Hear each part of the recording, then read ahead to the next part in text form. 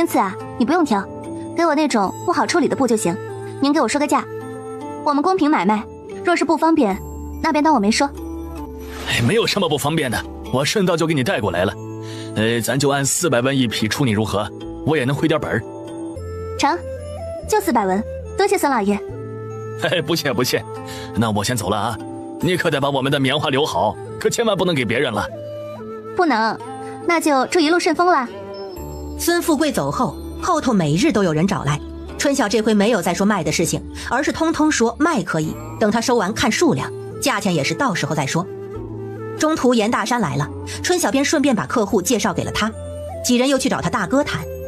当天荆州的周老爷也又来了，欢喜地拉走了剩下的2万斤棉花。接着是王老爷，15号的时候孙富贵来了，果真给他拉了满满2车的棉布。放好了布，他便把剩下的2万斤全部给他搬上了车。孙富贵走的时候还一再强调日后多多合作。后头几日再来人，春晓也不自己接待了，直接让幸福跟美满去应付，他则忙着几个院子转，看各处棉花的情况，做好品质管控。9月20号的时候，地里的棉花基本全部采收完成，除了卖出去的17万斤，庄子总共还有14万6809斤。除去税务部分跟预定的6万斤，还有送出去的160斤，棉花就只剩下了6万0249斤。还有许多人都有意向买，没想到这么多的棉花居然还不够卖。他找来幸福，让他去了一趟林业村，通知严大山明日一起去交税务。幸福回来的时候告诉他，严大山的庄子今年总共收了棉花6万3438斤，除了留税的跟几百斤自留的，其他的都卖完了，价格跟他一样，也是130文一斤。最后还补充了一句，说严大山笑得眼睛都没了。大哥这回是开心了，赚了大几千两银子呢。第2日全体停工，30辆牛车齐出动，运了2次才将税收作物全部送到了乡府。陈厅长跟他哥一样，笑得眼睛都没了。就春晓一处纳的粮食就有26400斤，他如何不高兴？春晓又单独送了他跟府衙的官差们合计200斤棉花，只求他日后多多关照。差爷们对他印象本就好，如今收了棉花更是赞不绝口，直说他爽利。严大山回去之后就还了张1000两的银票给他，嘴里念念有词，说要用剩下的钱再买庄子。大哥，妹妹我只提醒一句，这个事情不能太冒进。你这边没有培养出管庄子的得力人手，若是一味的扩大，到时候管理不善，很容易出乱子。不过怎么决定还是看你。你说的对，手上钱多，我便想着多置些地，其他的都没有考虑到。过些时日我们不是要回去吗？等跟大哥商量了再说。明年我看看如何培养些得力的人，有钱嘛，咱们总是不怕的。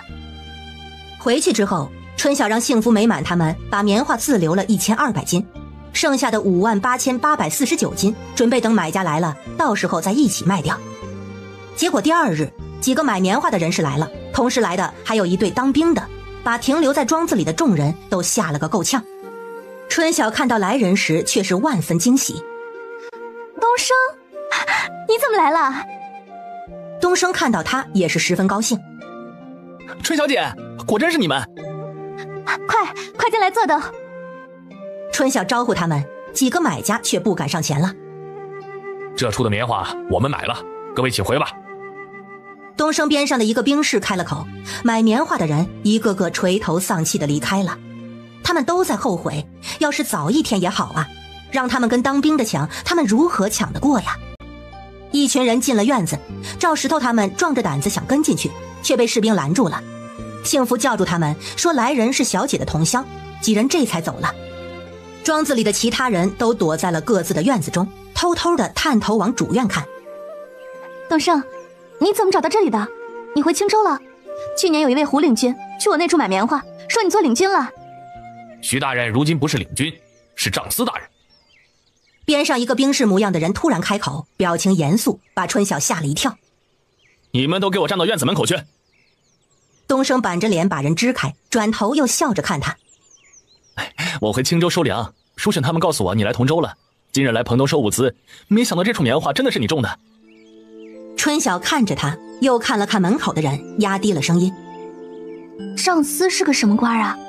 大吗？虽说是同乡，但是他可不敢对当官的不敬。看着眼前的青年人，心中真是感慨万千。不大，管后勤账务的小官，还多亏了在姐家学会了字根算账，不然也轮不上我。是你自己勤奋上进，多数啊是你在军营表现好，不然那么多的兵，怎么就你当上官了？还是你自己行。春晓说着说着，突然就想到了文氏，收敛了笑容。你回去了，你娘的事情你知道了。他看着东升脸上的神色，还好。当初你让我多照顾他们，结果却……春小姐，这个事情不怪你，我娘原本底子就不好。我上了战场，她很担心我，我爹都跟我说了，你对我们家很照顾，我还得谢谢你呢。总之，斯人已逝，你还是想开些。我只是可惜，我如今总算是有点出息了，可惜他却看不到。东升难过了一瞬，又突然看向他。我这趟出来是收军需的，不过你放心啊，你那处的粮跟棉我没有收，去青州本来就是去运粮的。为何不收我那处啊？军营收价不比市价，而且要求地方配合，想收哪里收哪里，我收别处的一样的，你的自己留着。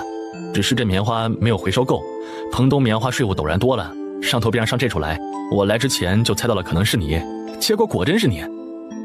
春晓一愣，对呀，军营缺棉，这处棉税多了，那这处肯定有棉，这便是一个指向了。东升，你该早些过来的，我的棉都卖了大半了，如今不到6万斤了，你要收多少？收不满会不会受罚啊？就收5万就成了。按照以往的收成量，你的那些地5万正好，我也能交差。这5万收价只能算是90文一斤。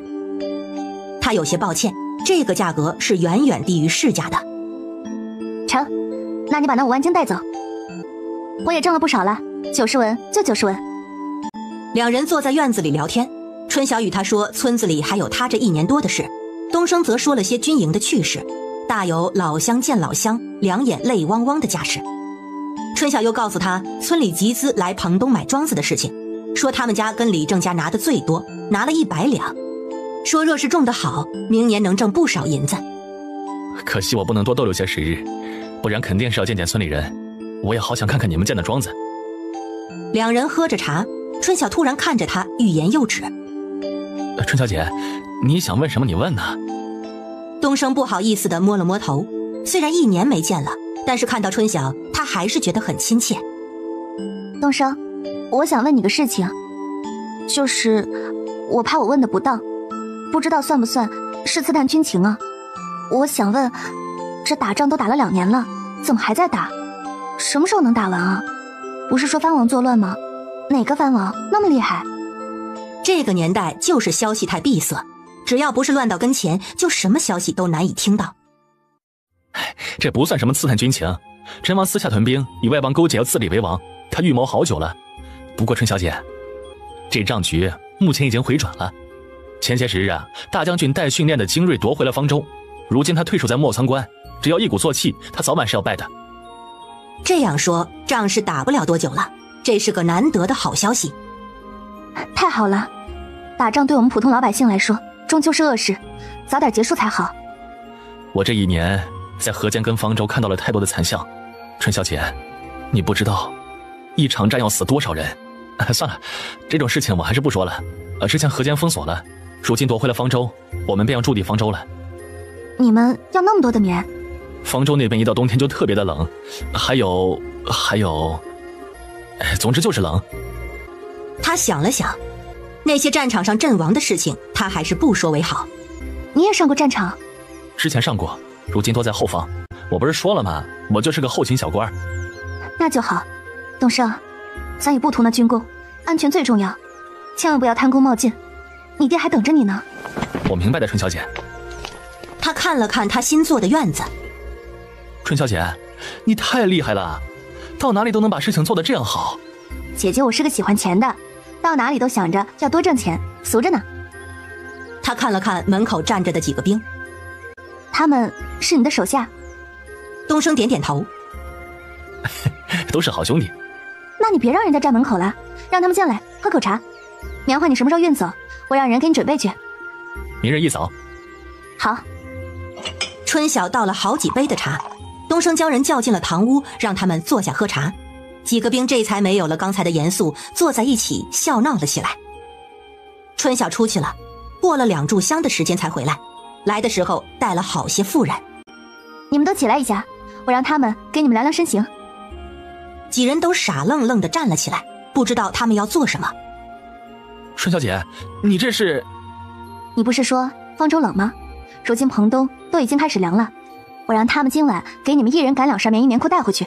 我这里棉花棉布都有，做都是现成的。我知道你们军营也有棉衣，但是自己做的终归是要暖和些。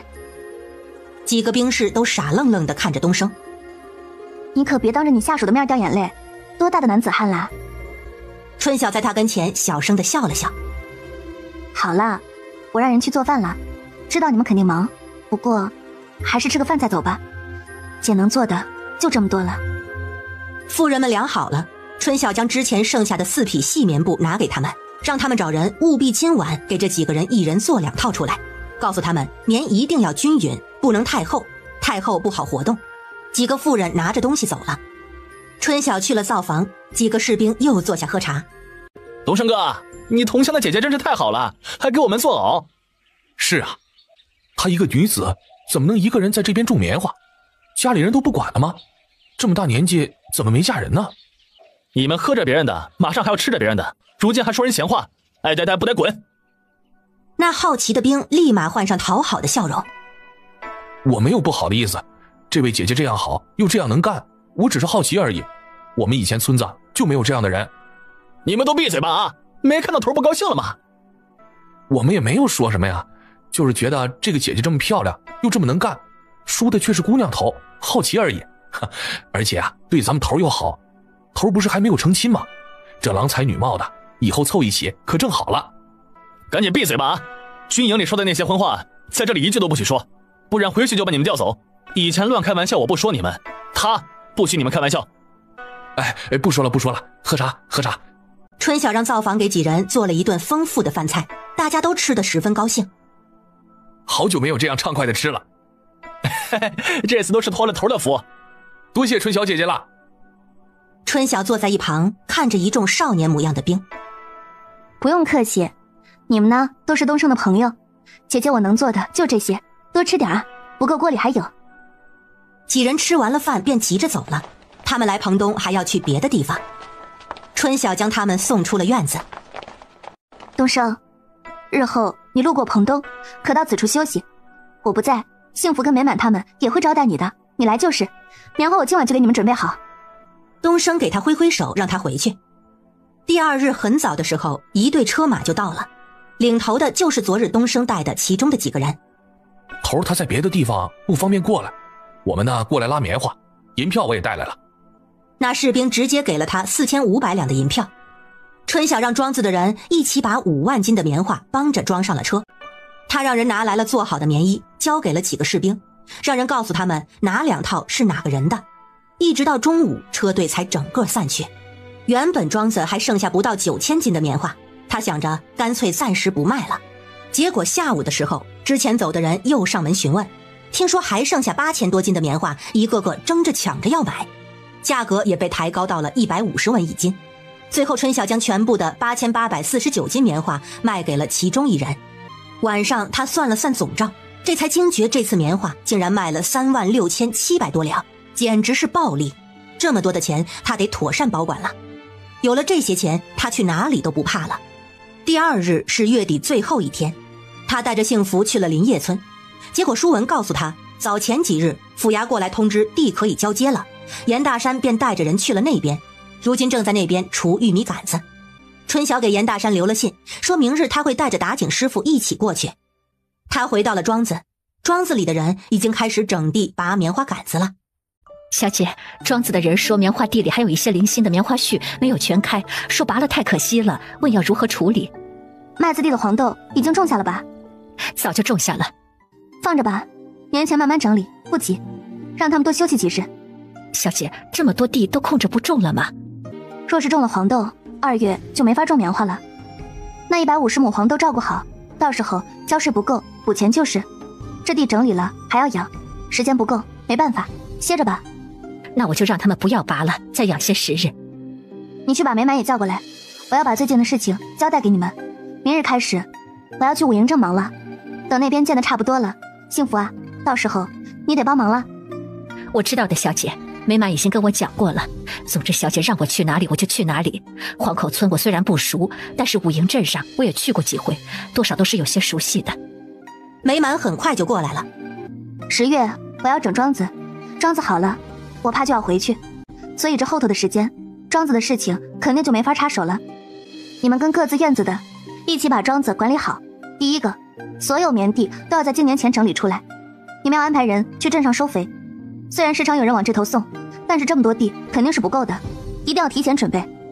好，我会安排人去镇上贴告示，跟以前一样，派专人在那儿等着。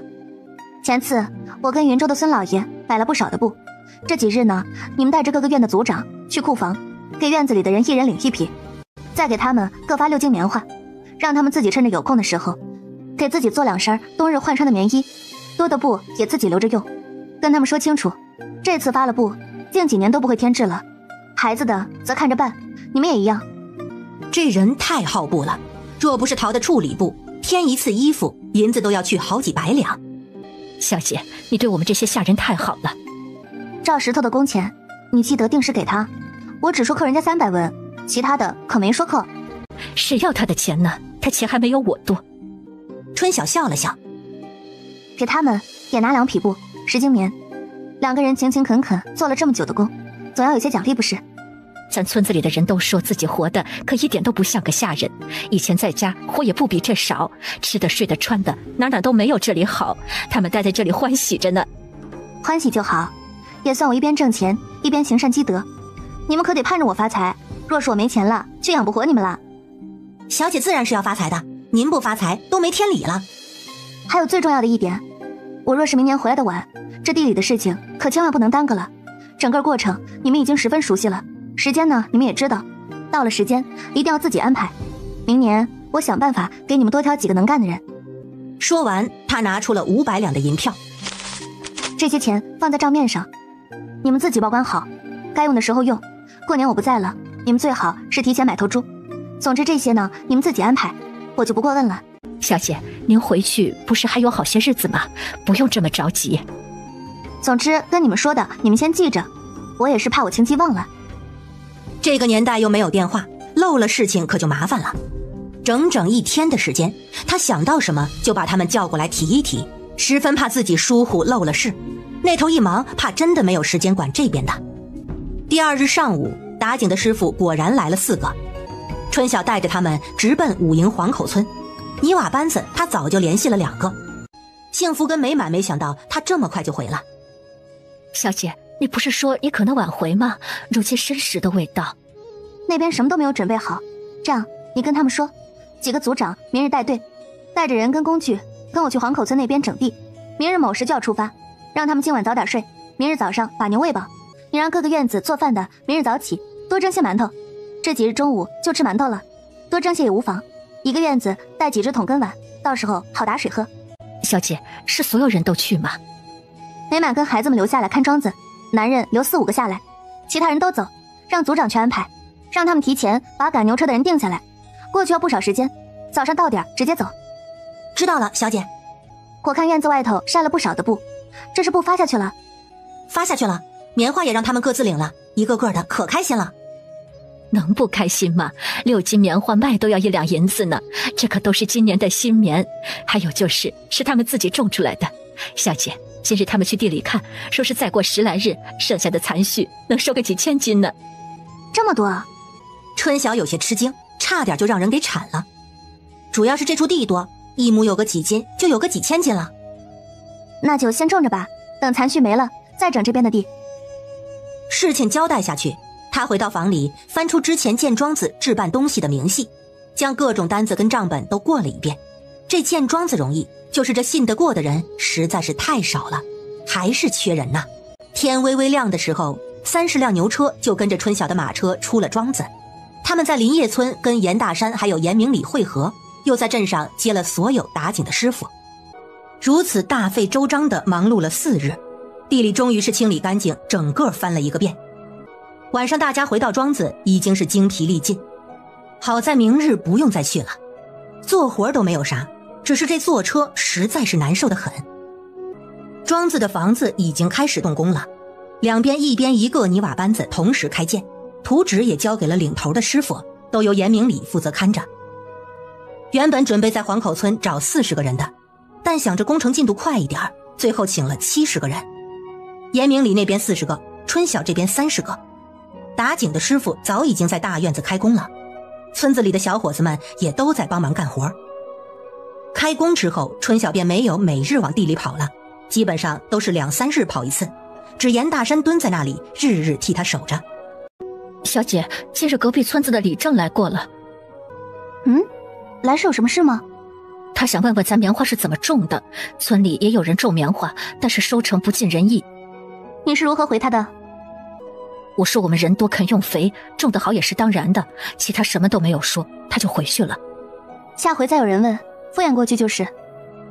小姐，这几日他们去镇上看到好多外地流民，春二三说都是从河间那边过来的，说是好多都穿得破破烂烂的，在镇子上四处找住处。东升说河间之前封锁了，如今肯开放，肯定是有怕战乱的人逃往别处，不然若是形势不好，活命都难。战争受苦的永远都是百姓。小姐，你们出门还是小心些，流民多容易出乱子。这边是乡下村子，应该是不会往这处来，不过还是注意些。过2日该拔杆子了吧？哦，对了，小姐，忘了跟你说个好事了，咱们地里的残棉花全部收完了，多收了6400多斤呢。这么多啊！这真是意外之喜。那先不卖了，全留着吧。哦，对了，还有好些房之前只有1床被子，你去各个院子统计一下，看缺多少条被子。明日带2个人，拿上棉花去镇上，若是能多换点去年的陈棉就换，没得换就算了，把缺的被子补齐。主院这边呢，也多打几床备着。他想了想，怕是黄口村那边也要多准备着些。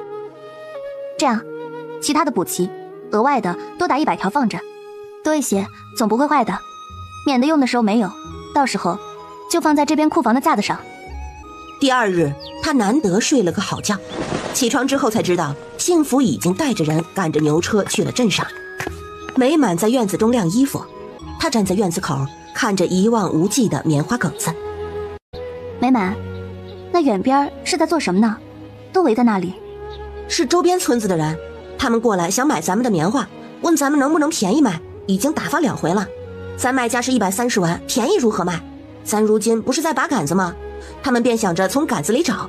小姐，他们就是白费功夫，咱庄子的人把棉花收得可干净了。春晓叹气，这边冬日冷，没有一件厚袄子，怕是过不了冬。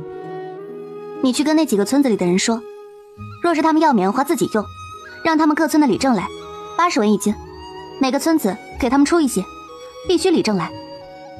若是出给个人，结果人家转手一卖，那他这个好心就是成全别人了。小姐，你就是心软。美满走了，没多久那些人就全走了。下午的时候，周边3个村子的里正陆续都过来了，春晓将他们请进了屋子。严东家，我们村里人说你愿意80文1斤出些棉花给村子里的人用，我想过来问问真假。我们也是过来问问的，若是真的，我这就回去统计数量，给你把钱拿过来。各位里正，我在这处建庄子，当初也多亏了各位出人支持。你们也知道，前些时我的棉花一部分卖给了布商，一部分充了军需，原本是没有了的，只是最近稀稀拉拉的又收了少量残棉。我想着，既然村子里有需要，我怎么都应该照顾一二的。这棉花的价格你们应该也知道，我卖80文1斤，绝对是亏本价格，主要还是回馈乡里，数量不多。您几位啊，赶紧回去统计数量，不然晚几天我怕我也守不住。这庄子这么大，总有人来问的。 3位里正一听是真事，连忙起身道谢。80文在他们这处绝对是绝无仅有的价格了，陈棉都比这贵。东家您稍等，我这就回去统计，你要等我们啊。东家，最迟我们明日过来，你可千万要把棉花给守住呢。结果说是明日，当天傍晚，3个人就带着几个村里人还有牛车过来了。李正们还将统计的明细都拿过来给他看，证明确实是各家要用的，少的500多斤，多的700多斤，最后总共出了1925斤。春晓又给3位李正一人送了10斤，最后3个村子个个欢欢喜喜地回去了。庄子那边进行得很顺利，工具那些已经跟2个镇子的铁匠铺把单子下去了，只是数量多，至少要20多日才能交货。春晓又交代严明礼，开始在镇子上让人守着收牛粪等肥料，这些都是要早做准备的。这一日，赵石头跑了过来，说是乡府来人了，请他过去一趟。乡府来人，那肯定是有事儿。春晓也不敢耽搁，让赵石头套了马车，跟美满一起去了镇上。2人快马赶到乡府，这才知道来的不止他一个。乡府厅堂已经坐了好几个人，认识的官差带着他们落座。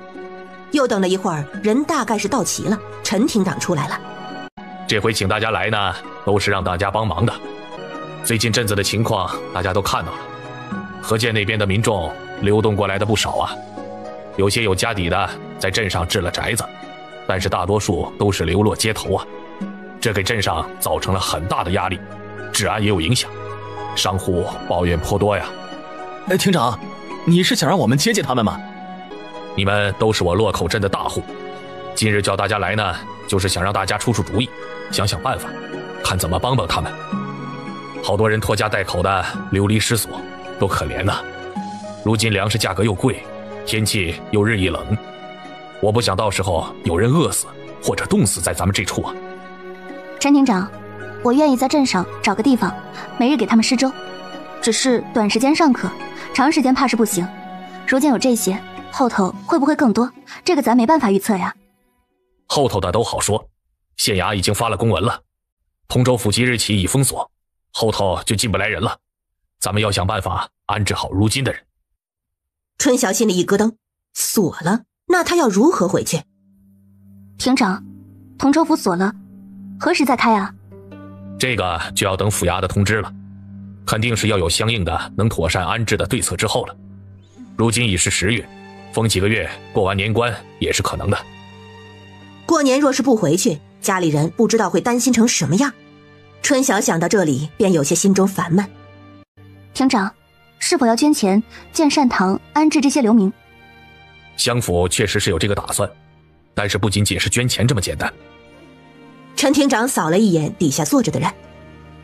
房东家，你们家是种粮食的大户，家中肯定是有积粮的，怕是要捐一部分出来吧？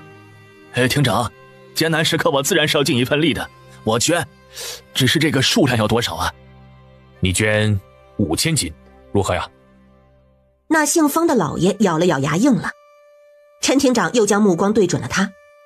严东家，你是棉花大户，捐1000斤，如何呀？能如何？春晓点了点头。厅长何时要？我给您送过来。幸好家里还剩了一些，不然怕是难交差了。以后长个记性，这棉花不能全卖了。厅长满意的点了点头，接下来又跟做布生意的要了布，跟做木材生意的要了木材，总之每个来的人都问了个遍。春晓今日也算是把镇子上的大头都给认全了。咱镇子的大户都是有善心、深明大义的人，我心甚慰啊。这物捐了，钱就量力而行吧。厅长，既然是要做善堂，自然是得尽早，我出100两。有人起了头，其他人便纷纷附和出声。春晓也跟着众人捐了100两。厅长肉眼可见的高兴起来。好啊，这钱物的事情就说好了。我还有最后一个事情要说。昨日有好些外乡人找来了乡府，他们身上有钱财，但是钱财不多，想让咱帮着在镇上找住处，不想跟其他人一起露宿街头。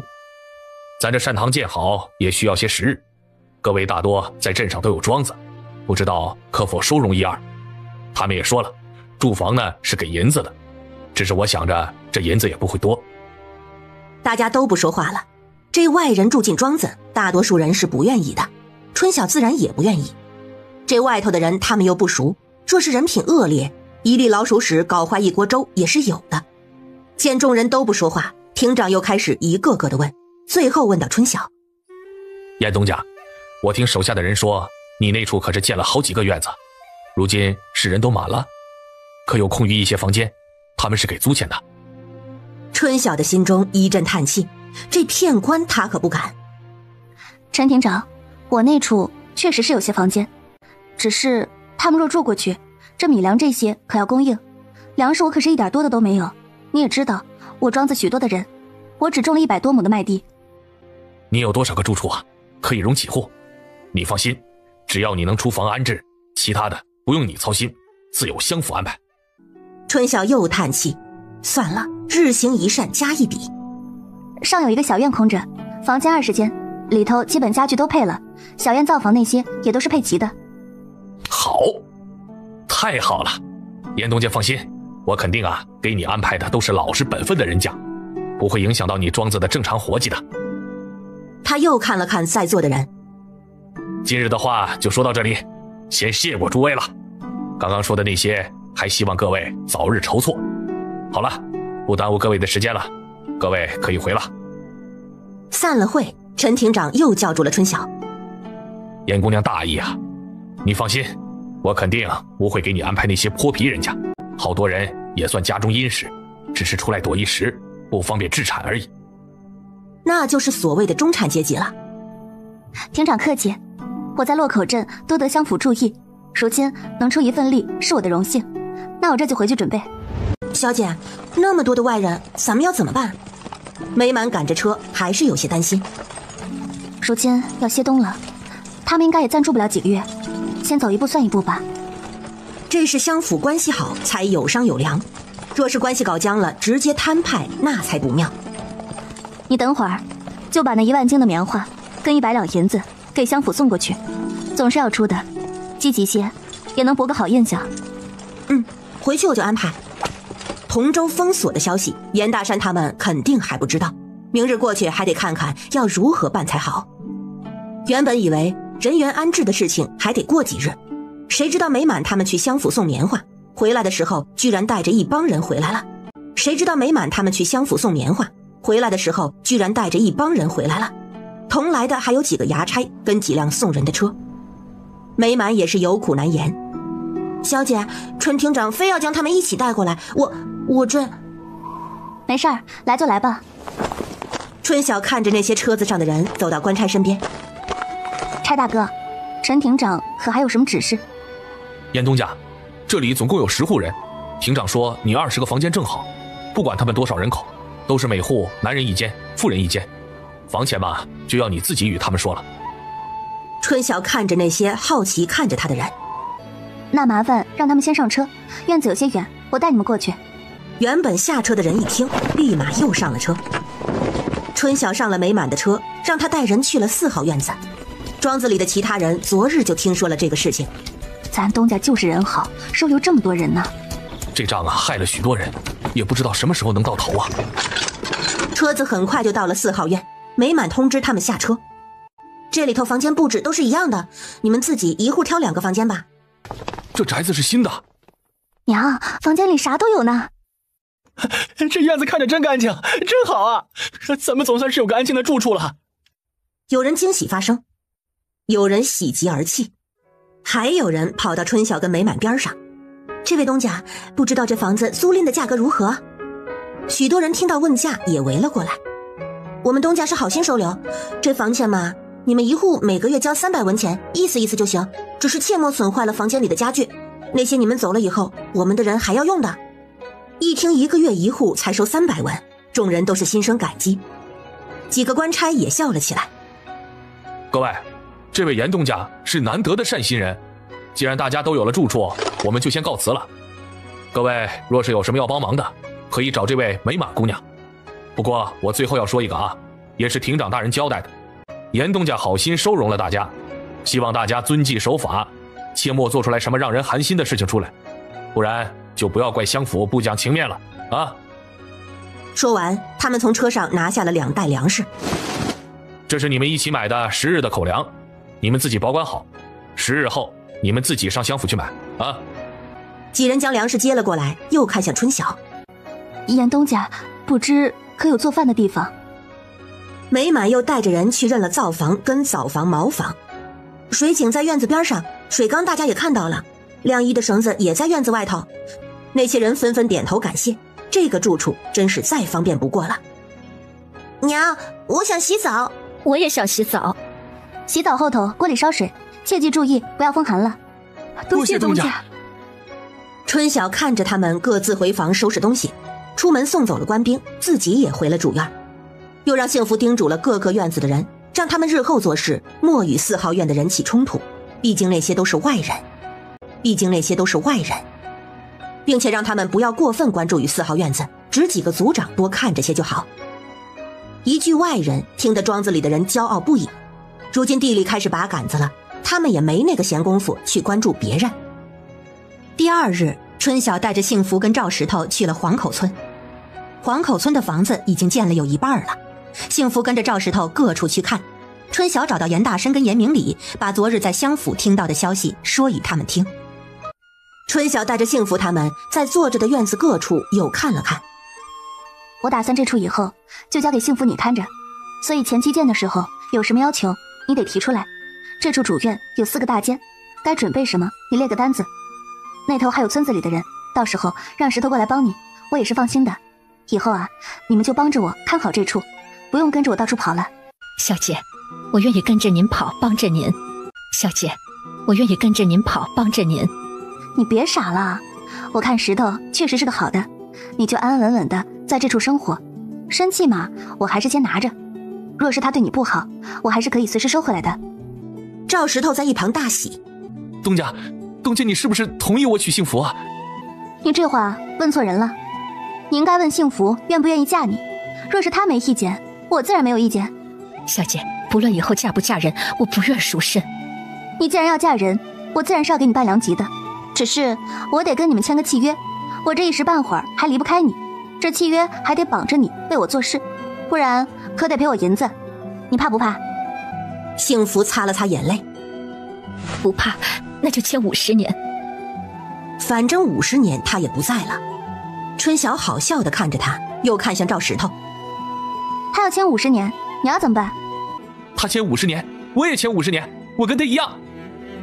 如今日子吃喝不愁，上哪里不是过？这可是你们自己说的，我可没有逼你们，到时候我可就签50年啦。3人都笑了起来。严大山过来看到他们。什么事情这么开心呢？大哥，我庄子要有喜事了，你说是不是值得高兴？严大山看着幸福羞涩的样子，又看了看一旁傻笑的赵石头，还有什么不明白的？那我到时候可要喝杯喜酒。他笑了笑，有些感叹。哎，这开了年，淑文和淑凤也都16了，都到了说人家的年纪了，不知道家里有没有相中的人家。一想到我们家淑凤也要嫁人了，我这心里就不舍得紧。是啊，16可不小了，他从前就是16家的人。大哥，等庄子安排妥当了，提个得力的管事，明年啊你得回家。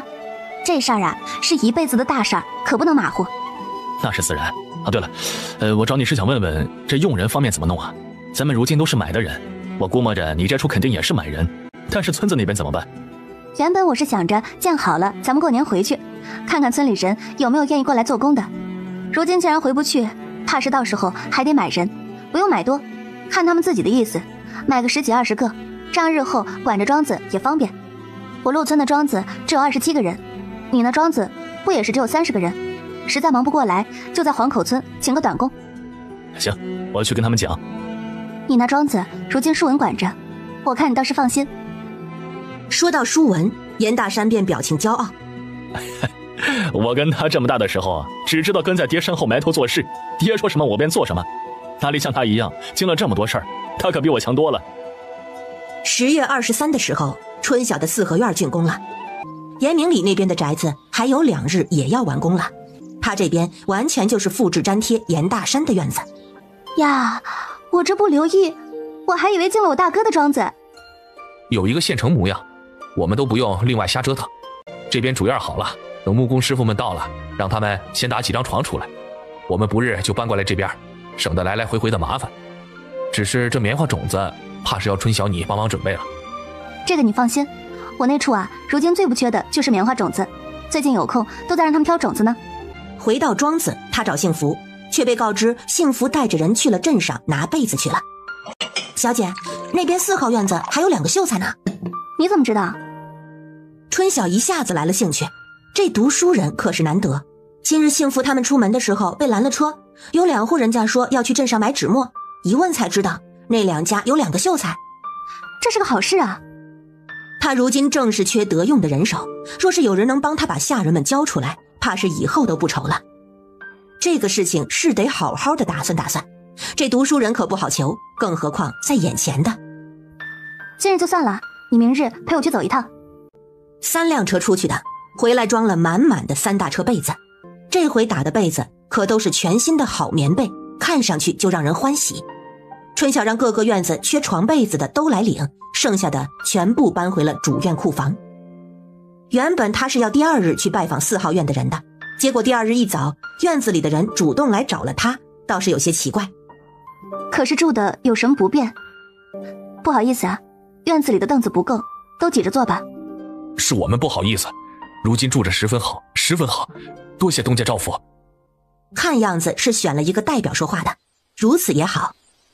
我原本今日也是打算去看看你们的，没想到你们过来了，定是有事吧？坐下说话。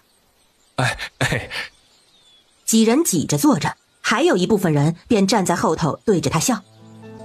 东家，听说你这庄子是专门种棉花的，昨日我们出去的人说拉回来了好多的被子，我们想过来问问，您这被子卖不卖的？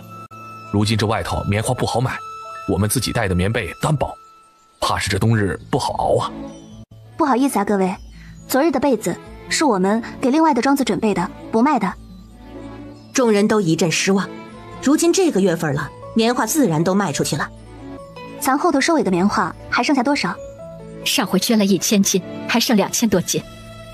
他看向惊喜的众人，我被子是没有，所幸还剩下一些棉花，你们若是需要，卖你们一些倒也无妨。要，东家，这棉花怎么个卖价？我卖给商户都是130文一斤打底，你们若是要的话，就还是这个价。若是要，你们找他给你们称一些。多谢东家，多谢东家。这可比外头的价格便宜多了，可以多做2床厚褥子了。来的人又围向了幸福。大家别急，棉花在1号院子库房，等会儿就过去给你们称数。可还有别的要帮忙的？没了，就这个事情，多谢东家了，那我们回去了啊。各位稍等，我听闻诸位之中有2位秀才老爷，不知道消息是否准确，我有事情想找2位秀才老爷帮忙。东家无需客气，说什么秀才老爷，不过是个落魄的书生而已，如今流落异乡，仕途早已无望，担不起老爷这个称呼了。你有什么需要帮忙的，尽管说就是。原来这个领头说话的就是秀才之一，另外一个人也站了出来，都是30多岁的样子。那我便直说了，我呢是做棉花买卖的，身边需要一些帮忙打点的人，只可惜如今庄子里的人都是目不识丁，我想请2位在我的庄子上做个夫子，教他们认字，日后也方便我用人。他们也不是为了入仕途，不用教的文采斐然，但是至少基本大义那些要学会，也不是所有人都要学，但是人数肯定不少。每位夫子1个月2两银钱，不知2位可否行师长之责，帮我教教他们。文人都要风骨，可不是你想让他教他就一定教的，要看他们愿不愿意挣这2两银子。2人各自看了看自己的家里人，既然东家看得起，我等自然愿意。2家人虽然高兴，但并没有如何欣喜，看来读书人家里还是有些傲气在的，这也不算是坏事。那太好了，那我就提前谢过2位夫子了，那咱们下个月月初就开始授课如何？听东家安排就是了。我是个妇人，不懂这些，麻烦2位夫子给我列个单子，要准备什么，我这就让人去准备。我是这样打算的，庄子干活是基本，所以咱们上午跟下午分别开1堂课，上午不得空的人就下午学，得空的也可以跟着多复习一遍。2位觉得如何？东家想得仔细，听您安排。事情说好，双方都挺满意。春晓今日的心情十分好，感觉像是办了件大事，便催着幸福他们去给人称棉花。这个事情还要告诉严大山，到时候舒文肯定得跟过来再学一学，最好能挑2个人过来，这样以后管庄子就方便了。他可是请了2个秀才，教人肯定比他强，最好幸福跟美满都跟着学。想着这些，他便觉得未来一片光明。下午，他把庄子的人都召集起来，就在整出来的空地里开会。今日召大家一起，就说一个事情，我给庄子找了2个夫子，从下个月开始，你们便要跟着夫子学识字。底下的人一下子沸腾了。东家，我们夫人也要学吗？东家，家里的小闺女儿也要学。没想到活了这么大半辈子，居然还能跟夫子学认字儿。哎，大家安静一下，听东家把话说完。赵石头虽然吃惊，但依然没有忘记帮忙整顿纪律。咱们几个院子的族长肯定是要学的，孩子也是咱们庄子的，必须得学。另外的就是想学的都可以跟着学，觉得自己实在不是那块料的，我也不勉强。如今机会难得，你们要学的，记得跟美满管事那里登记，让他排班。我还得去准备纸笔，这纸笔可贵，你们不报名，我可是不准备的。东家，你让咱们学识字是好，只是这妇人学了有什么用啊？他们又不出去的，平白花那么多的银子。春晓笑了笑，春30，你这话可是瞧不起妇人啊。围着的人一下子都笑了起来。春30连连摆手，哎，没有，像东家跟2位管事这样的都不是一般妇人，我可不敢瞧不起。我说的是咱地里干活的。你这问题倒也问得好，我今日便答你。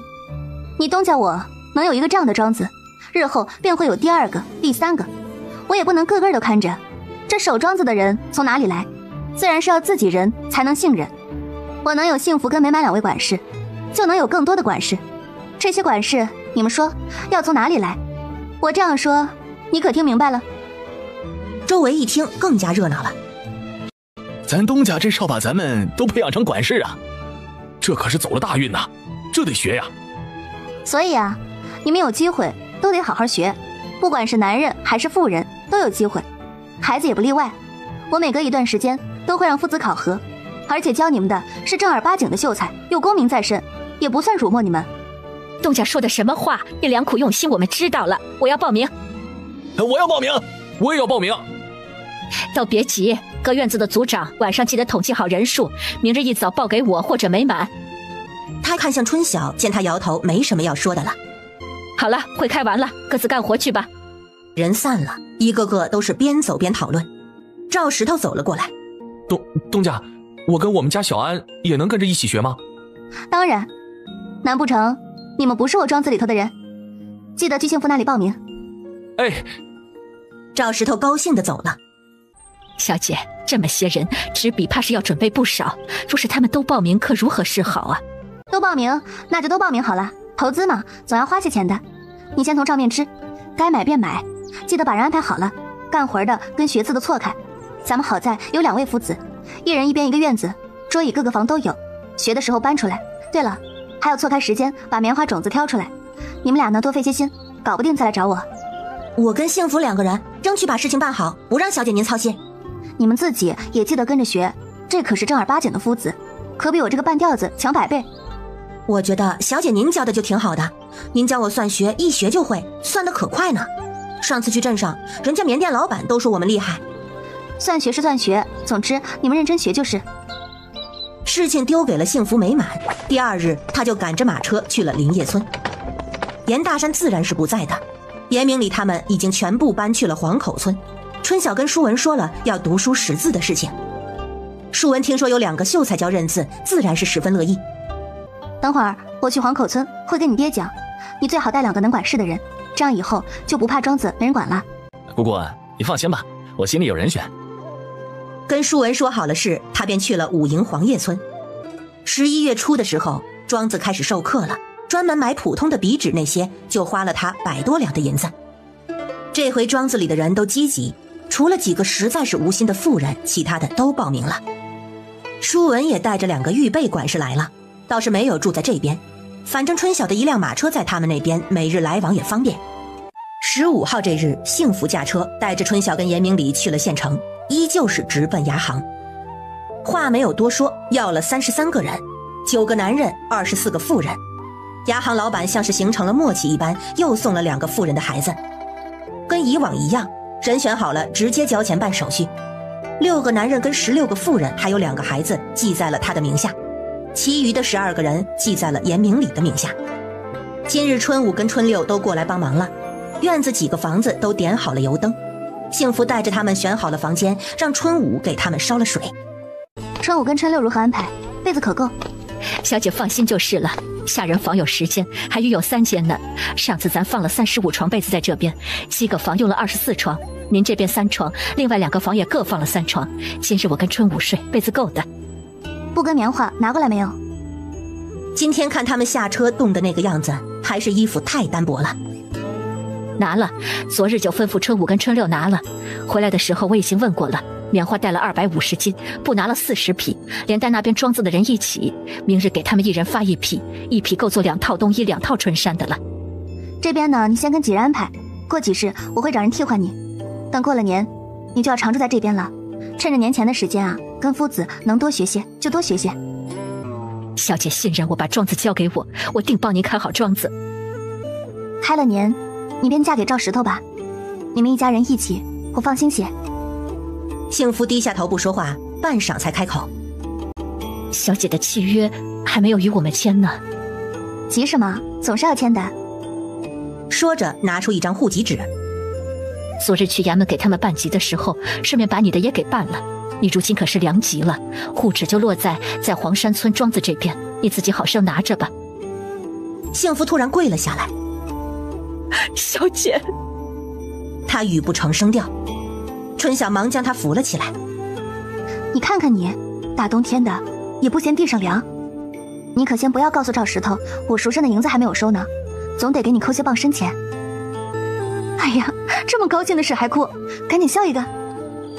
幸福这才不好意思地笑了。将事情全部交代给幸福之后，春晓第2日一早便回了洛口镇。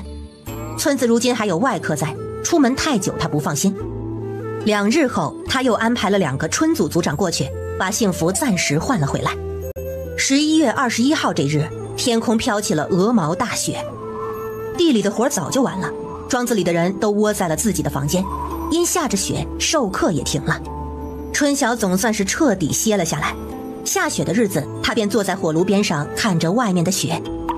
幸福，这雪化了，你们去隔壁村子问问，看看谁家卖猪的，买几头猪回来，咱们得提前准备起来。那买几头？2人都在火炉子前做鞋。你让你们家石头带男人去就行了，买个3、4头吧，吃不完用水缸腌起来，总是要吃的，是不是还得找屠户宰杀啊？小姐，咱庄子那么多个男人，还宰杀不了几头猪，让他们自己杀。前些时让你们去铺子问卤料的事情，你们问了没有？问了，小姐，太贵了，配1斤要3两多银子呢，我没买。等雪化了，你去配个3斤回来，咱不多做。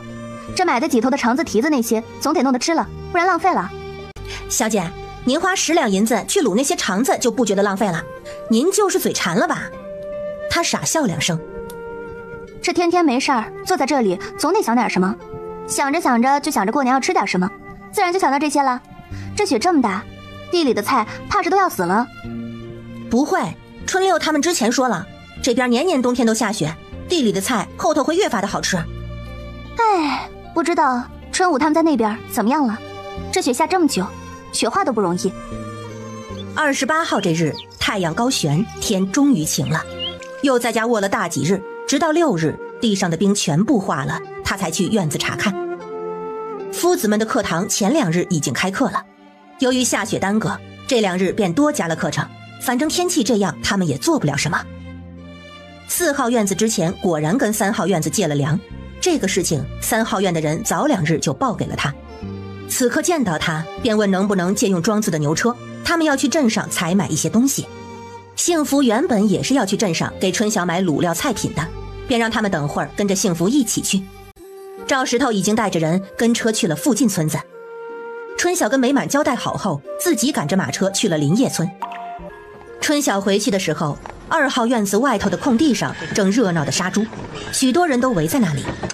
春晓的车停在2号院子的前头，他下车走过去，却被春院的几个妇人拦住了。东家，您别去跟前，正放血呢，别吓着您。幸福跟美满从人群里跑了过来。小姐，是买了4头猪。4头，每头都有300多斤，已经宰了2头，这第3头正放血呢。您别过去，地面脏得很，等会儿猪杀了要冲洗的。你们卤料买回来没有？买回来了，等会儿剖完了，我教他们把肠子都洗出来。晚一点我们回主院卤。春晓朝那边看了看，很想过去瞧瞧，看了看地，还是算了。最后一头先养着吧，等肉吃的差不多了再杀。猪杀好了，让各个院子管伙食的妇人一人领半扇，这可是过年的伙食了。4号院子也送半扇，主院留半扇，黄口村那边明日送半扇，主院留小半就可以了，大半送去黄口村。哎呀，那我得赶紧去说，不然这第4头也要被宰了。美满跑向了人群。幸福，你明日赶马车去送吧，顺便去镇上药铺买一些生姜送过去，明日快去快回。好的，小姐。下午，整个主院都飘着卤肉的香味，春晓馋的口水都流出来了。她站在灶房门口。以前说咱们卤肉好吃，我自己没多大觉得，如今突然闻到啊，这味儿也太勾人了，怎么还没有好啊？美满坐在灶前哭笑不得。小姐，是您说的至少要卤2-3个时辰，入了味才好吃，你怎么又催上了？幸福去村里收蛋，怎么也要这么久。小姐，你卤那么多蛋做什么？哎，蛋又值不了几个钱，所以独乐乐不如众乐乐，咱们卤肉不够他们分，那便一人吃2个蛋吧，也让他们知道你家小姐我的手艺不是盖的。主要是咱们头脑肠子那些卤完的卤汁不能浪费啊，卤蛋正合适。当天晚上的时候，4个院子每个人都分到了3个卤蛋，吃到的人十分惊喜，都说从来没有吃过这么好吃的蛋。大部分人吃了以后便把剩下的2个留了起来，准备过2日再吃。春晓给黄口村那边也准备了200多个卤蛋，第2日让幸福带着蛋跟肉一起去了黄口村。早上幸福出门的时候，春晓便叮嘱他要早去早回，结果到了傍晚时分，人都没有回来，不知道那边是有什么事情绊住了。他看了看天色，再过1个时辰不回，今日怕是住在庄子上了。可惜了，这么好的卤肉，幸福没有口福哦。春晓吃着饭，看着大盘的卤肉，这些是昨晚才做好的，昨日没吃。小姐，总共怕是有200来斤呢，昨日卤到了大半夜，你还怕他没得吃？您一个人可吃不了这么多。哎呀，不管他了，我先尝尝。他夹了一块放在嘴中尝了尝，就是这个味儿，太好吃了，你赶紧尝尝。2人高兴地吃了顿卤肉。到了第2日中午，幸福还是没有回。以往他去庄子住1晚上也是中午回，昨日他还叮嘱过幸福要早去早回，结果5时过了都没有回，莫不是庄子出了什么事情走不开？他有些不放心，让美满叫来了赵石头。你去林业村找我大哥，让他赶着马车去黄口村看看那边有没有什么事情，没事儿让幸福赶紧回。赵石头也有些担心，赶着牛车就走了。傍晚时分，严大山回来了，告诉他庄子里的人说幸福根本就没有去过。春晓大惊失色，这是莫名其妙失踪了。大哥，我要去相府。原本以为是庄子有事情，没想到是人失踪了。他心里发慌，想到了之前的严琦，莫不是又碰到了人贩子？他心里一阵恐惧。春晓，如今急也没用了，去也是明早了。严大山也知道怕是人丢了，事情大了。如今天色晚了，报官也没办法找，还是等明早吧。小姐，您先别急，我这就让几个院子的人先去镇上找找，看有没有见过的。美满焦急地跑了出去。他不能急，找人他有经验的，不能急。严大山见他冷静下了，我先回去，明天天一亮我就过来接你，我们去相府报官。春晓看着他点点头，他得趁现在赶紧画一幅画像才行。没一会儿，赵石头就跑过来了。东家，我要去找人。美满说让人去镇子上找了，你要去哪里找？我去水口村看看，兴许啊，他半道碰到了家里人，回去了也说不定。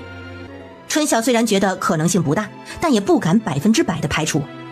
那你赶牛车去吧，带个灯笼，路上千万注意安全。赵石头走后，他便点开了灯，开始在房间里画画像，但是怎么画都觉得不太像。这心里越着急，越是做不好事情。他努力让自己静下心。美满说庄子里的人都出去找去了，只是这大晚上的找个人着实没什么把握，何况还是漫无目的。这一夜他睡睡醒醒，在床上十分的不踏实。这古代的人贩子真是太可恶了。第二天天一亮，严大山果然过来接他了。他让美满看好庄子，跟着严大山一起去了襄府。陈庭长听说他身边的人丢了，也是吃了一惊，问他们大概在什么地方丢的。听说是在黄口村的路上，建议他们去武营镇襄府也报个官邸。襄府很快就派人去找了。春晓跟严大山又驾车去了武营镇襄府。对方听说丢了个下人，起初没有什么在意，只说记下了。又听说同时不见的还有辆马车跟财物，这才重视起来。这年头，能拥有马车的人不是有权就是有钱，他们自然得重视一二。春晓差点被他们的态度气笑了，这若是没有这马，怕是就耽搁了。果真是人命如草芥。不过最后总算是安排人去找了，不然他都怕他要忍不住做一回愤青了。他们在武营镇上边问边找，寻了一圈没有结果，又回到洛口镇去了襄府，襄府也没有消息。赵石头昨日去了水口村，这会儿正在镇上问人，两边人马就这样碰上了。春晓远远地看到他，让严大山停了车。怎么样，可有消息？赵石头失落地摇了摇头，说回村问了很多人，都说没有见过宋琴，他们家里人也没有。几人准备再去武营镇看看，夏三突然跑了过来。东家，总算找到你们了，您赶紧回去吧。东家，总算找到你们了，您赶紧回去吧。庄子里来了一个人，美满管事说有幸福管事的消息了，让我找你们回去了，我还得去请大夫去。几人一听，顾不上夏三，驾着车子直接往庄子赶。春晓跟严大山先一步回到了庄子，见人就问人呢。东家，在3号院子的空房，美满管事也在那里呢。两人又直奔3号院。东家，这姑娘不知道从哪儿来的，来的时候说了一句快救人就昏了过去，我给她喂了糖水也没有用，她肯定有幸福的消息，只是这不醒，可如何是好？好不容易有了些消息，怎么就晕了呢？急死个人了。春晓凑过去，用手摸了摸年轻女子的额头，不烧，那怎么会昏迷？请大夫没有？夏三去醒了，还没有到。让救人那就是有危险，人不醒又断了线索，确实是急死人了。春晓不耐地来回踱步。过了许久，赵石头也回来了，还没有进门就开始问是不是有消息了。见人摇头，他忙闯了进去。东家，可有消息了？见春晓焦急地摇头，他看向床上的人。这是小花。小花？春晓看着他一愣。你说她是幸福的妹妹小花？就是小花，她怎么会在这里呢？春晓一听，忙冲过去抓住严大山。大哥，我知道幸福在哪里了，我们去襄府，赶紧去襄府，让襄府替我们走一趟。这人都没有请，你怎么知道人在哪里啊？严大山怕他着急冒失。春晓，别乱了方寸，还是等大夫来了再说吧。不等了，小花是幸福的妹妹，她嫁给了幸福的前夫张发，她能找到这里来，那幸福肯定在张家村。赵石头恍然大悟，他怎么就没有想到张发那个混蛋？东家，走，我们这就走，不能等了，我同你一起去。严大山一听也不再耽搁，驾车带着二人去了襄府。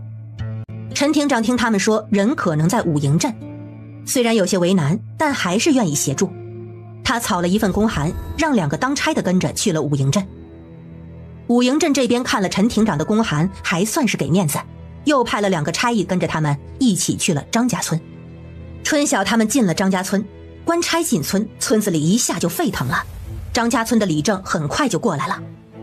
差爷，不知几位前来所谓何事啊？张发家在何处啊？赶紧带我们去。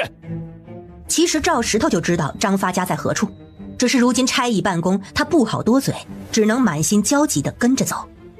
李正跟村里人很快就领他们到了张发家里，看看房子，在村里应该也是修得上好的一类。他们站在门口叫人，很快就出来了一个尖嘴婆子。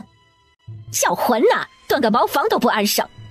赶紧闭嘴吧，这样跟官爷说话，你这个婆子怕是活得不耐烦了你。那尖嘴婆子这才看到是李正带着官差上了门，突然就开始双腿发抖，嘴也有些哆嗦。还没有开始问话呢，你抖什么呀？我怕呀，差爷，可是我儿犯了什么事？他人在何处啊？他婆娘昨日不见了，他去找人去了，不在家。婆子神情闪躲，一看就是心虚。我问你，你这2日可见过宋琴？春晓忍不住上前问道。那婆子身子晃了晃，但很快稳了稳身子。宋琴不是早就被买走了吗？我怎么会见过？你是谁呀？你找他怎么找到我这处的？莫名其妙的。春晓拿出画像。你果真没有见过他？他又把画像对准村里的众人，大家都摇了摇头。王婆子说的没错，他那个前媳妇儿2年前就被卖了，怎么会在这里呢？你们找错地儿了。春晓皱了皱眉，既然小花在庄子里，那么幸福肯定就来过这处，怎么村里人都没有见过呢？张发这2只人呢？不是说了吗？他媳妇不见了，出去寻去了。差爷，我儿可是出了什么事啊？他颤颤巍巍地问官差。当差的皱了皱眉，凑到春晓边上。如今找不到人，姑娘你又没有证据，我们不好拿人呐。今日怕只能这样散了。春晓总觉得这婆子态度古怪。差爷，帮个忙。他把当差的拉到一旁，偷偷地塞了10两银子。您帮我把他屋子搜一搜，若没有找到人，我便另想办法。这种事情本就是顺带的事情，这官要搜民再简单不过。那当差的收了银子，与同来的耳语了几句后，看向那婆子。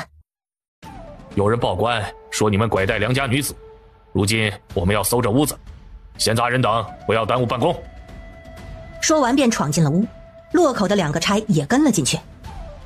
哎呀，你们这是没天理呀！怎么能乱翻别人的屋子呢？那婆子着急跟了进去。我要告你们，告你们！春晓他们也管不了那么多，也跟着闯了进去。他们一个个房间的看，3间房都没有，他们又去了后院。这里头锁的是什么？这就是放杂物的，许多年未曾动过了。打开看看。春晓几个也凑了过去，拔了把锁，打不开。赶紧开开！都说许久没有动过了，钥匙早就丢了，我上哪儿给你们找去？他的表情告诉春晓，这里面肯定有问题。他在院子里看了看，跑过去捡起一块石头就开始砸门。你这妇人怎么能砸我家门呢？我要报官告你！说着便要去抢他的石头，被严大山一把拦住了。赵石头见他砸不动，自己抢过了石头，猛砸了2下，门锁应声而落。2人急忙推开房间，就见昏暗的房间桌角边锁了一个人。那人嘴被堵了，手脚被缚，脖子被一根链条锁在了桌角，此刻正蜷缩在一起。小琴！赵石头跑过去，一把将人抱起。春晓拉了拉锁链，双目赤红地看着那婆子。钥匙呢？钥匙呢？那婆子见事情败露，一下子吓得跪倒在地。你们这些人怎么能随便闯别人的屋子？还有没有天理呀？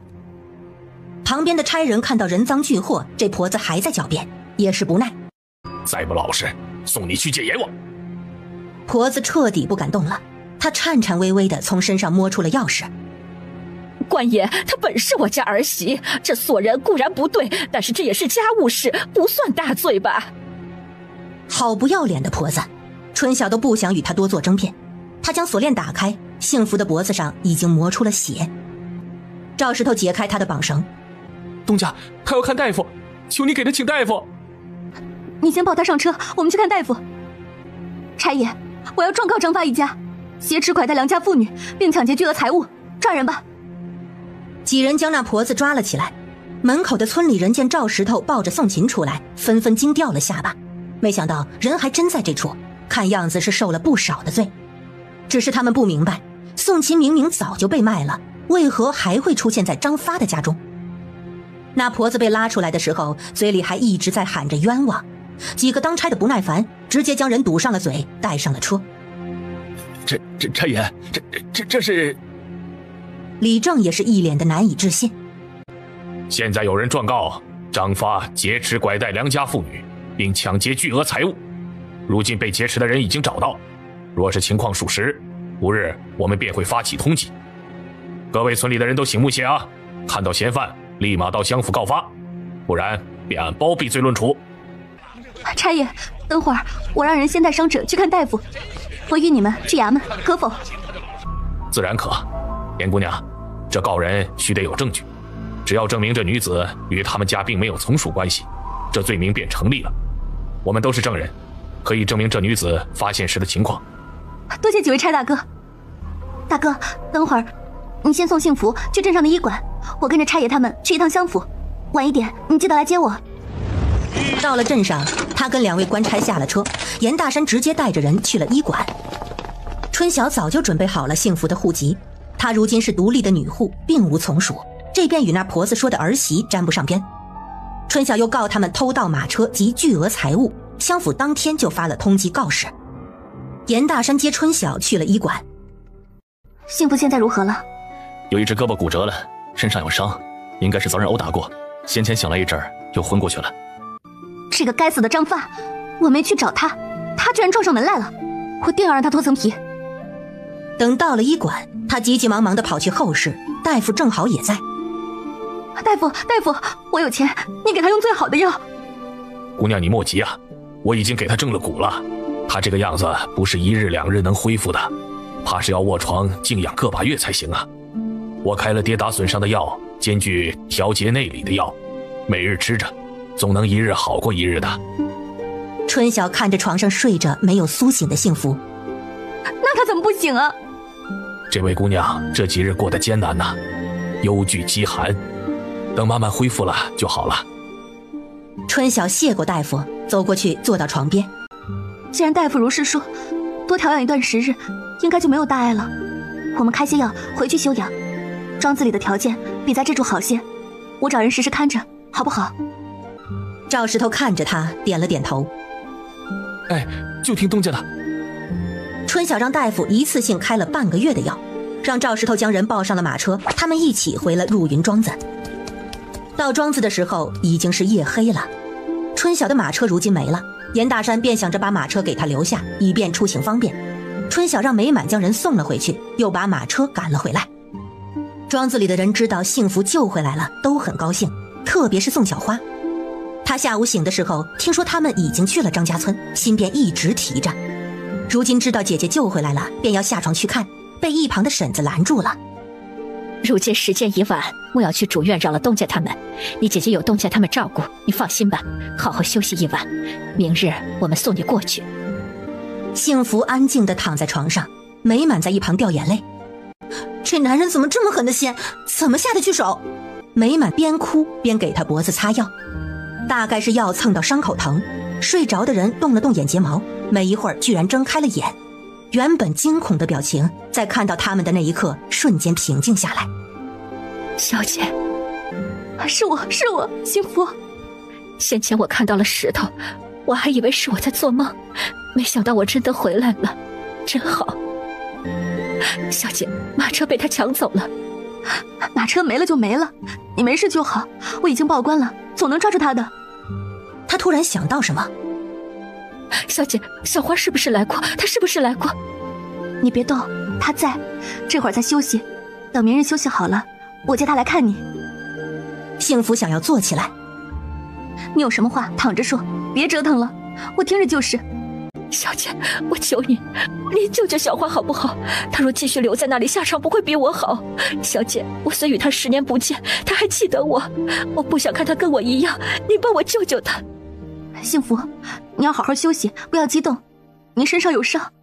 小姐，您不知道，我让小花过来报信，她若是回去，不会被打死也会被发卖，她不能回去。你先好好休息，你别担心。张发他如今自身难保，没那个功夫对付小花。小花也不能回家，我爹娘没有心肝，小花回去不会好的。幸福，你先养好自己的伤，你自己都没有好，如何管小花的事情？有办法的时候我会帮忙的，你放心。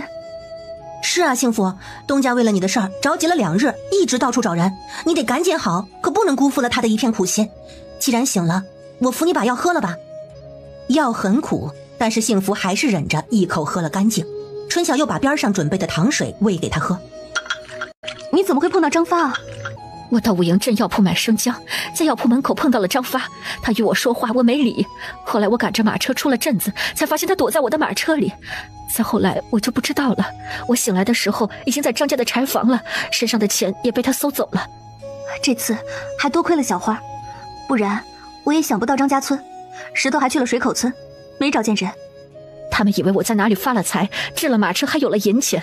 我怎么说，他们都觉得是我狡辩，说我是他们张家的媳妇，我的一切都是他们的，让我拿银子出来。后来小花听到了柴房的动静，发现了我，知道我是她姐姐，哭了好一场。我告诉了她庄子的地址，让她帮我送信。你别多想，最近就在房里好好休息。张发的事情我会处理，你放心，他既然敢做，我便不会让他好过。你看着就是。第二日小花过来的时候，两姐妹抱头痛哭，赵石头也跟着过来了。小花是认识赵石头的，知道他如今跟姐姐在一起，很是替他们高兴。没多会儿，几个院子的族长都过来了，连4号院的人都过来了。见幸福躺在床上对着他们笑，他们总算是放心了。美满，你带2个男丁跑一趟黄口村，把我们那半扇肉送过去。如今他可是不敢让美满一个人行动了。美满找了2个族长去灶房搬肉，其他人没事就回去吧，让他好好休息。石头，你想待在这里便待在这里。是东家，是东家，谢谢东家。屋子里的人散了，春晓看了看床边的2人，给他们关上门走了。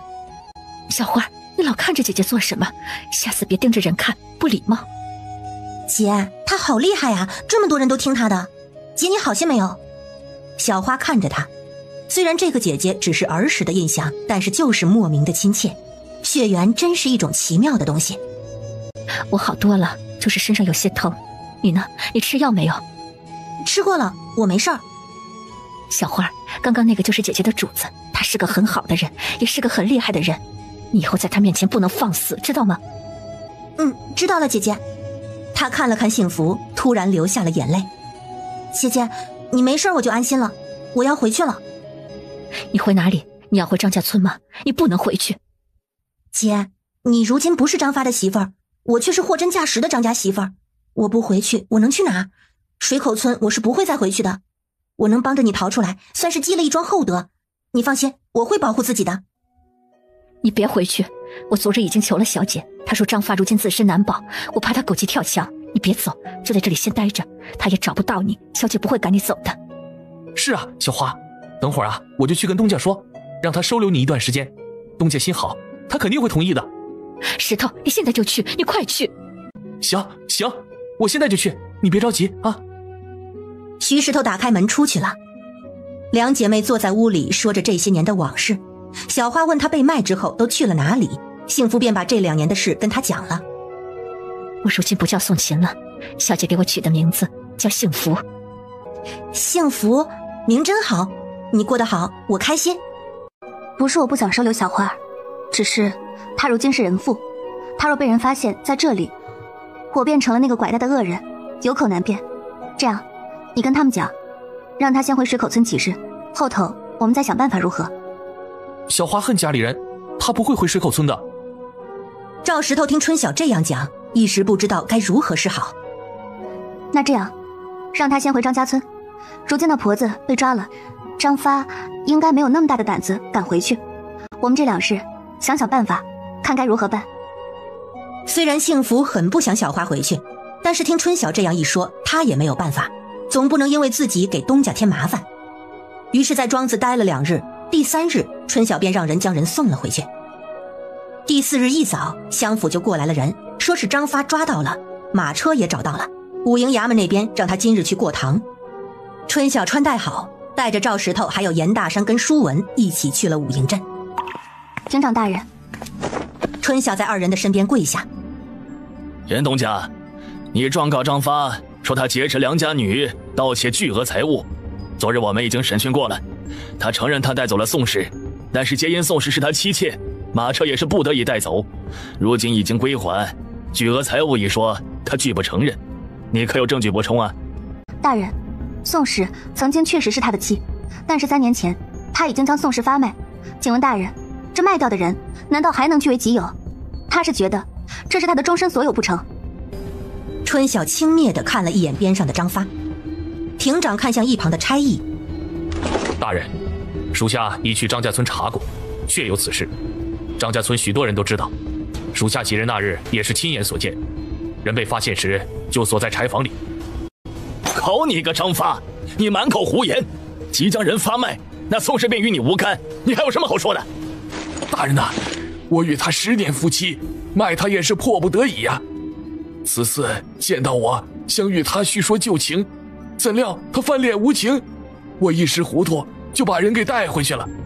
他即是下人，我顶多算是掠人财物，如今已作归还，何来的劫持良家妇女一说呀？春晓此刻看到他的嘴脸便想吐。如今已作归还，何来的劫持良家妇女一说呀？春晓此刻看到他的嘴脸便想吐，他从怀中拿出了幸福的户籍。大人，您请看，宋氏原本是我的侍女，但月前我亦替她消了奴籍，她如今是严氏幸福单级女户。请问大人，张发的行为是不是挟持良家女子？若这都不算的话，那这武营镇以后这类事情怕是要层出不穷了。庭长不满地看了他一眼。严东家也不要危言耸听，本人心中自有公断。是，大人，是民女借阅了。春晓看着边上有些颓败的母子。前2日我将人救出，严氏浑身是伤，这医药便用了20余两，这些我暂且放到一边。大人，我如今要说的是第2桩。严幸福是听我安排，替我办事路途中出的事，走时身上带有8两银，马车里有大量财物，如今不见了。大人，您要给我做主啊！什么大量财物啊？张发一听有些气急败坏。你那马车里就1篓子猪肉，200个蛋，最多也就值个3两银子而已。张发，那妇人身上的钱财你是否盗取啊？我是拿了那8两银，我凑齐赔上就是了。你这是承认拿了我的蛋了？那我那些蛋呢？哼，几个蛋而已，早跟兄弟们分食了。可好吃？确实做得不错。居然还有心思回味蛋的味道。大人，民女说的巨额财物就是这些蛋，请大人给民女做主。堂上的人皆吃惊了。吃你100来个蛋而已，这蛋怎么就成了巨额财物？你想钱想疯了吧你？大人，民女那些蛋并不是普通的蛋，而是用人参、鹿茸等物用秘法炮制而成，成本就要200两。大人，您也知道，这如今买一株人参，少则几十两，多则上百两。民女做蛋的人参是从青州带来的百年人参，有滋补气血的功效，不想却落入这狂徒之手。大人，您说他算不算劫持我的巨额财物？张发一下子傻眼了。你简直胡说八道，谁会用那么贵的药材去煮蛋呢？大人，我就是怕这狂徒狡辩，所以民女将家中仅有的2个蛋带了来，还请大人明鉴，值不值，请医馆大夫鉴定1、2便知。春晓让严大山将蛋盛了上去，一屋子的人都看着那2个蛋。庭长拿出一个，走到张发面前。你盗走的蛋是不是这种？张发看了看，闻了闻，低着头不说话。赶紧回话。母子俩吓得一哆嗦。是，就是这种，好吃是好吃，但怎么可能是用人参泡的呢？谁会用这么贵的药材煮鸡蛋呢？打死他都不信。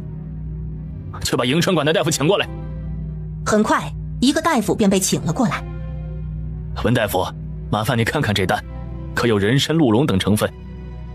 大人啊，这鹿茸在下闻不出，不过呀，这人参肯定是有的。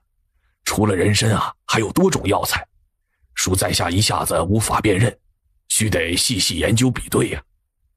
不用了，此话足矣。今日多谢文大夫。官差把大夫送走，张发彻底傻了眼，他没有想到自己分食的蛋居然是宝贝疙瘩。好了，事情明了，张发劫持良家女，劫持他人财物，金额高达200两，量刑可判死罪。若即刻归还，还可酌情减免死罚。张发，现给你2个选择：一是归还严氏春晓财物及赔偿250两，二是直接送往县府，由县府裁决死刑。你作何选呢？张发一下子瘫软在地，不过很快又跪坐起来。大人，我认罚。只是这一时半刻，你让我去哪里找那么多的银子呀？王婆子在一旁直接昏了过去。你劫人财物的时候，可有想过这些？若无现银，房契地契尽数抵押。严东家，本厅长这样断，你可还觉得公道？多谢大人为民女做主。今日最解气的就是赵石头，他终于知道前2日东家让他跟美满去买参片是做什么了。要说厉害，还是东家最厉害。官差押着张发回了当家村，春晓等人自然是跟着。赶紧把值钱的能抵银子都拿出来，我们还等着回去复命呢。差爷从身后踹了张发一脚，他目光阴损地看了一眼边上的小花，颓然地带人进了屋子。没多久，官差就带着一个木匣子出来了。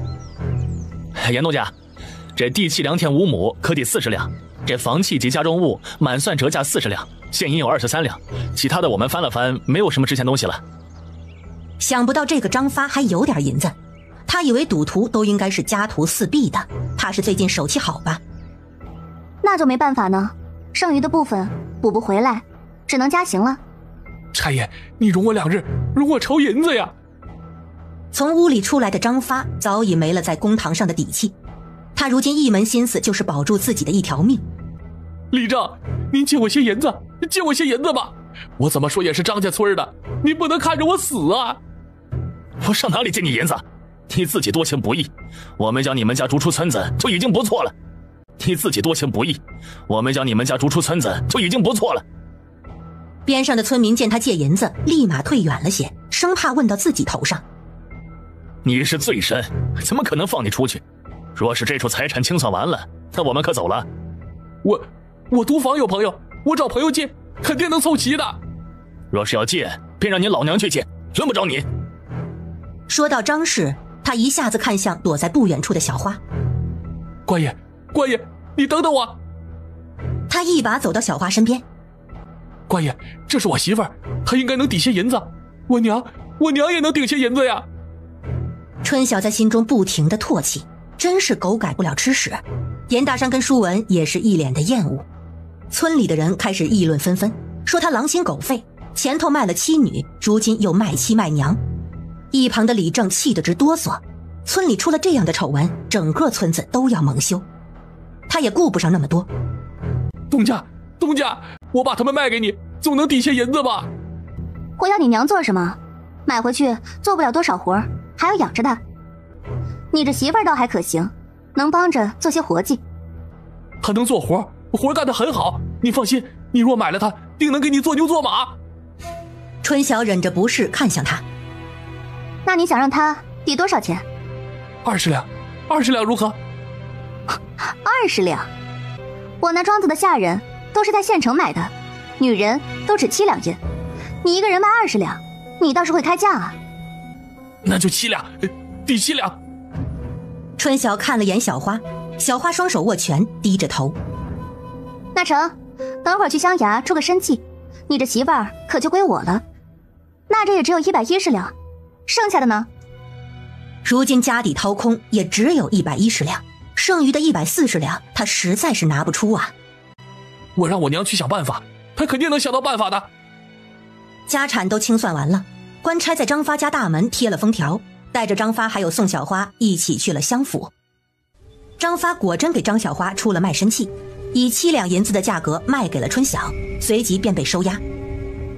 大人，今日之事多亏了大人为民女讨回公道，民女也不想大人难做，这地跟房子还麻烦大人帮我处理了，总共赔付100两即可，其余的若是能讨回来，就当我捐给武营乡府好了。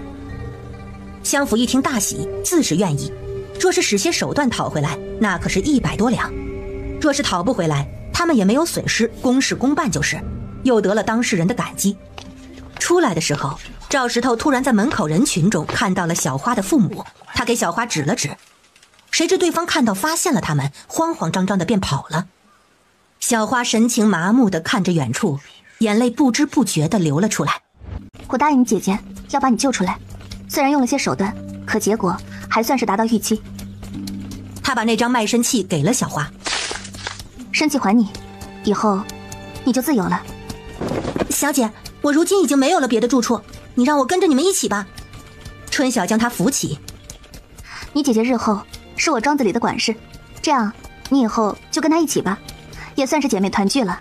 这身契我交给她去办好了。回到庄子，春晓将小花的身契给了幸福，将今日的事情也跟她讲了。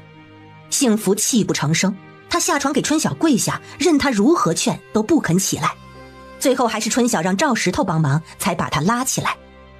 小姐，幸福无以为报，幸福有一个请求，您让小花跟着您吧，日后我不能日日跟着您，就让小花服侍在您左右。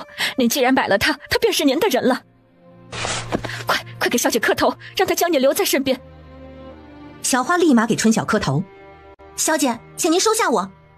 小姐，您就收下她吧，她不能还良籍，我跟了石头，日后就是赵家人，我爹娘不能拿我如何。但是小花若是还了良籍，爹娘若是知道我们过得好，肯定会找上门来。她一个人，她能怎么办？小姐，求您收下她。春晓叹气，这世间的父母，有如他家那样好的，也有幸福家那样无情的，真是一言难尽呐。行了，起来吧，我答应了还不成吗？跟着我可不是什么好差事，我经常四处跑，你可想好了？他扶起小花，小花哭着哭着又笑了起来。我愿意，我姐跟我说了，小姐您最好了，我愿意跟着您。春晓看着边上又哭又笑的姐妹，很有些无奈地跟着笑了。笑过之后，他便看着赵石头，看得赵石头心里发毛，后退2步。东家，我可是有什么不妥呀？是不是这个时候不该待在这里呀？我说你白活了这把年纪，居然是个榆木脑袋。这再有10几日就要过年了，你到底什么时候来提亲啊？难不成让我带人去跟你提？我这就去找我娘。东家，你等我啊！说完飞速地跑了。真够傻的。幸福则拉着小花在一旁羞红了脸。幸福跟赵石头的成亲礼是在年26那日办的，嫁衣来不及绣，春晓便让美满去镇上绣庄定制了一套。五营相府很快就将他的100两银子送来了，他拿出其中的50两给幸福定制了首饰，另外的50两充了幸福的嫁妆。出嫁那日，幸福抱着他哭了许久。你还哭？你这新上的妆可是又要哭花了。你还哭？你这新上的妆可是又要哭花了。姐姐，你今日真漂亮。好啦，你再这样抱着我，外头的赵石头该怨我了。别哭啦，成亲啊就该高高兴兴的，又不是生离死别，日后我们还在一起的。论年纪，我叫你一声姐姐，你要做一个开开心心的新娘子。别哭了，幸福姐姐。这声姐姐一出，幸福哭得更厉害了，连一旁的美满也跟着哭起来。哎呀，咱们契约还没有签呢，别哭了。美满，你也跟着凑热闹，你去帮我把赵石头叫进来，让他进来把契约签了，不然我怎么把人交给他？美满又一下子笑起来，擦了擦眼泪，去门口叫赵石头。赵石头进来才看到哭肿了眼的幸福，他手足无措。东家，人我今日给了你，这约还是要签的，你看看吧，跟着夫子学了这么多日，这契约应该能看明白吧？小花笑着将一张契约递给他，赵石头拿着契约仔细看了起来。这哪里写了50年呢？就写了保密条款，还有做工的工钱隶属于严氏幸福，并没有看到用工年限。说你傻，你还真傻。不过傻也有傻的好处，你可看清楚了，这1年50两的工钱，我是支给幸福的，可不是给你的，你可是做白工。你若是同意，就把人接走啊。我娘说以后在家幸福说什么我就做什么，做不做白工的都一样。屋子里的人都笑了起来。今日跟庄子的人喝完酒，他们就要去黄口村了，以后那里便是他们的家。老太太自然也跟过去。小安因为要跟夫子学习，便先留在这边，以后再过去。他已经习惯了这里的生活，就算二叔不在，他也能自己过好。庄子里今日摆了酒席，1个院摆了5桌，林叶村庄子的人也全部过来了，4号院子也一样。为了菜品丰盛，春晓还献出了一半自己的卤肉。黄口村那边作为另一个宴席场，也自然是摆上了，大家高高兴兴地闹了一场。27号乡府来人请4号院的人去善堂居住的时候，4号院子的人都不是十分情愿，但是这处毕竟是别人的私宅，他们也不好一直在这处占便宜，只说马上过年了，等过年以后再搬过去。官差便同意了，年后再说。春晓与2名夫子说好了，搬走之后他们也继续在此处教学。庄子以后会安排车子接送。毕竟找一个月薪2两的活儿也不是那么容易的。今年的年虽然又没有跟爹娘在一起，但是好在还有严大山、舒文他们，而且庄子里这么多人依附他，让他觉得有一种大家长的成就感。黄口村那边，春晓将春武留在那边当副管事，把春六调了回来。春六正式成为了入云庄子的副管事，直接听命于美满。等出了年，大家就开始忙活着整地施肥的事情了。春晓开始带着小花两边跑。过年那段时间，小花自己学会了赶马车。虽然她才来短短的一段时间，但是她觉得自己前所未有的快乐。如今的生活是她以前都不敢想的。虽然每日也干活，但是干活干得心甘情愿，她心里快活。4号院子的人是初6走的。2月中旬的一天，去镇上采买的人回来，告诉他们一个惊天的消息，说是镇上都传遍了，莫仓关大捷，陈王已经伏诛。当真？镇子上都是这样传的，我也不知道能不能信。东家，若是真的，这可太好了。小姐您别急呀，等明日去相府问一问，不就知道了。这件事情肯定不会是空穴来风。春晓心中欢喜，其实为何会那样欢喜，他也不清楚。大约是战事停了，对大家都是好消息。庄子里的人也都很高兴，他们许多人之所以流离失所，都是因为这场战事。如今战事终于停了，好些人居然激动地哭了起来。第2日一早，兄妹俩就去了襄府。我知道你们定又是问封府事的，有好消息，府城撤封了，你们可以自由出入了。真的？太好了，大哥！警长，我在街上听说莫仓关大捷，不知道这个消息是不是真的，以后是不是战事就停了？陈庭长半是高兴，半是叹气。莫仓关大捷，陈王伏诛啊，确有其事。只是这战事要停啊，却没那么容易。春晓心中一惊，为何？主犯都伏诛了，这仗还怎么打？陈王当初啊，是勾结的草原瓦剌国。如今陈王虽然被诛，但是瓦剌国兵力强盛，不然也不会一打就是几年。这打仗的事情可不是1句2句能说得清楚的。不过如今国土已尽数收复，河间大军守在莫仓关，方舟的百姓总算是被解救了。幸事，幸事啊！虽然有那么点不尽人意，但总归是好消息。2人高兴地回了家。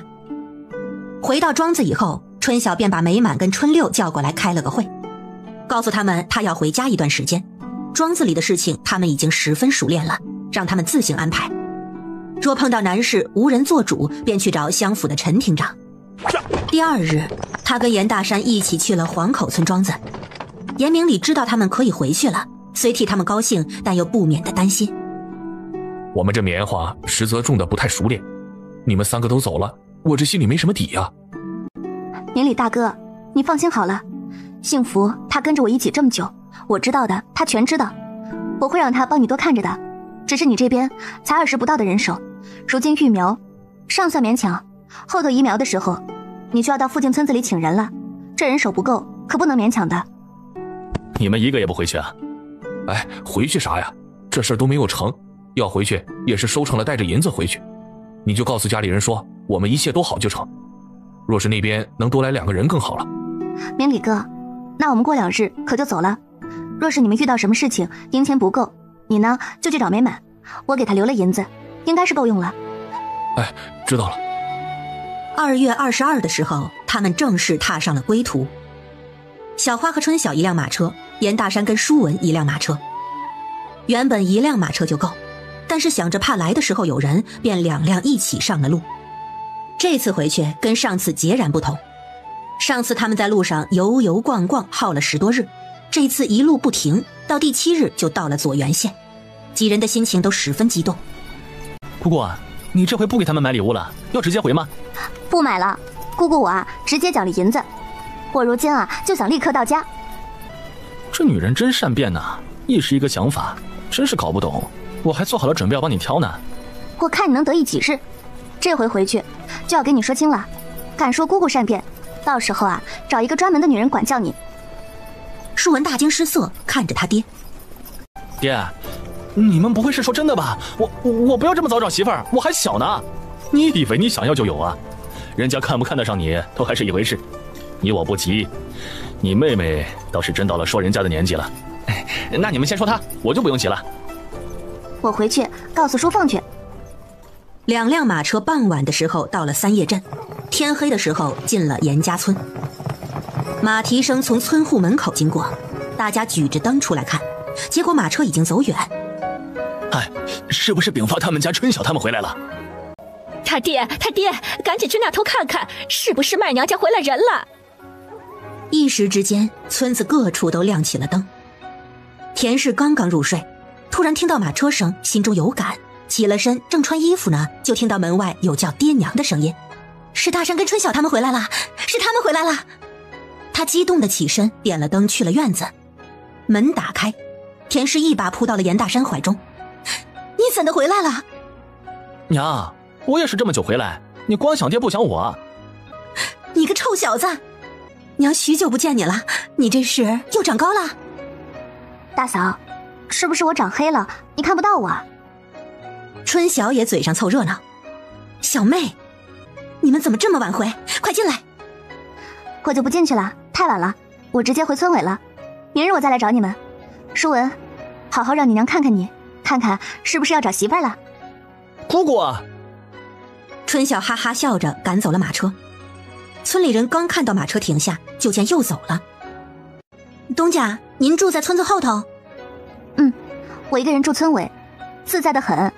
我不在，我爹娘住在我那处。也不知道他们会不会喜欢我。放心好了，我爹娘很随和的，你跟他们相处几日就知道了。春晓心里十分的高兴。二人没走多久就到了村委，春晓拿钥匙进了院子。谁呀？爹，是我。是不是春晓？春晓，你回来了。是我啊，娘，不然您哪来其他的闺女啊？哎，回来好，回来好啊！老爷，夫人。周氏两人看着他点了点头。她是你新买的？她是幸福的妹妹，叫小花，如今跟着我。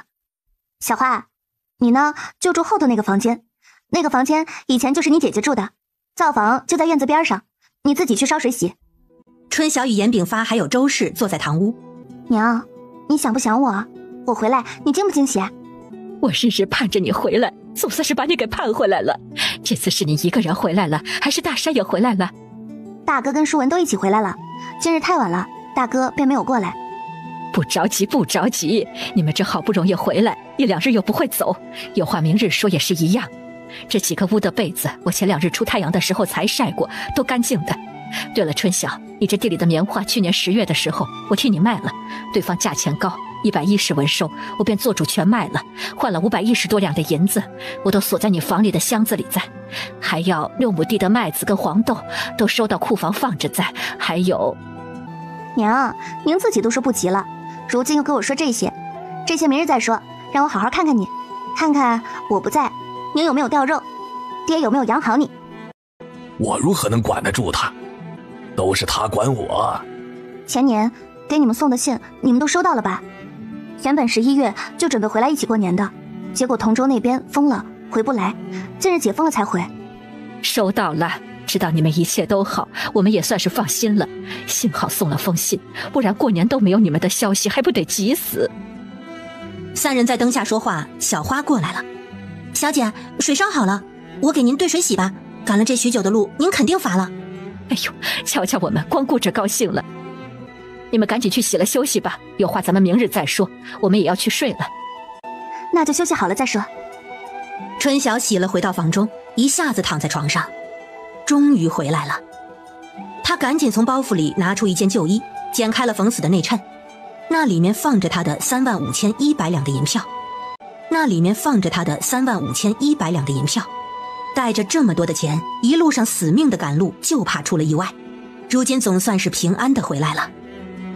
他打开自己的暗格，取出钱箱子，拿出箱子里原本的5000两银票，在床上打了个滚儿。他终于实现财富自由了。将4万两的银票重新放回箱子，放入了暗格。他又去开布箱子，原本以为里面就只有500两，没想到里面居然有10多张的银票，怕是除了棉花钱还有其他的钱。将箱子关上，他躺回床上。虽然他有好长时间没有回了，但是这处于他而言是实实在在的家。他躺在床上，心里觉得万分的踏实，没过几分钟就直接入睡了。春晓醒的时候是被一阵香味弄醒的，天已经大亮了。他穿了衣服来到灶房，看到周氏正在嚼小花煎饼。你这孩子，都跟你说了要多放些油，不然这饼子不好翻面。你跟着春晓身边，怎么就没学着点放开了手脚呢？娘，你煎什么饼子呢？这么香！你起来了，赶紧去洗。我给你煎韭菜鸡蛋饼呢。就是这小花放油抠抠搜搜的，一点不像你。你们在那处不煎饼吃？娘，我们在那边有专门的嫂子做饭呢。小花，你多放些油，不然我娘不说你抠，要说我抠了。小花皱着个脸应是，她觉得自己已经放了挺多油了，哎，节俭惯了，一时改不过来。我爹呢？院子外头地里呢，望族他们都在呢。我做主给你这处又请了2个长工，在前头地里前几日已经育苗了。娘，咱们这处今年还是只能种粮食啊？哎，可不是，没有新的政令，只能跟之前一样。好在粮食种得多也没有坏处。你洗完没有？洗完了赶紧来吃饼子，凉了就不好吃了。周氏说完，从盘子里夹了一块放到小花嘴边。啊，张嘴。小花反射性的张了嘴，实则是人还没有反应过来。周氏将饼喂了进去。你尝尝，是不是油多了好吃？你这丫头长得跟豆芽菜似的，一点肉都没有。小花愣愣地吃着饼，愣愣地看着周氏，半天才说了一句好吃。这碗里2个是你的，赶紧吃。周氏说完，端着装饼的另一个碗出去了。他走到院子，将饼给了春晓。赶紧吃，一会儿你大哥他们准要来的，没准村里人也要来。春晓接过碗跟筷子，大大的咬了一口。娘，太好吃了！春晓的饼还没有吃完，严大山跟田氏带着书文过来了。没一会儿，严大和一家也过来了。几人在院子里说笑，问着彭东的事。村里人来了，接着李正也来了。严炳发没一会儿也回了院子。一早就听说你们回来，去大山那处扑了个空，你们果然都在这里。李正啊，他一直担心彭东那边的事情。你之前过年带信回来，只说地买了，大家都好，具体的细节也没有说，他们都担心着呢。我们在隔壁镇子买了一块300多亩的地，村子里的呢记在明里哥名下，有200亩，还买了12个人。来的时候已经在育苗了，我让我这边庄子里的管事帮着看着了。各位叔，你们就放心好了。那就好，那就好。村里人安心点头。你们在那边可还适应啊？这回来怕是要到10月了吧？肯定得10月以后了。李正说，就是他们人手肯定不够。明理叔的意思是，看看村里有没有愿意过去的，到时候工钱是另算的。到时候我跟村里人问问，那边住的地方都有。庄子有12个工人房，这才用了4个而已，还多着呢。而且这次的庄子3面都是山坳，前头砌了墙，很是安全。我觉得位置不错。村里人听他讲这些事情，一个个心生向往，都想过去瞧一瞧了。春晓又把治庄子所花的费用大概跟他们讲了一下，让他们心里有个基本的数。若是村里人过去，那得抓紧了。那边是3个人1间房，已经是开始忙的时候了。人多的话，要去县城租车的。好好好，我这就去问问去，看看有谁家想过去做工的，看看人数再做安排。村里人来得快，走得也快，只有与他们家十分相熟的人留了下来。大家又开始问他们去年在那边生活的情况，春晓便把自己看到的、听到的、感受到的与他们细细的讲。等大家话说完散去的时候，已经是中饭时间了。趁着下午有空，他决定去趟酒楼，把银子那些结算了。如今有了马车，去哪里都方便。哎呀，严东家，你总算是回来了。哎，什么时候回的？昨日刚回的。怎么，黄老板这是银子挣太多花不出去，等着我来你这处分银子呢？银子自然是要分的。我一直等严东家过来，有个事情想跟你商量商量呢。走，咱们2楼相逢谈。春晓让小花等他，他跟着黄明鹤去了2楼包房。严姑娘，我就直说了原本呢，我们签了5年的租约，这事情我不该再提。但是呢，我想去南边发展，所以我想再问问严姑娘，你那卤肉的方子能不能卖我？咱们都合作了这么久，这个事情啊，我觉得还是可以商量商量的。春晓没有想到他又提买方子的事情，但是想想，如今他的重心是在棉花上，他又没有开酒楼的打算。这卤肉的生意家中又耗着人手，如今卖的话倒也不是不行。这卤肉的生意家中又耗着人手，如今卖的话倒也不是不行。而且黄明鹤这个人，说实话，他印象还比较好，合作这么久也没见投机取巧耍奸猾。那黄老板想怎么个买法？黄明鹤一喜，听春晓这个意思，这事儿可以谈。他原本还担心又要被一口回绝。我知道你这方子挣钱，这样，你方子卖我，你们自家也可以使用，除我们2家以外，不可再授予他人。我给你15000两银子买一段方子，如何？15000两，价格倒是中规中矩。不过黄明鹤果然是个实诚人，他们那个租约上写了，方子泄露赔偿1万两。若是他狡诈些，完全可以用些不正当的手段。我敬重黄老板是个实诚人，我敬重黄老板是个实诚人，我也愿意与您合作。这样吧，16000两，咱们取个双，回去我也好分账。行，16000就16000，那我们现在就换契约。黄老板，那我之前的分成银子应该是照算，不会没有了吧？那是自然，我这就让人把账本给你拿过来，你自己好好瞧瞧，算好了，我把钱跟你一起结算了。今次啊，多谢严东家了，我买了这个方子，日后用起来也不用畏首畏尾了。那就提前祝黄老板财源广进，发大财了。那今日结算了，我这卤食还要不要供应了？我们这边也要跟屠户那边交代的。还是要麻烦严东家再供应5日，我们这边呢要衔接准备过来，还是照以前那样结算。行，这样我们也有准备。春晓是申时中从酒楼出来的，出来就让小花直接回家了。如今身上揣多了钱，在外头总觉得不安全。结算了10个月的分成8640两，再加上16000两，他觉得自己跟个印钞机一样。这若是放到从前，这方子最多开价几千两，如今是让酒楼直接感受到了它的价值，所以方子的身价暴涨。而更有利的一点是，他们自己是可以继续使用的，不然只怕是价会更高。一回家，他就把自己关到了房中，铁箱子被他又放进了1万两的银票，如今里面躺着50张1000两的银票，刚刚够装，看样子他要再准备1个箱子才行。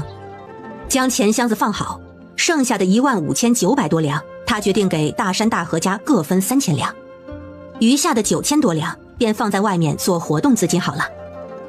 决定好之后，他便让小花去外头把家里人全部喊回来。小妹，是还有事要说？下午我去了酒楼，那黄老板与我商量要买方子，我想着我如今的重心都在地里，便把方子卖给他了。春晓，你把方子卖了，那咱们以后是不用再继续卤肉了是吧？还送5日就不用送了。说着，他拿出了一沓银票，给了严大山跟严大河各3000两。这些钱是分你们的。妈呀，这票子我认识，今早大哥才给了我3张，这会儿又得了3张。哎呀，这么多的钱，不行，我要在我那个屋子里啊挖个地窖，把这纸都换成银子。我看着一箱箱的现银呐，才觉得这是真的。二哥，你要挖，帮我后院也挖一个，我也换成银子，日日看着做梦都能笑醒。除了要带出去用的，还是银子看着踏实。哈哈，我开玩笑的，你当真要挖呀？大家一下子就笑了。也好，这卤肉日日要拿货送货也是麻烦，卖了就卖了吧，以后就清闲了。那明日去拿肉，我跟屠户那边说一声，以后啊就不用留了。那卤料怎么办呢？我跟爹1月才去办的，各有200斤呢，要卖给黄老板吗？不卖，咱们好不容易弄回来的，自己留着。过些时回彭东，我带走些。我方子是卖了，但是以后我们自己若是开店也是可以用的。卤料只要干燥，可以放挺长时间的，在彭东那边更佳。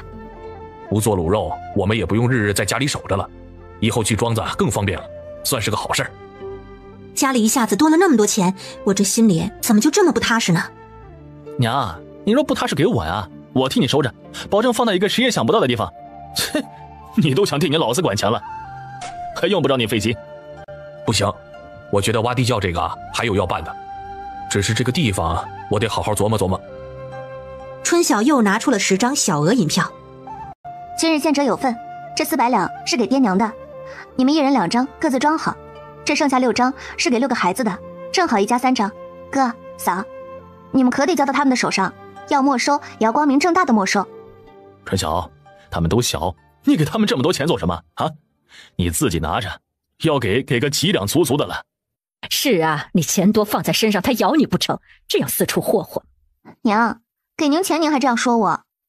我挣了钱就想给他们些，我要让他们以后看到我就高兴。他们如今看到你也高兴。舒文快手抽了他娘手中的1张银票。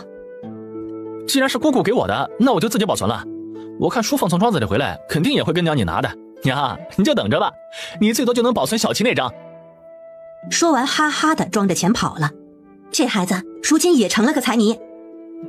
娘大嫂，你们给叔凤看人家了没有？这次大哥回来还着急这个事儿呢。怎么没看？只是当初征丁带走了那么多的后生，如今都是些与他同龄的或者是小的，大几岁正当龄的都少，咱村子的合适的太少了，只能慢慢看了。春晓，我跟你讲，上咱家说亲的可不少，主要给舒文说媳妇的多呢。咱舒文如今是实打实的香饽饽。娘，我昨日跟舒文说这事儿，他是一点也不上心。他爹也说舒文不急，说他是男娃，在外面跑2年长了见识，什么时候说都不愁。我都不知道他们父子俩是怎么想的，这早点成家不好吗？春晓看着犯愁的田氏，大嫂，我觉得晚点就晚点吧，反正如今家里底子厚实，媳妇儿娶进门还是容易的。淑凤这块呢，我就不发表什么意见了，但是唯一一点就是对方人品要好，要上进，有志气，穷一点倒是无所谓。你跟我想的是一样的，我一想到周宏志那样的我就害怕。我也不知道这仗今年打不打得完，若是打完了，这后生都回了，那这选择也多点不是？唉，如今这不上不下的。傻笑什么呢？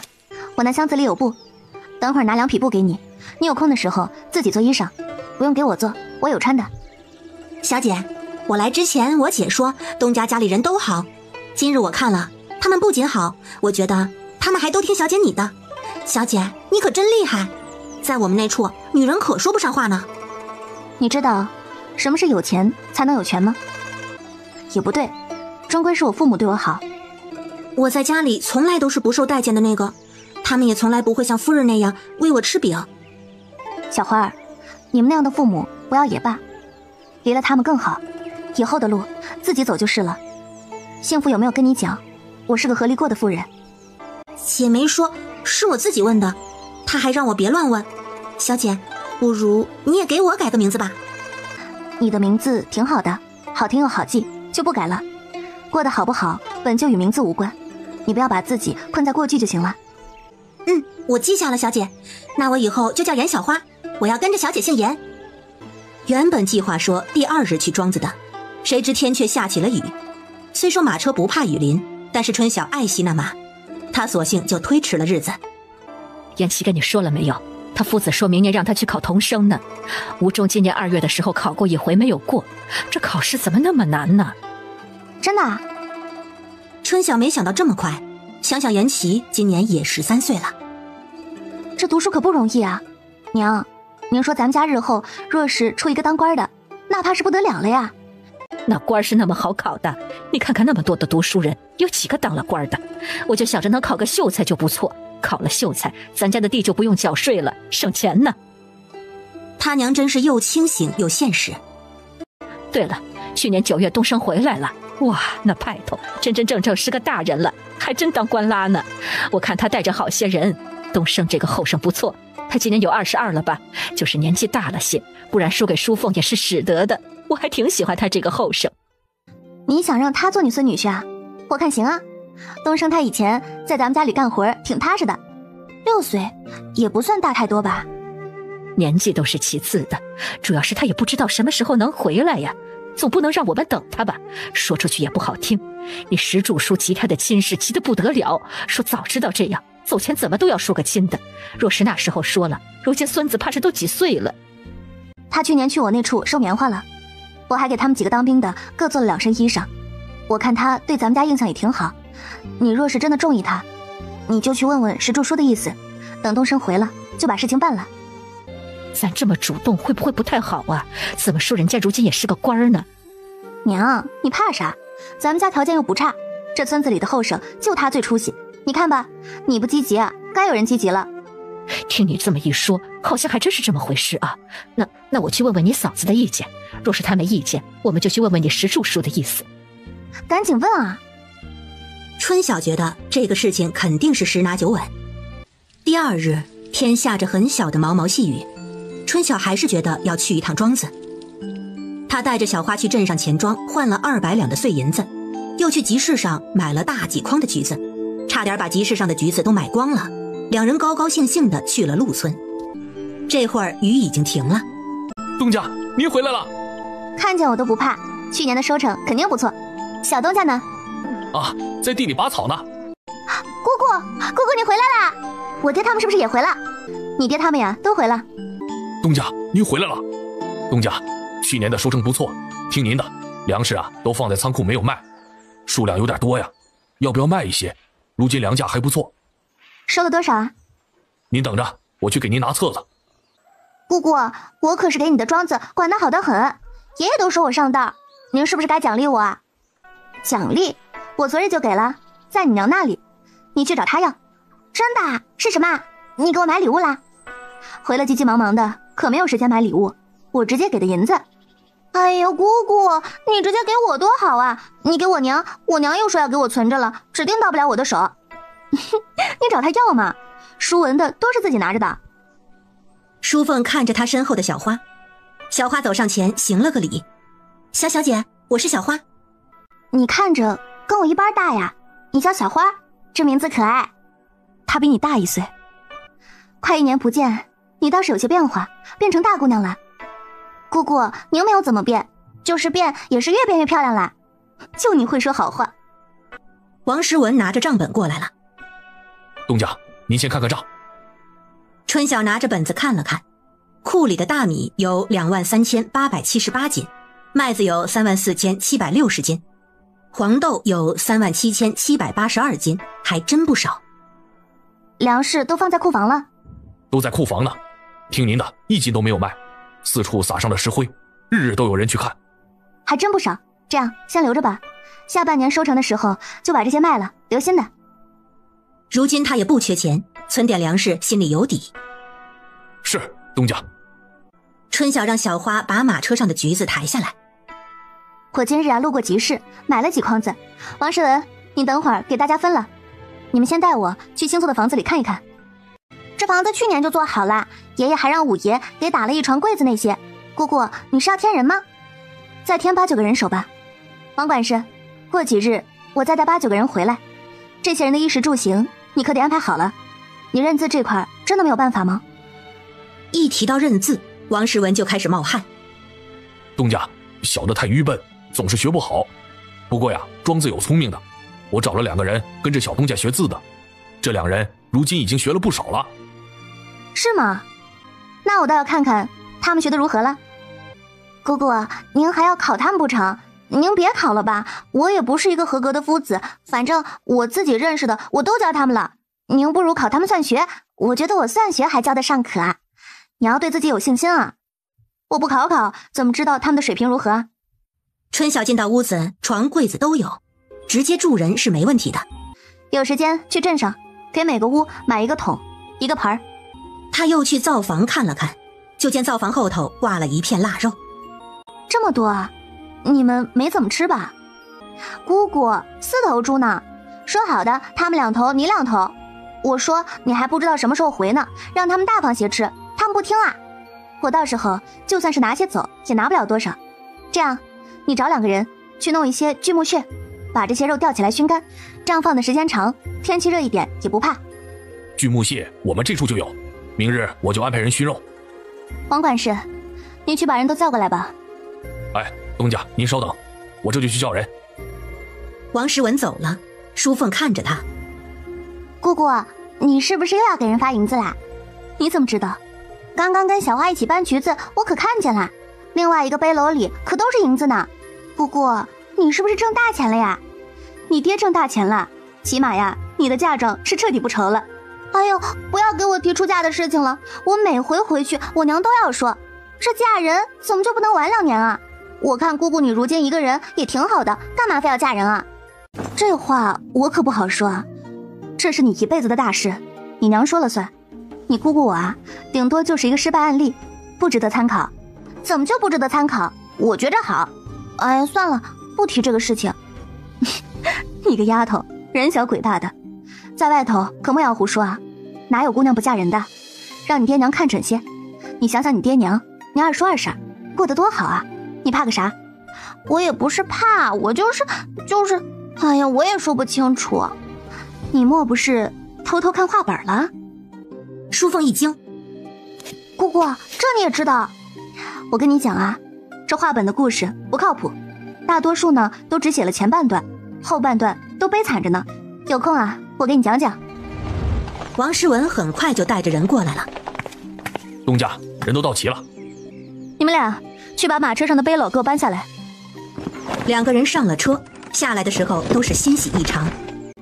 姑姑，你看，每个人看到钱的表情都是一样的。去年我不在，大家都辛苦了。原本呢，过年要发给大家的福利都没有发，今日我就给大家补齐。他看向王诗文，你把这背篓里的银子给每个人发5两，你自己拿10两，剩下的就放在公账上面。王诗文喜滋滋的给大家发钱。多谢东家。每个拿钱人的脸上都笑开了花，都对他鞠躬表示感谢。对于他们来说，东家每回回来都有好事儿，如何能不欢喜不感激呢？钱发完了，春晓又跟王诗文说了会儿话，说他今年怕是都不会待在这里，让他有事自己安排，只要不是原则性的问题都不怕。若是有急事，银子不够可以去严家村找家里人，总之大的方面的安排还是他主事。庄子各处都看了，安顿好了，他便带着淑凤回家了。姑姑，你们这回什么时候走啊？我能不能跟着你们过去看看啊？我跟着我爹他们不烦你。你爹这回都未必去了，你就更加了。我爹不去了，为啥呀？那边不是要人看着吗？还不是为了你。这回啊，怕是要让你二叔去了。不过这个事情还没有完全定，总之啊，你就别想了。马车里的淑凤一下子就垮了脸。真没有意思，早知道还不如不长大呢。每个人都有成长的烦恼，到了特定的年龄就要做出自己应当的选择，谁也逃避不了。春晓回到家就被周氏拉到了屋里说话。我今天跟你嫂子一起去找了你石柱叔，你石柱叔高兴得不得了，还一直说东升配不上淑凤呢，说是等东升回来就立马办了。我跟他说这个事情就2家人心里有数就行了，就不要往外说了。是不是怕说出去对淑凤名声不好啊？是啊，这东升还在战场上，若是万一，我说万一有个什么意外，亲事不成，这说出去也不好听啊，还是谨慎些的好。不管怎么说都是个好事，田氏没有意见，大哥该是欢喜的，而且一个村子日后想见面随时都能见，真是好。今日天气好，春晓跟着周氏一起把被子拿出来晒。娘，明日就是清明了，姑姑他们还来不来啊？他来不来无所谓，就是他那个媳妇真别来了，我烦他的很。你去年那样给他们没脸，我看8成是不会来了。你爹没说，我告诉你，你爹也特讨厌那个外甥媳妇，胡搅蛮缠，尖酸又刻薄。我如今才知道，你姑姑这种的还算是好的。幸好咱家没有这样的，不然是有的愁呢。我跟你讲啊，我选媳妇的眼光可不是盖的。我们当初虽然穷，但是这人多看一看，什么性子也能了解的8、9不离10。若是找一个你表嫂那样的，咱家不会是现在这样。娘，我看您如今啊，把姑姑看顺眼了，又换了个人不顺眼了。你姑姑那也不算是顺眼，但终究没有你表嫂那么招人烦。下午的时候，李正过来了。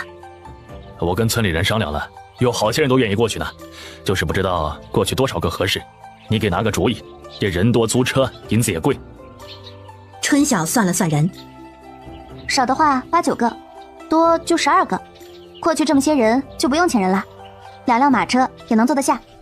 如今地里种的粮食，地里的活不重，各家的人手也就够了。那就去12个好了，我要去把人手定下来。你什么时候走，你说一声。他们从来没有去过那边，你带着我放心。那怕要是再等上10来日了，那也没有办法。若是让他们自己租车去，我怕路上有意外，晚一些就晚一些。那等我回去商量着定人数去了。那李正叔，您慢走。春晓送走了李正，跟着他娘在院子里腌咸菜。娘，什么时候咱们上山抽些野笋吧？那个腌着好吃。你不早说，你不早说！你方婶前2日约我一起上山，我没去。你若是喜欢，明日跟我一起去山上抽些，到时候腌起来给你带过去。彭东那边是不是没有腌笋呢？应该没有，反正我没有看到。春晓想着那个味道，嘴里都开始泛酸液了。腌笋可下饭了，明日一定要多抽一些。如今正是抽野笋的好时候。严大山带着家里的男丁去拜祭祖坟，春晓等一众女眷一人背了一个背篓上山抽笋。几人抽得正高兴，舒文突然跑过来：“奶奶，咱姑姑姑父来了，爹让你们回去。”你表嫂他们来了没有？来了，还带了个亲戚呢，2个小的没来。周氏的太阳穴突突跳了几下。来了就来了呗，还让全家人伺候着还是怎么的？你爷爷也是，他自己不能带着。你跟他们说，就说我们还要一会儿，让你爷爷带着他们去拜山，中午的时候我们就回了。舒文哦了一声就走了。娘，你这又是何必呢？爹该不高兴了。就1日的功夫。小妹，你不知道，这姑姑家里人呢，确实难缠。不说娘呢，我说句不敬的话，我也不待见。爹在我也敢说。我跟大嫂一样，我也不喜欢表嫂，都手脚快一些。我嘴上这样说，总不能真不回去，让你们爹没脸。哎，这都是什么事儿啊？周氏一个人嘀嘀咕咕，等一人抽了半背篓，也就下山了。严炳发正招呼着他姑姑一家人，几人放下背篓，叫姑姑姑父。见他们一群人回来，严二妮忙起了身：“怎的还得自己上山抽笋啊？这家里都有下人了，让下人去就是。要是知道你们喜欢吃笋，我们就该带一些来的。家里这几日啊，抽了好多。凤儿如今呐，是出落得越来越水灵了，这一点也不像咱村里的丫头。今日总算是看到表妹了。之前来舅舅说你出远门了，不知道表妹去哪里玩了一转，外头可比家里热闹。一个人总归是无聊些，趁着有空出去瞎转悠而已，不及表嫂要当家辛苦。春晓看着严炳发的脸色不太好，忙给周氏使了个眼色，不知道几人之前说了什么。周氏将屋子看了看，就见边上还坐着一个年轻男子，看着年纪也就15、16的样子。二妮，他是……哎呀，瞧我都没有介绍人，他是阿丽的小弟，叫三强，今年17。三强，来，赶紧叫舅母。许三强忙上前叫了一声舅母，又叫表姐表嫂。春晓愣了一下，这又是闹哪出？人到了，哎，都坐吧。去年呀，是我们不对，闹得不好看，大哥大嫂，你们莫怪。都是一家人，过去了就过去了，来了就是客嘛。严炳发看着周氏，神色有些一言难尽。我刚刚啊，正跟大哥聊半茬，结果你们回了，那正好，那便一起说了。严二妮戳了戳严有宽，要不还是你说吧。严有宽看了看一旁的张明远跟许氏，又看了眼周氏，笑了笑。今日我们来是想亲上加亲的。亲上加亲？周氏看着对面的许三强，一下子有些坐不住了。你要如何亲上加亲？你们家淑凤不是说到了说亲的年纪了吗？正好阿丽她弟年岁相当，我想着2个人一起不是正好吗？不行。张有宽的话没有说完，田氏一下子站了起来，他四处看了看，没有看到严大山，忙将淑凤拉到身后。或许是感觉自己过激了，他尴尬地笑了笑：“姑父，淑凤不成。大嫂，这你家就不对了。大嫂，这你家就不对了。你这公婆还在呢，他姑父还说这话呢，这话都不让人说完，是个什么道理？还有没有规矩？”春晓把田氏跟淑凤拉着坐下。大嫂，让娘说吧。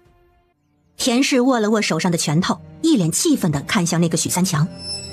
许三强此刻正笑嘻嘻地看着他身后的淑凤，他都恨不得把2人之间拉个帘子，这也太没规矩了些。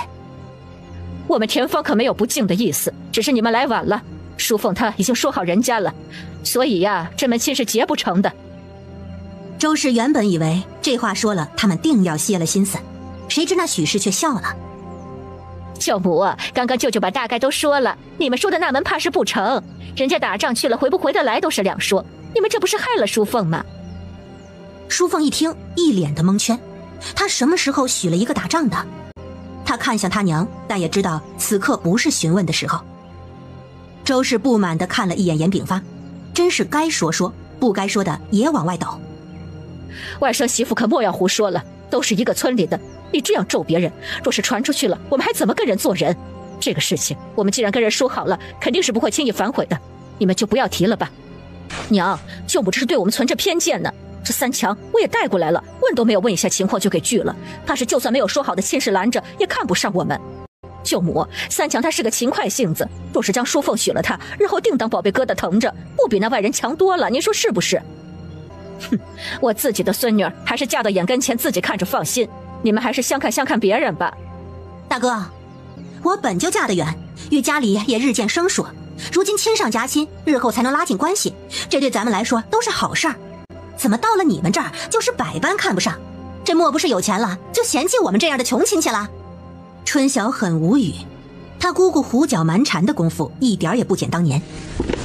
爹娘，你们聊着吧，这谈亲事的事儿，淑凤在也不好，我就先带着她去我那处了，我那处地里要有人呢。周氏对他点了点头，谁知他刚起身，许氏也起来了。表妹，许久没见，不若再多坐会儿，等会儿我们也去你那处看看，不急着多坐一刻吧。表嫂，我一个人住在村尾，没啥好瞧的，你们说是跟我爹娘他们说就成了，若是要我陪着，我过来就是。说完拉着淑凤就走了。真是没见过脸皮这么厚的人，他是看不出别人的厌恶吗？自然不是。还是那句，人不要脸，天下无敌。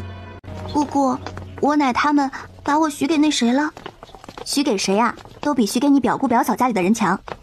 你怎么就一点都不担心呢？哎呦，有什么好担心的？我娘跟我奶奶肯定不会同意的，爷爷听奶奶的，自然也不会同意。这事儿啊，肯定不成。你倒是明白，他们呀，那是癞蛤蟆想吃天鹅肉，想得美。你奶奶是自己找不自在才会同意。你没看到你娘刚刚的表情，我还是第一次看你娘生这么大的气。哎呀，姑姑，你还没有说，我奶奶他们到底把我说给谁了？咱们村子的谁啊？姑姑，你说给我听嘛，这可是我一辈子的事情，我得知道啊。哎呀，好了好了，告诉你也没什么。石柱叔家的东升，知道了吧？东升，他叫我爹哥，哎，叫你姐。姑姑，这辈分怎么算啊？你就关心这个呀？哎呀，这有什么呀？等你们俩成了，他照样要叫我姑姑。哎，你觉得东升如何啊？不如何。他那么大年纪了，我们俩总共都没有说过几句话。嘿，你个小丫头片子，感情嘛都是要慢慢培养的。总之，我们都觉得人不错，你以后就知道长辈看人的眼光不会错啦。等到了村尾，他们才发现舒朵带着弟弟妹妹都在。你们怎么都过来了？爹带我们过来的，爹跟大伯都在那边呢。春晓好笑的去了地里。爹说你们出去办事去了，想不到办到我这里了。你们也不怕姑姑知道了说闲话？你可别说我们在这里啊，姑姑那一家子我可是应付不来，我躲这处啊正好。就是大哥，我没有想到他也在。我可不是有意躲的啊，原本下了山我就过来了，不信你问小花。小花在边上点头，表示可以作证。你们躲到这一处，知不知道姑姑今日来是干什么的？大哥，人家是来给你宝贝闺女说亲的。严大山傻了眼，他们想把淑凤说给谁啊？表嫂家的弟弟，你还不赶紧回去？大嫂啊，等着你撑腰呢。严大山丢了手里的锄头，急急忙忙的就走了。二哥，你等会儿还是要现身的，认命吧。春晓笑着回了院子，小花也跟了过来。小姐，今日你是在这边吃还是去那边吃啊？就在这边吃。小花姐姐，我们也要在这边吃。行，那我多做些。她笑着洗了手就去了灶房。春晓便在院子里坐着，跟他们一起晒太阳。姑姑，笋都没有抽多少，要不下午我们不管他们，我陪您上山抽笋吧。我看你还真是一点都不担心啊。行，下午我们继续去抽笋。我也帮您抽，让盼儿跟小花姐姐帮忙，看着畅心就可以了。几人愉快地确定了下午的行程。结果几人刚吃完饭，严二妮他们还是过来了，周氏他们也过来了。几人一眼看到边上圈子里的马跟卸在院子里的马车，张明远眼睛都直了。表妹，你上哪里弄了2辆马车呀？他走上前想要看。表哥，你小心些，这马认生，你小心他撞你。春晓，你这出去一趟不得了啊，连马车都收回来2辆了。早知道你有马车，我们还租什么牛车呀？直接让你赶着马车去接我们就是了。坐马车多气派，这马可比牛快多了。娘，等我们回去的时候，让表姐送我们回去不就行了？我还从来没有坐过马车呢。春晓翻了个白眼，忍了忍，换了个笑脸。你们怎么都过来了？我正准备带着淑凤跟朵儿上山去抽笋呢。你看，背篓都拿出来了。我们来一趟不容易，总得到你这处坐坐。你们要抽笋呢，三强会抽笋呢，让他带着淑凤他们去就成了。咱们呢，坐在这儿好好说说话。是啊，三强，你带着2个妹妹去吧。不用了，来了是客，怎么能让他干活呢？姑姑你们好不容易过来，这既然要做，那便一起做做。抽笋的事儿，过2日也是一样的。田氏忙拉着淑凤坐了下来，你们也都坐着陪姑姑表嫂他们说说话。许氏在一旁讪讪地笑了笑，眼睛还不忘四处看。表妹，你这边是越来越好了。你那前头地里是种的棉花吧？你们每年种棉花，听说是挣了老多的钱吧？外甥媳妇，这个事情你们去年闹过一出，怎么这是又想继续？周氏冷冷地看着他。许氏一听，赶紧闭了嘴。你也别总说这个。明远不是做生意吗？如今如何了？是在丰镇镇上还是哪里啊？就在镇上。生意如何了？做什么小买卖啊？大哥，今日来是看你们的，老问他做什么？生意啊就那样，没什么好说的，不像你们生意做那么大。你们的卤肉如今可卖的还好，要不让明远给你们帮忙吧，用不着分多少钱，你们多给些工钱就是。不好意思啊，姑姑，那卤肉方子我早就卖给酒楼了。怎么会呀？上回来你们都还卤着肉呢，那香味啊哪儿都闻得见。就那之后卖的，不信你闻闻，看这院子还有没有香味儿。刚你们在我大哥的院子可有闻到香味儿？早卖了，不然我哪有钱买马车出去玩啊？哎呀，春晓，你这活了一把年纪，怎么越活越不懂事儿啊？这挣钱的方子怎么能说卖就卖呢？你还买马车，你这是败家呀！姑姑，败也是败我自己，就不劳您费心了。表妹，你怎么就不识好人心呢？我娘还不是担心你把以后的生路断了。你说你卖了方子，虽然得了钱，但是你贪图享乐，这钱呢，怕是没几日就得花完。她也是担心你以后呢。春晓瞟了一眼张明远，实在是不想与他们多说，便适当的闭了嘴。他们见说话其他人都不怎么搭理，除了严炳发，也是自觉没趣儿。今日啊，我们是要住一晚的，这会儿有时间，不如这样吧，你们不是要去抽笋吗？我们也是无事，上山去帮你们抽。严家人虽然再三推辞，奈何张家人一再坚持，最后没办法，10来个人一起上了山。春晓也随他们去了，他们乐意抽那就抽好了，反正最后也是便宜了他。等到了山上，张家人想方设法的与春晓还有淑凤拉关系，让三强上前套近乎，奈何这2人都不是软柿子，该说的说，不该说的就不理。春晓知道他们还是没有死心，还想着撮合2人呢。他只叮嘱田氏跟周氏把淑凤看紧些，莫让2人单独相处。他表嫂那个人是没有底线的，他总有些不放心。就这样在山上待了一下午，直到背篓都抽满了，张家人也没有找到撮合的机会。最后下山的时候，一个个无精打采。春晓却是满心欢喜，不为别的，这些笋剥了腌起来，够他吃好久的了。本来以为这个事情就这么过了，可谁知道半夜还是出了事儿。严大山半夜来套马车，说是淑凤伤了人，自己也受伤了，严炳发也晕过去了，要送人去镇上，那边如今乱成了一锅粥。春晓原本想问出什么事儿了，但见严大山着急得不得了的样子，他急急忙忙地坐上马车跟过去。到了院子，就见严炳发躺在地上，他娘对着张家人破口大骂。田氏抱着淑凤，许三强捂着胳膊躲在他姐身后。赶紧把爹抬上车。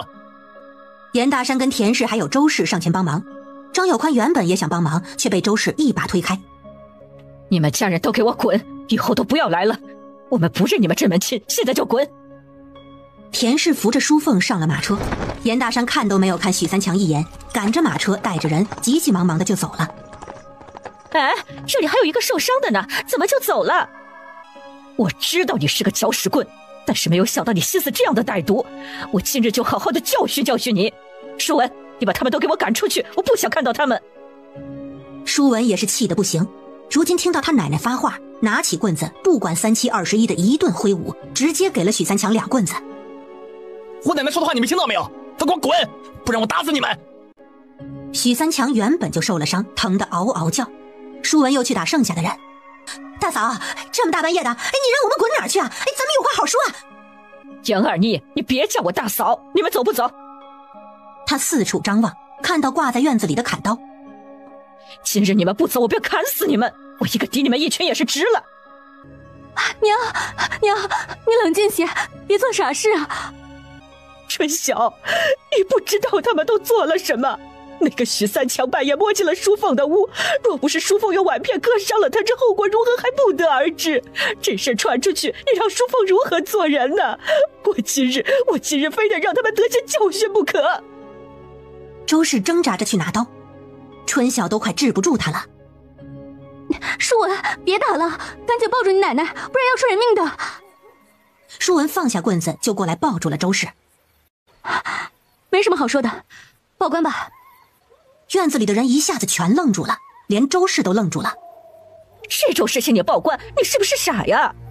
这闺女的名声还要不要了？许氏，你是笃定了这事儿成了，你们计划就成功了。没成，我们也不敢把这事儿张扬出去，是不是？你以为我们注定要吃这个哑巴亏？我告诉你，那不能够。你想方设法想结这门亲，不就是看出我们家有钱了吗？那你知道这有钱的好处是什么吗？就是我能不费吹灰之力，让你弟弟把牢底坐穿。至于名声，你以为别人会信你们啊？我就说你们见财起意，你看他们是信我们的，还是信你们的？舒文，明日一早，你就去乡府地状书，状告许三强抢劫伤人。你是不是疯了？我弟弟这手上还受着伤，你这不是颠倒黑白？许三强站在他身后，身子有些发抖。我告诉你，我们一告他一个准儿，全村都会是我们家的证人，就让他等着吃牢饭吧。还有，我爹若是有一个好歹，我让你们全家都吃不了兜着走。春晓，我知道你们如今正在气头上，这个事儿啊，确实是我们不对，但是你也不能这么狠心呐。他好歹是你表嫂的弟弟。严二妮，我原本以为你是个好的，只是糊涂了些，如今看来你们都是半斤八两。从今往后，你不要再来我们家，我们要与你断亲。他们的动静闹得很大，好些邻居都亮着灯过来了，看到是两边人吵架，就在院子外头待着没走。严二妮一下子跌坐在地上，哭闹起来。我就知道你是巴不得跟我断，如今有了钱，便容不下我这样的穷亲戚。周氏啊，你有什么资格跟我断亲？这儿是我哥哥家，我哥没发话，你有什么资格跟我断亲？你没这个资格。你看我有没有这个资格？严炳发若是不断，我便与他和离。你看他是要跟你过还是跟我过呢？张家人一下子就慌了，这怕是要动真格的呢。许氏见严二妮哭闹无果，忙拉着许三强跪了下来。舅母，千错万错都是我们的错，是我们猪油蒙了心，您再原谅我们一回，我们再也不敢了。春晓看到他们的态度，就气不打一处来。刚开始是有恃无恐，如今见情况不对，才低头认错，真当他们是好欺负的。姑姑，我最后叫你一声姑姑。姑姑，我最后叫你一声姑姑。要么你现在就带着人立马从我们家滚出去，要么就等着明日官差上门。春晓，你消消气啊，我们给你认错成不成啊？我不想再说第二次。舒文，他们不走，你去外头叫村里人，就是家里进贼了，快去。舒文刚走到门口，就进来好些村里人。春晓，我们听到动静就过来了，听了半天也没听清楚是什么情况，这到底是怎么了？叔伯，这些呢，原本是我家亲戚，我们好生招待，他们却趁我们不备，伤人劫财。如今我爹跟淑凤都去医馆了，明日一早我们就报官，还请各位做个见证。那几人一听，气愤不已，这还了得？那赶紧把人给捆了呀！这个时候可不能念什么亲戚不亲戚的，这些可都是凶徒啊！哎呀，你们怎么能这么大意？我们还以为就是吵架而已，赶紧去拿绳子。许氏见人要绑他们，气得从地上一下子站起来。他胡说，明明就是……话还没有说完，就被对面的严二妮一巴掌打在脸上。都是你这个搅屎棍！好好的一门亲，被你搅和成这样！刚想再骂两句，却突然晕倒了下去。周氏没有办法，虽然对他们恨得牙痒痒，却不得不让淑文送着他们先去了医馆。这一晚上伤了2个，倒了2个，他有气都没触发，又想着严炳发，整个头开始发疼。春晓送走了村里人，便陪着他。严大和是第2日才知道这个事儿的，嘴里一直骂那个许氏，并坚决同意他娘说的要断亲，不然这样一门亲戚日后指不定怎么祸害他们。春晓赶着马车带着周氏还有严大和去了镇上的医馆。去的时候严炳发没有醒，严二妮是醒的，他就坐在严炳发的床前不停地认错。春晓找了大夫问严炳发的情况，说是气急攻心，先前已经醒了，吃了药又睡了。春晓这才放了心，他看到一旁吵嚷的严二妮，再看向缩在后头的张家人。许三强的胳膊看来是已经包扎过了，原本想骂几句，可实在是不想理他们。淑凤怎么了？他没事，手心划破了，跟他娘一起在客栈休息呢。严大山此刻正盯着张家人一动不动。都跟你们说了，爹不想看到你们，你们赶紧走。昨日的事我没要你们好看，已经是我忍着脾气了。你们若是一直待在这里，就别怪我不客气。他们就是狗皮膏药，怎么说都不听。你不如直接报官吧，我实在是不想看到这些人。娘，要不我们先回去吧，等舅舅好了我们再过来认错。对，二妮儿，我们先回去了啊。大嫂如今还在气头上，咱们在这里她没办法消气呀。严二妮也知道他们都在气头上，那姑姑姑父改日再来看你们。杨二妮，你是真没脸没皮是不是啊？你当我说断亲是说的玩笑话吗？我跟你们讲，你们若是敢来，我就不是泼水了，到时候就是泼粪，要把你们泼走。严二妮看着周氏，又看了看严炳发，最后哭着被张家人拉走了。严二妮走了没多久，严炳发就醒了。你好些没有？你莫不是故意装睡的吧？严炳发咳嗽了2声，没好气地看他一眼。他们走了？走了，被我赶走了。我跟他们说了，要断了他们这门亲。你同意也得同意，不同意也得同意。你若是不同意，那你自己过去吧。断了就断了吧。二妮儿糊涂啊，她以后早晚得后悔。淑凤人呢？她怎么样了？她没事，手已经包扎好了。爹，你还有没有哪里觉得不舒服啊？我没事儿，只是怎么也没有想到他们会做出这样的事情来。爹是觉得对你还有淑凤有愧呀。爹，你就是太心软了。爹，你就是太心软了。他们这样做肯定是早有打算的，不然也不会非要在这里住一晚。这事儿太吓人了，他们的行为何其恶劣，你可不能再心软了。好了，你爹能说断亲的话就已经是有决断了，你少说2句。要不再睡一会儿吧。走吧，叫上淑凤他们，咱们回去了。家里一个人都没有怎么行啊？严大山在医馆开了几天的药，带着他们去客栈找田氏。田氏应该是哭过了，眼睛红红的，倒是淑凤一副没事人的样子。母子俩相互搀扶着上了春晓的马车。大嫂，你别伤心了，咱们爹娘都开了口，要跟那边断亲了，以后不来往了。我都恨不得给他们一人2耳光，这哪有做姑奶奶的这样对自己的表孙女的？你看看我们淑凤，指不定受了多大的惊吓呢。哎呀，娘，都说了我没事了，一点皮外伤而已。你这丫头，你都不知道昨日事情的厉害，你没心没肺。大嫂，没心没肺有没心没肺的好，难不成你还真盼着他吓得魂不附体啊？咱爹真同意断亲了？我看他这回是真失望了。大嫂，你心里不要怪爹，他对咱们姑姑就是心软。这丫头也不知道是真不在意还是不想说。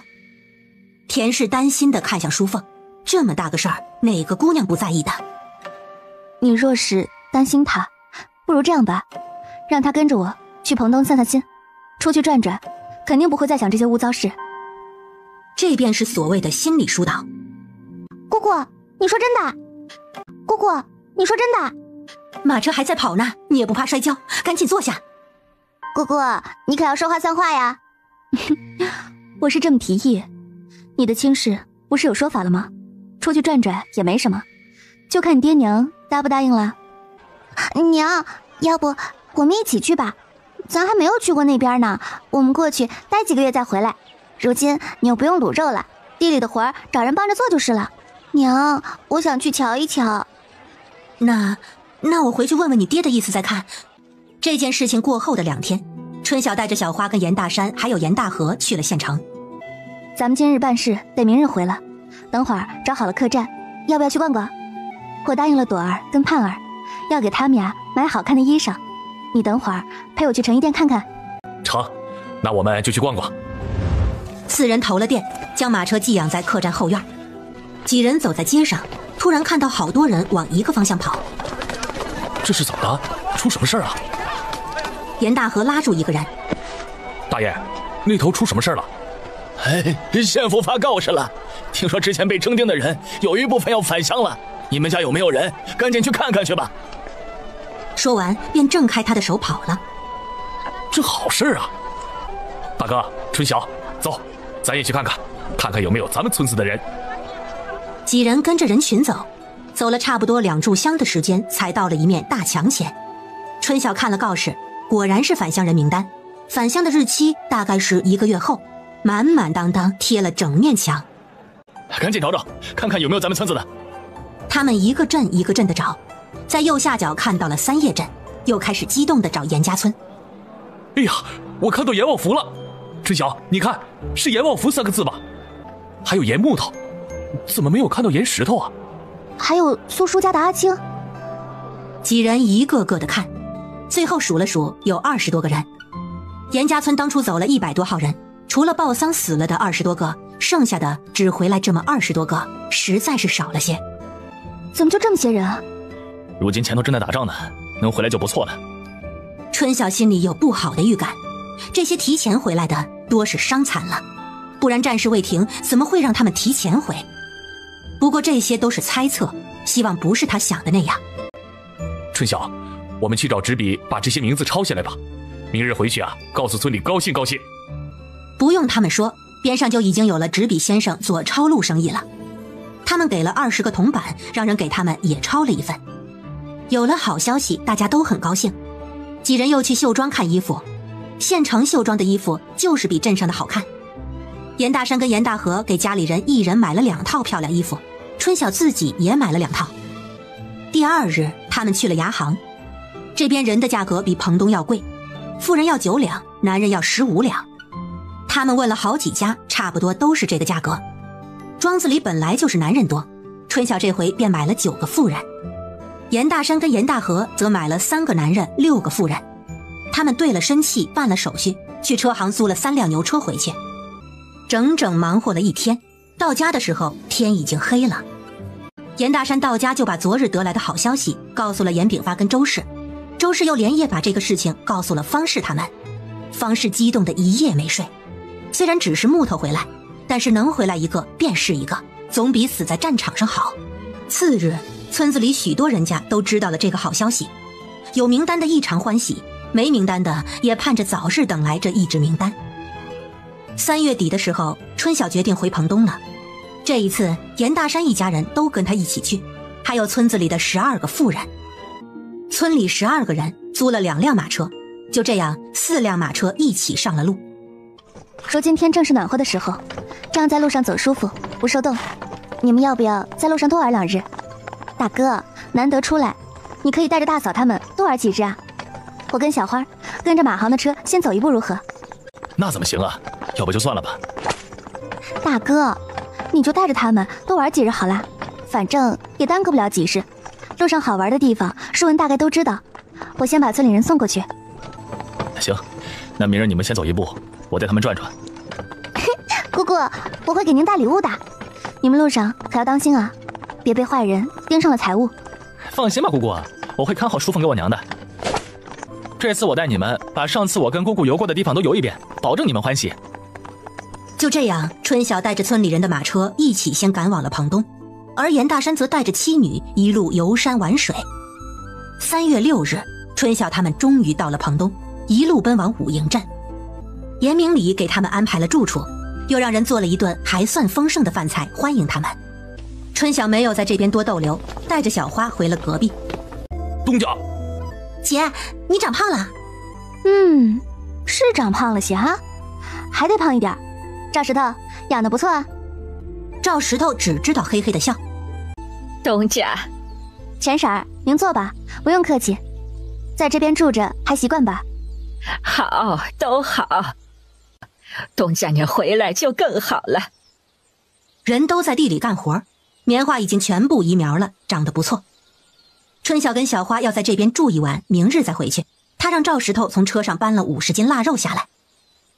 这些腊肉能放一些时日，但是放不了太久，你们记得吃啊。小姐，之前的腌肉晒了都还没有吃完呢，你又拿肉过来。这是我们青州庄子上自己养的猪做的，总之你们看着吃就是了。庄子里的人如今已经不像之前那样见到他怯怯懦懦了，看到他会笑着打招呼。春晓便问他们可过的习惯，让他们生活上有什么问题都可以跟幸福讲，只要是合理的都会解决。大家对这个东家本就有些敬畏，如今这样又觉得他是个极好相处的人，心里更是欢喜。他们在这处也生活了几个月了，吃住都好，满足得很，多的他们也不敢奢望。春晓在庄子住了一晚，一早跟严明礼他们道别后，就让小花赶着车出发去了入云庄子。一路经过镇子，感觉镇子比以前热闹，也不知道是不是太久没来造成了他的错觉。美满拿着剪刀在地里给矮苗打枝，听人说东家回了，拿着剪刀就跑，到了院子都喘气不出了。东家，你这么着急做什么？可是有要紧事。我就是看到小姐你回了，高兴而已。你呀，以前稳重，如今是越发的不稳重了。来得正好，在门口帮我叫个人过来，帮我把马车上的东西放到杂房去。什么东西啊？这么多？什么都有，最多的是卤料，赶紧叫人去。美满去院子外头对着地里叫了2个人，人很快就跑过来了。最近庄子没什么事吧？都好，庄子都好。你看咱们地里的棉花都长得好，就是有一个事儿要跟您说说，让您拿主意。什么事情啊？你不能拿主意。前几日周边村子来了一批人，小姐，战场上下来的都伤残了，那几人动静闹得可大了。我们开始不知道情况，后来让人看了才知道，还挺惨的。果然是伤残。春晓心里一堵，村里的人回了，怕是又有好一阵的哭了。后来村子里李正就来了，问咱们庄子要不要请长工，估计也是为村里人问的。咱庄子如今虽有180多人，但是忙的时候也缺人手，这我可拿不定主意。大家都过得不容易，这样吧，3个村子，一个村子给他们20个名额，不包吃住，伤残了找能干活的都可以，每个月500文的工钱，做工时间不要太长，你自己定。知道了，小姐。春晓心里想着另外一件事，他们在这处都是种棉花，这粮食庄子是不是也得买个？没有粮食那可是能饿死人的。照这样的情况，如今各处都有伤兵，他不用买人，做做好事请人就行，也不用特意去建庄子那么麻烦了，只要盖个简单的住处，建几间住的房子，还有建几个库房准备工具就行了。他越想越觉得这个事情势在必行。夫子是否每日都有来教学？这可是他计划中的大事。除了下雨天每日都来，咱庄子里的人都学得认真，尤其是几个孩子，夫子还夸了好些个人的名字，我都记下来了。平日我教你的算学，有空呢你也教给他们。知道了，小姐。让他也去做夫子，他还有那么点不好意思。哦，对了，之前住4号院子的几户回来看过，还买了一些肉之类的。他们说过些时候是要回家了，要回河间府了。方舟都收了，河间肯定是慢慢稳定了。外头再好，终归是抵不过自己家园的。严大山他们是在春晓回来后的第5日回来的，这次回来，他们还带回来了2个意想不到的人。姑姑2人到他跟前的时候，他还一下子没认出来。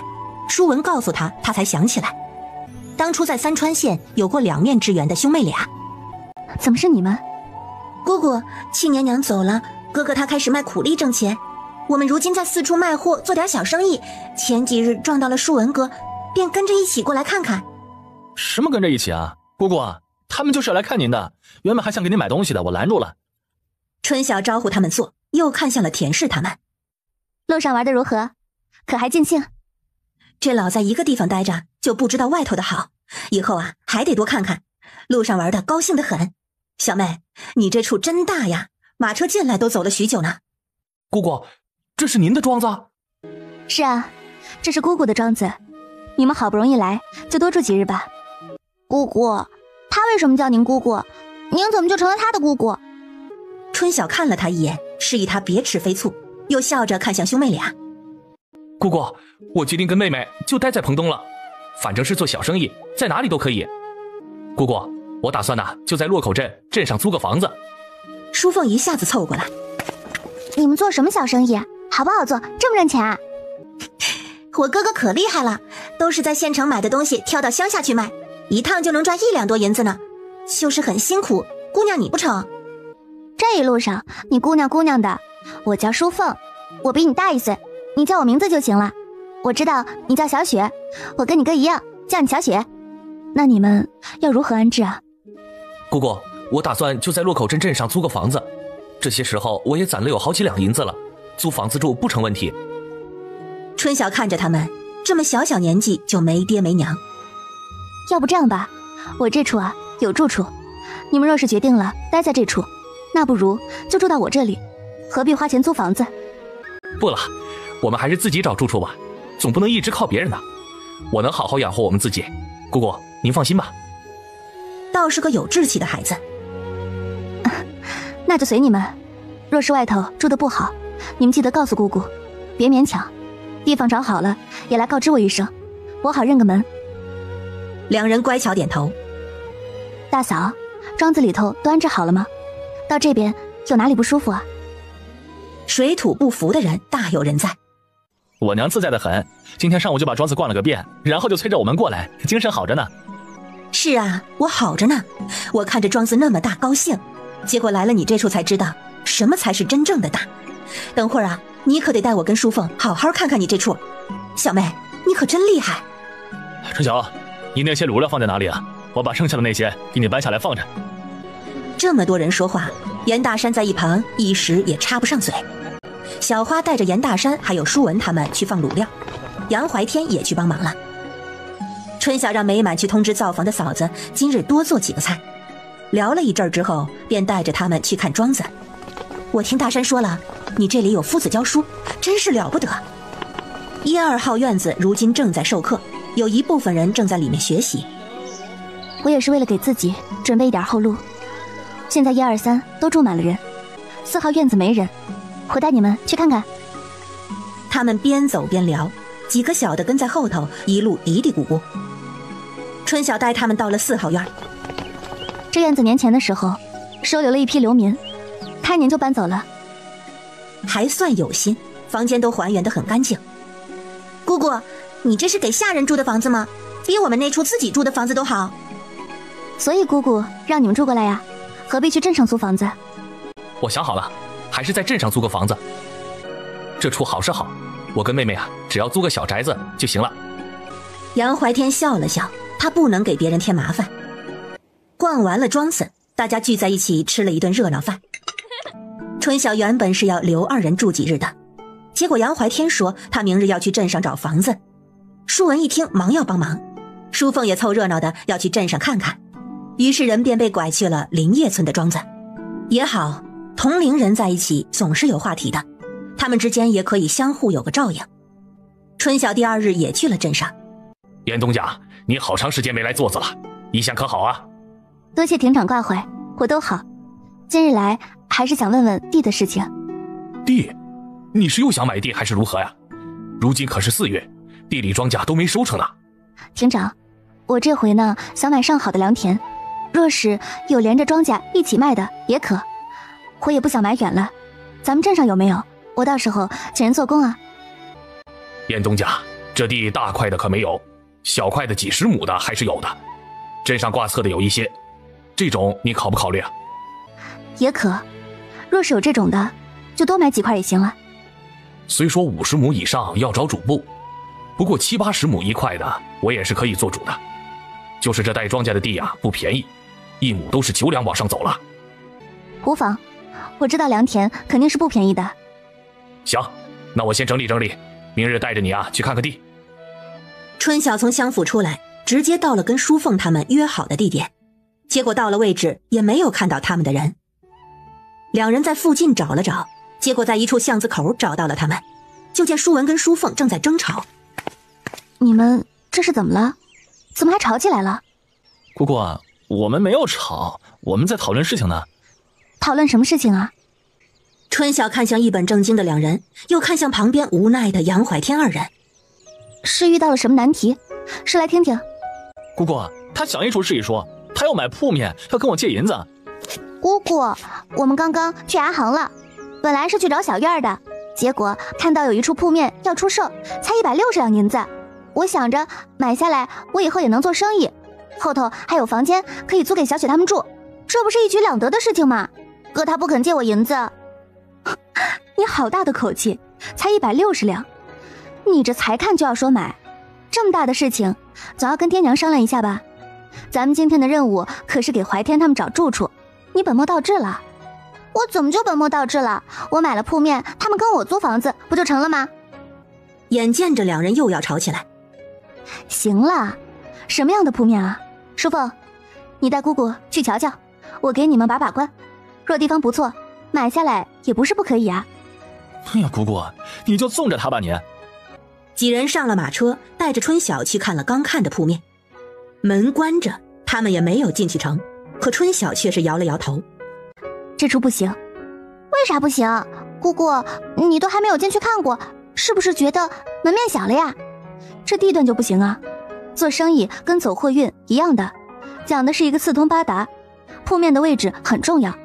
你看那头是个死胡同口，过来的人也不多，人少，东西怎么能卖得出去啊？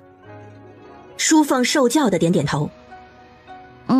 我考虑的太少了，以后要多学。那咱还是找住处吧。这处不行，咱们可以多找几个牙行看看啊。我觉得买个铺子也不错，我们还没有支过铺子呢。姑姑，你真要支铺子啊？姑姑，你真要支铺子啊？姑姑，你是不是觉得我说的是个好主意，所以想支铺子啦？确实是个好主意，而且你们忘了，姑姑的卤肉生意还是可以再做一做的。他卤料都带过来了。姑姑，我帮你做。你怎么什么都要排前头啊？好啦，既然有了这个想法，那咱们今天就好好的看看铺子，争取买一个满意的。几人一家家的牙行跑，一个个的铺子瞧，终于在城南中心区看中了一个铺面。铺面中规中矩，主要是后头带小院还有水井，灶房、杂房、家具那些一应俱全，打扫打扫就能入住。对方开价230两，春晓还到了220两。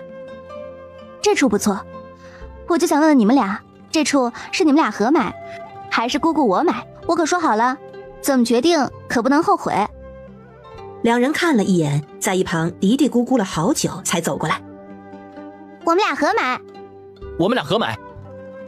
这处是姑姑仔细挑的，肯定不会错，属于机会难得。你们俩银子够？够，不过买了就没有了。他们一起走到了牙行，约定了明日一起过来交银子，跟房主办手续。正好明日春晓也要再来，便约上早上一起。这铺子后院是要租2间给我们住吗？1个月要租多少钱啊？姑姑，你说租多少钱？我没有租过房子啊，我也不知道要定多少钱。之前我给刘明住，1个月1户2个房，收的是300文钱，要不你也300文？这个价格实则是低了，但是对于有骨气的孩子，还是不要多说的好。舒文看了眼兄妹俩，还真要收钱呢，要不算了吧？那怎么行啊？租房子肯定是要给钱的，不然我们可不住。那行，那就300文1个月。明日等我们过了手续，你们就住进来。姑姑，我是可以在这处卖我们的卤肉是吗？自然啊，我与你们5-5分成如何？春晓看到淑凤亮汪汪的眼睛就想笑，这个财迷。一言为定，就5-5分成。我要回去把这个好消息告诉娘。一行人高高兴兴地回了林业庄。严大山听说他们在镇上合伙买了个铺面，震惊不已。你们这才到镇上就办大事啊？那样的铺面多少银子？爹，你放心好了，姑姑帮着挑的，我跟哥哥合买的。姑姑说可以做卤肉生意，我们跟他5-5分成。卤肉生意好啊，之前家里不做了，我还可惜呢。若是有个铺面，咱自己卖也好。你们怎么突然想要买铺子的？咱们家还没有铺子呢。春晓看着他们，我也是这样说，他们2个人小鬼大，比咱们都有魄力。我算看出来了，都是想挣钱的财迷。娘，咱们铺子后头带小院，正好可以租给怀天哥跟小雪，1个月300文租钱。你别是真钻钱眼了吧？这还收钱？婶子，你错怪淑凤了，是我们要住，自然是要给钱的。300文是很便宜的价了，去别处租肯定租不到这么好的，这钱呢，我们还是要出的。你看，我一说你们就说我，这买铺子的主意可是我提的，也不见你们谁夸我。行了，还邀上功了你。那我明日同你们一同去看看，你们的铺子，当娘的总要去看的。这底气可是姑姑给的。你们日后亏了本可不要赖在我的头上啊。大家看他的样子都笑了起来。庄稼地很快就买了，春晓带着美满还有春六小花一起去看的。2处地方都在洛口镇的村子，离他们不算远，是镇上的土地。一处87亩种的水稻，一处75亩种的麦子。乡府连地里的收成一起，按10两1亩的价格卖给了他。原本种地请的附近村子的人，一季给他们补10两银子，让他们帮着照看。如今虽然卖了，但这一季还是要看完的。乡府出的银子自然是低，不过也方便了他，到7月地里都不用管。趁着这段时间，他可以在村里买地建库房，到时候再调人过来看守。淑凤他们的铺面这几日也收拾出来了，前头也不怎么用重装，只是灶房要添置东西，不过也不用多添置。若是卤肉，田氏在庄子里做好了，给他们送过去就成了。只是铺子的牌匾还没有刻出来。铺子的名字就叫文凤卤肉铺。淑凤说简单明了，一看就是他跟他哥开的。杨怀天带着杨雪回了一趟三川县，把在那边的行李都拿了过来。他准备依旧做货郎的生意，淑凤则预备着请杨雪给他帮忙。淑文有时候要在庄子帮忙，他怕自己忙不过来。春晓觉得他们2个女娃娃在店里怕不安全，又从庄子给他们调了春30过去给他们帮忙。春晓还特意去乡府给陈亭长送了礼，让他跟差爷们多交代，让他们平时对文凤卤肉店多关照1-2，这做生意安全是最重要的。几人商量好，价格就定以前的价，40文1斤。春晓说每天也不用多卖，限量100斤就行了，这样别人若是觉得好吃，想买没买到，心里能有个念想，若是觉得不好吃，也不至于亏损太多。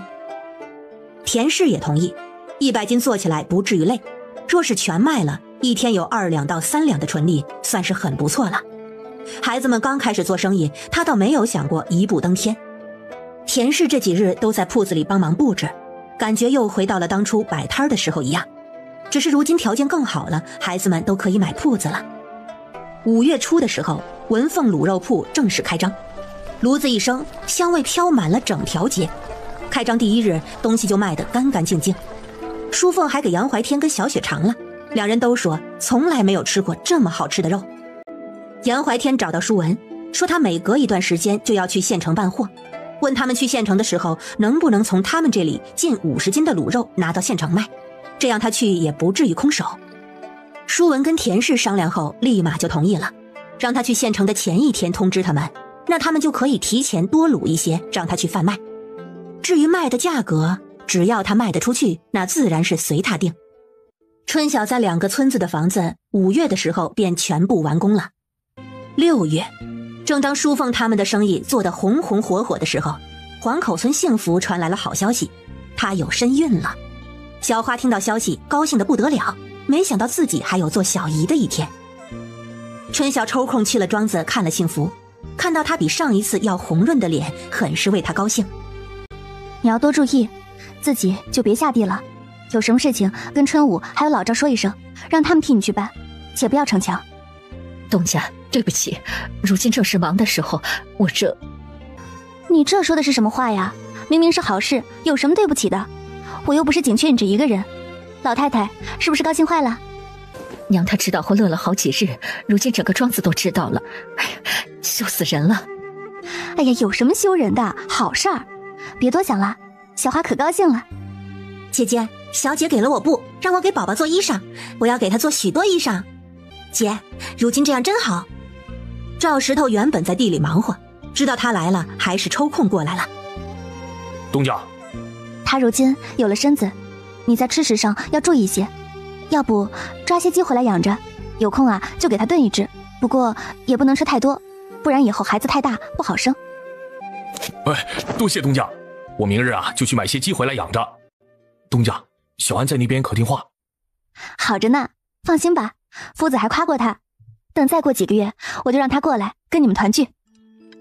中午坐在一起吃饭，老太太拉着他说话，虽然看不见，但是春晓看得出老太太被照顾得很精心，身上都是干干净净的。她一直在夸幸福懂事孝顺，把幸福夸得都不好意思了。婶娘，你把我姐姐都夸到天上去了，你看我姐姐耳根子全红了。姐夫他就知道傻笑，没大没小没规矩，在我们面前就算了，以后在小姐跟前要学得沉稳些。你别说他了，你看美满以前多沉稳的人啊，如今也变得咋咋呼呼了。那都是小姐你宠成这样的。一群人坐在一起吃饭，别提气氛有多愉快了。严大山这2日带着舒文去了三川县，若是有好的合意的地，他们就直接买了，怕是要在外头多转悠几日。如今庄子里的人越来越得力，他觉得轻松不少。淑凤自从铺子开起来以后，就很少来庄子了，只他偶尔去镇上便去看看。小丫头的卤肉铺子是越来越红火了，每回去都有人排队，有时候半日就能打烊。杨怀天跑百货都是早出晚归，有时候还会好几日才回。卤肉到县城很好卖，有人找过他要他定时供应，被他拒绝了。他深知春晓说的那个精髓，缺一口才是最好的。但除了这个，还有一个原因，就是他不想给田氏他们制造麻烦。一如既往，每回都是50斤，每一到县城就被卖光了，这价格也自然是水涨船高。7月底正是最热的时候，粮食开始收割了，到处都在忙碌。月底的时候，东升突然来了，这次是一个人来的。应着淑凤的事情，春晓对他十分的热情，并且让美满去林业村把田氏接了过来。东升没想到田氏他们也过来了，对他们的热情显得有些手足无措。东升，你这次出来又是出来采买的？东升，你是不是要回青州啊？田氏看着他，觉得颇为满意。是要去青州跟云州月粮，应该会回去一趟的。嫂子，你怎么过来了？哥呢？你要在这儿待几天啊？你哥去隔壁县城，差不多时间也该回了。淑凤她也过来了，你有好久没见过淑凤了吧？她在镇上开了个卤肉铺子。没办法多待，最是明天就要走了。我就是路过来看看春小姐，没有想到嫂子你们也在这处。你们什么时候来的？我爹他在家好不好？我们4月份过来的，你爹他好着呢。有个事情我要跟你提前说一下，你是个好后生，我跟你爹说好了，要把我们家淑凤说给你呢。田氏说完，看着傻愣愣的东升，便笑了起来。东升愣过之后便站了起来。那怎么行啊？东升愣过之后便站了起来。那怎么行啊？怎么不行？都跟你爹说好了，他高兴着呢。我比他大那么多，怎么能娶她呀？而且我何时能回去都说不准呢。嫂子，你们这也太草率了，这不是害了淑凤吗？你这回去的日子确实是个问题，可不至于要好几年吧？田氏果然担心了。村里前些时候听说回了一批人，你们难道还要好久不成？那可说不准。嫂子，你们可没有耽误了淑凤，这个事儿不成。田氏原本很高兴，满以为肯定成的事儿，谁知道闹了这样一个结果，那可如何是好？你若是归期不定，那还真是个问题。这等1年倒好，可总不能等2年3年吧？所以说，嫂子，你们家的好意我怕是不能领了，总不能因为我害了淑凤吧？你们还是早些给她再说合适人家好。若是等1年2年，等到了人还无所谓，但若是等1-2年人没了，那淑凤就真耽误了。田氏实在不敢在这个事情上赌。唉，多好的亲事儿啊，这仗打的。行吧，等你叔回来，我听听他的意见。只是你爹那处啊，我都不知道该如何说了。哎，嫂子，你不用担心，我回去他说他就知道了。春晓看着东升，总觉得他拒绝的这样快，肯定还有些别的什么原因。但是不管是什么原因，他此刻也不方便问。只是这样好的一个人选，就这样要黄了，实在是有些可惜。落了一桩事，田氏也变得有些情绪低落。东升有些尴尬地看着他们。我就是过来看看。春小姐，你记得再给我留5万钱的棉花。见春晓点头，他捏了捏衣袖。对了，春小姐，你若是想多置些产业，可以去河间还有方舟那边看看。如今那边已经安全了，只是农事凋零，州府好像出了政令，有惠农政策，具体的我就不知道了。真的？我原本是打算这边收成了过去走一走的，这样的话倒是真要去一趟了。你若真是想去，到时候我来拿棉花，你同我们一路吧。州府各县多少会给我们一些面子，或许能添一些便利。那是再好不过了，那就这么定了，到时候我跟你们一同走，你可得回来找我啊。东升红着脸点了点头。几人聊了一会儿，东升便走了。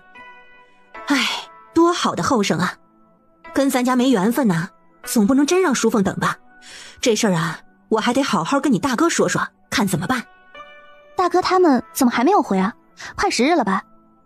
我想着也该是差不多了，要么他们就是买到地，想着如何规划，但是总归是要先捎个信儿回来吧。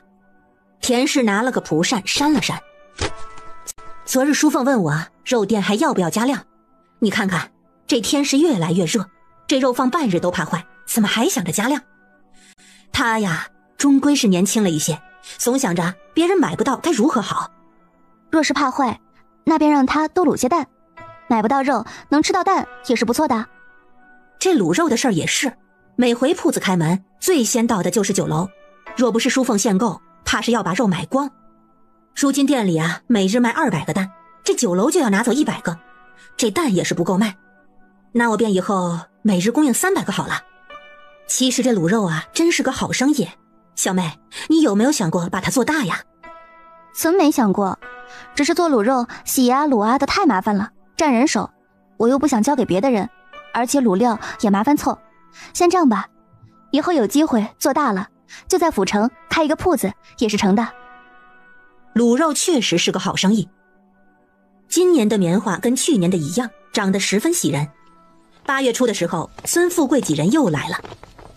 严东家，这回不用你说，我给你运来了200多匹的布，这棉花还是要麻烦邮先给我们。都说拿人的手软，春晓还真拒绝不了这么多布。孙老爷，您客气了。您来买棉花，我难道不卖给你不成？这布啊，当我是跟你买的。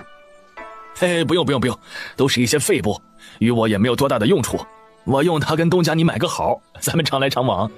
今年怕是来人不少，我还是要你一句话，这棉花优先出给我们，价位还是去年那个价。孙富贵说的没错，这几日确实已经来人了，都在盯着他的棉花地呢。他棉花还没有收，自然也不会松口承诺。不过孙富贵他们3个算是老主顾，又提前卖了好，总是要差别对待些的。那几位今年有多少？东家痛快，还是去年那个数。行，几位也都是老熟人了，做生意也爽快，那我就先出你们的，你们过10几日再来吧，肯定给你们的先出一部分出来。3人这才高兴地走了。东家，今年来的人比去年的都多，我都应付了几拨人了，咱要安排人在外围早些看着呢，这马上要采摘了。春晓是又喜又愁，喜的是他的棉花是个香饽饽，愁的是市场供不应求，应了这个就要拒了那个，他这样无形之中也会得罪一些人的，还是要多种些才有出路。棉花的价格依旧是130文一斤，采买的商人每日都来庄子巡一遍，就怕他们不知不觉中把棉花给卖没了。10号左右，棉花开始了第1轮的采收。今年采收的人比去年多，采收减脂变得没那么吃力。采收中途，他去了一趟黄口村，黄口村那边也在雇人忙碌的采收。春晓啊，你看这些棉花长得多好，比咱们以前在村子里种的都好，这收下来得有几万斤吧。绵里哥，我那边呢已经有许多买家了，你这棉花还得抓紧了收。今年呢，我给你们一个整价，100文一斤，收完了你找人通知我，我让人直接过来运。100文？你给这么高的价？这2年棉价好，我也不能压榨你们呀。就这个价，你收好了，记得通知我哈。村子里的决定肯定是明智的，就这200亩的棉花地，整个村子明年都有着落了。幸福这边20多个人虽然紧张，但是勉强够用。春晓再次叮嘱他不要下地，若是怕忙不过来，就去村里请人，他也不缺这几两银子。赵安已经过来了，每日帮着赵石头忙活棉花地，人黑了不少，但是比之前却是壮硕了不少，不再是一个弱不禁风的少年了。严大山他们早在8月初的时候回来了，确实是在三川看中了一块地，只是庄子主人非要等到收成完了以后9月再谈这个事情。他们磨了几日无果，只能先回了。毕竟棉花采收也是大事儿，他那处如今也去了好几波的收购的人。姑姑，怎么了？是遇到什么困难，想让姑姑帮忙？你说呀，你不说，姑姑可猜不着。姑姑，我想运些棉花去外地卖。好半天他才说出这样一句话。你想贩棉花卖？你是想姑姑出点棉花给你是不是？杨怀天抬头看着他，耳根子有些红。是，只是我只有20-30两的银子，钱不够，我想跟姑姑赊一些。春晓看着他的样子笑了笑。你想要多少？5000斤。虽然不好意思，但是声音却很果决，这对他来说是个难得的挣钱机会。虽然难为情，但是他实在是不想错过。5000斤？只要5000斤吗？先5000斤吧，多了我也没有办法运走啊。姑姑，我挣了钱肯定第一时间把钱还给你的。春晓也知道，如今棉花就是个稳赚不赔的生意，卖给谁不是卖，更何况还是半个自己人。行，那你明天来拉吧，姑姑让人给你准备出来。他很爽快地赊给了他5000斤的棉花。杨怀天喜不自胜，对着春晓鞠了2躬，便回去安排运棉花的事情了。8月底的时候，春晓的棉花已经卖出去大半，云州那几家的货全部都交完了。没有买到的人看着棉花被一车队一车队的拉走，都着急不已，越发是每日来报到。有时候上午来了，下午又来，每晚看到他们都有些怕了。9月初，春晓抽了一日，将交税的货物全部运到了各镇子的乡府。黄口村的棉花在9月初就差不多全部采收完成了。严明礼他们交了税棉之后，卖了65237斤给春晓，一下子得了6523两，有7000银子。村里人都高兴坏了，这除了本钱，他们挣了2倍有余。村里的人家最少的也挣了20两，多的像李正石住家那样便挣了200两。他们其中有好些后悔的，早知道当初借也要多借些银子，多10两就能多收20两，多让人眼红的事。等棉花的事情了了，地里拔了杆，他们便要一起回去一趟，跟村里人结算今年的得利。想想村里人高兴的样子，心里别提多有成就感了。幸福这边交了税棉之后，采收了41679斤，整个黄口村庄子带给春晓的收益就有7000多两。杨怀天6号的时候果然又来了，给了他650两银子，又跟他拿了5000斤棉花。这个时候春晓庄子已经开始最后一轮的采收了，原本是没有多余的给他的，但是看他那么努力的样子，还是偷偷的挤了5000斤给他。反正卖谁不是卖，卖给熟人更好。等他20号回来给银子的时候，春晓已经彻底没有棉花给他了，他尤觉得可惜。就这2个回转的功夫，虽运费花费了不少，他还是赚了200多两，这是他做货郎几年也挣不来的。有了这些钱，他就有本钱可以做更大的生意了，然后可以置自己的宅子了。东升是25号到的，东升到了，也就意味着春晓要启程了。严大山跟舒文又去了三川县，春晓找到田氏，跟他说了要启程去河间府那边，何时回这个不好说，只说若是过年他没回，便让他们自行回青州，不必等他。田氏早知道他的打算，原本想劝他一个女人家不要那样好强，有如今的产业已经是吃喝不愁了，何必去那么老远给自己找辛苦。但知道春晓一向是个有主意的，怕是1-2句话也劝不动，索性就不多这个嘴了。倒是淑凤知道他跟东升的婚事告吹了，还特意过来瞄了一眼，并叮嘱他要帮忙照看着些他姑姑，不能因为没了亲事就把他姑姑当外人，怎么都是一个村子的。说的东升一个大男人不好意思的红了脸。好啦，你明明知道你东升哥是个老实的，你还欺负他。姑姑自己知道的，我们就是同路，借个便利。我要他照顾啥呀？你个小丫头，就不要瞎操心了。淑凤叹了口气，若是没有这卤肉店，我肯定跟姑姑你一起去看看，多好的游历机会啊！当天晚上，春晓便将45000两的银票缝在了旧衣的夹层中，又叫来春6、春19，还有春23和美满一起议事。明日春19跟春23要跟着他们一起出去看看，出远门自然是要找2个靠谱的男人保护的。春6跟美满要照顾好这边跟梁庄。听说那边的天气比这边冷，他让要走的2个人把厚棉衣都带上。庄子这回自留了2000斤，春晓让小花在马车上放了100斤的棉花，还有2匹布，万一冷，到时候现做也来得及。第2日，东升带着车队来收棉花，依旧是4500两的银票，大家把棉花全部运上了车。中午的时候，春19跟23赶车，春晓带着小花跟着东升的运货队伍走了。春小姐，我们这一路直接到方舟莫藏关的，有军令路上不能停，不若你们跟着我们一路到了方舟，到了方舟再往回走看看如何？沿途休息的时候有地方官员招待，你可以跟着把这些人都认识一下，回城再看好办事。这小子越发机灵了，这是借着军营的事给他拉人脉呢。若是如此，肯定能得到不少的便利，他自然是没办法拒绝。行，就跟着你们先到方舟。东升，多谢你了。不用谢，前头就是东江府了，过东江府大概要5日的时间，我没有办法时时注意你们，你们要自己照顾好自己。你不用特意照顾我们，我跟在后头又掉不了，放心吧。若是我跟着麻烦不好交代，你可千万要讲啊。若是你们在方舟那边见了庄子，那以后见面的机会就多了，或许我还能帮些忙。春晓皱了皱眉，东升，这仗还要打很久吗？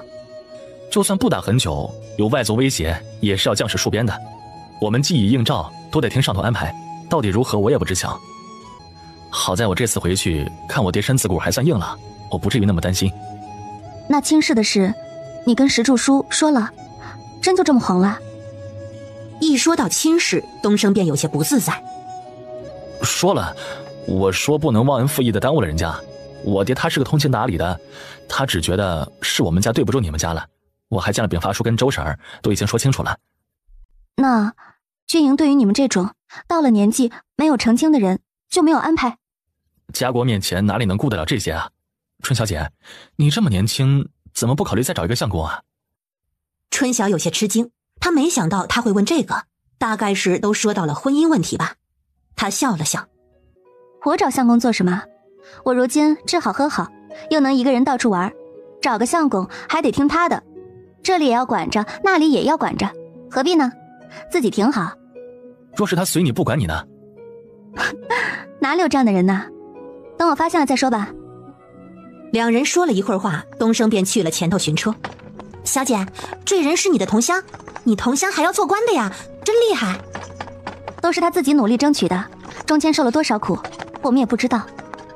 我听我姐说，她以前是小姐家的长工，还是小姐厉害，家里的长工都做官了。我看啊，她一点也不凶，人真好。你在外头可不要提长工的事了，做官的有下属，总要一些面子的。他们行了1日的车，晚上歇在官署一站，第二日傍晚就到了东江府的蓝县。接待是蓝县县令亲自过来接待的。张司行军辛苦了，我已经让驿站准备好了酒菜，略表慰问嘛。那位是我同乡，是我们内处的重棉大户，若是日后他到贵县置庄子，县令大人还请麻烦关照一二。哦。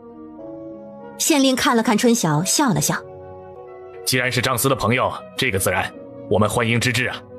这棉花如今可是个稀罕物，若是能来我们这处种棉花，我肯定帮扶。东升点了点头，车队一起去了安置的地方。春晓自然也住到了这处。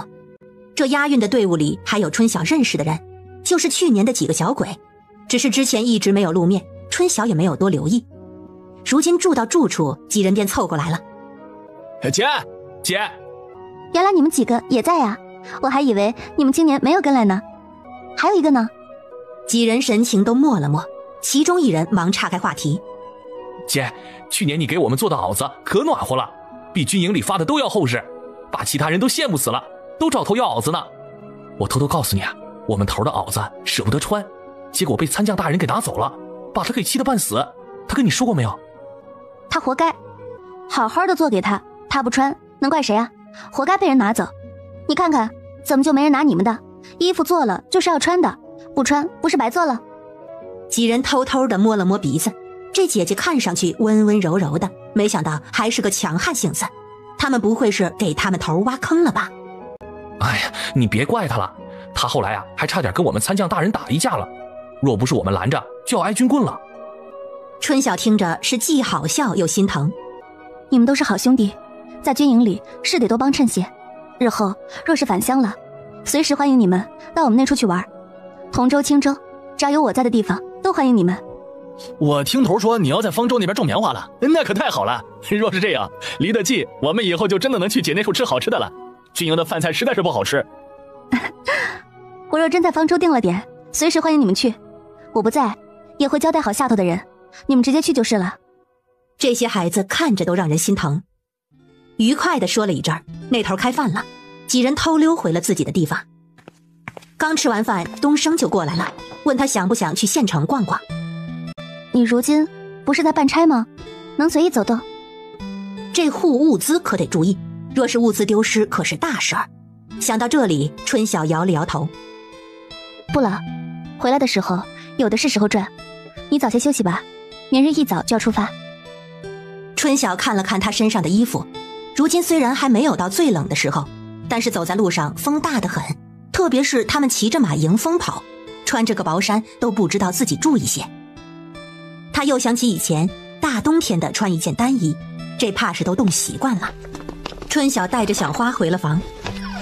小花，你去把马车上那匹棕色的布给我拿过来，棉花针线那些也要帮我拿一些过来。小姐，你是冷吗？要小花给你做衣裳？你先拿来，我再与你讲。对了，春十九他们住在哪里啊？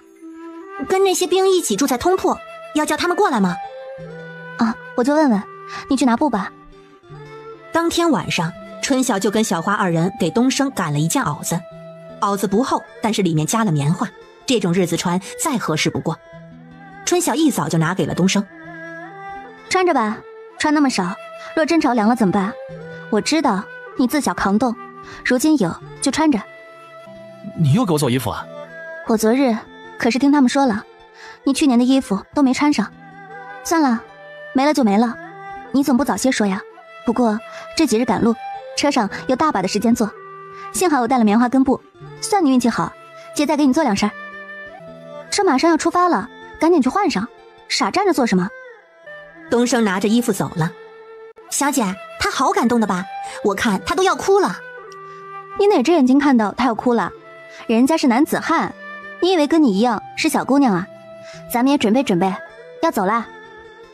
车子走了，东升穿着新袄跟在车旁边。多谢春小姐。咱们都这么熟了，就不要这么客气了。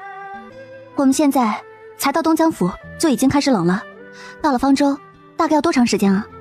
从彭东到方舟要走快20天了，到那边的时候就要穿厚袄了。那给你做厚袄的时间足足的了，我们自己都有带厚袄。若真像你说的那样，我在这边买了地，到时候等人熟了，我就丢给他们。我就不在这边待了，不然回青州都得1个月。而且你说的这边冷。你若是理顺了，就交给管事，姐，你负责收钱就可以了。蓝线过了就是武洪县，接着就到了河间府的河源县。一路上，他们到一处县府，春晓便认识一位县令。他还没有这么频繁地见过官，从刚开始的忐忑到慢慢的也有些适应了。他并没有参与交谈，想也知道，她一个民女怎么好上去跟当官的套近乎，一切都在不言中。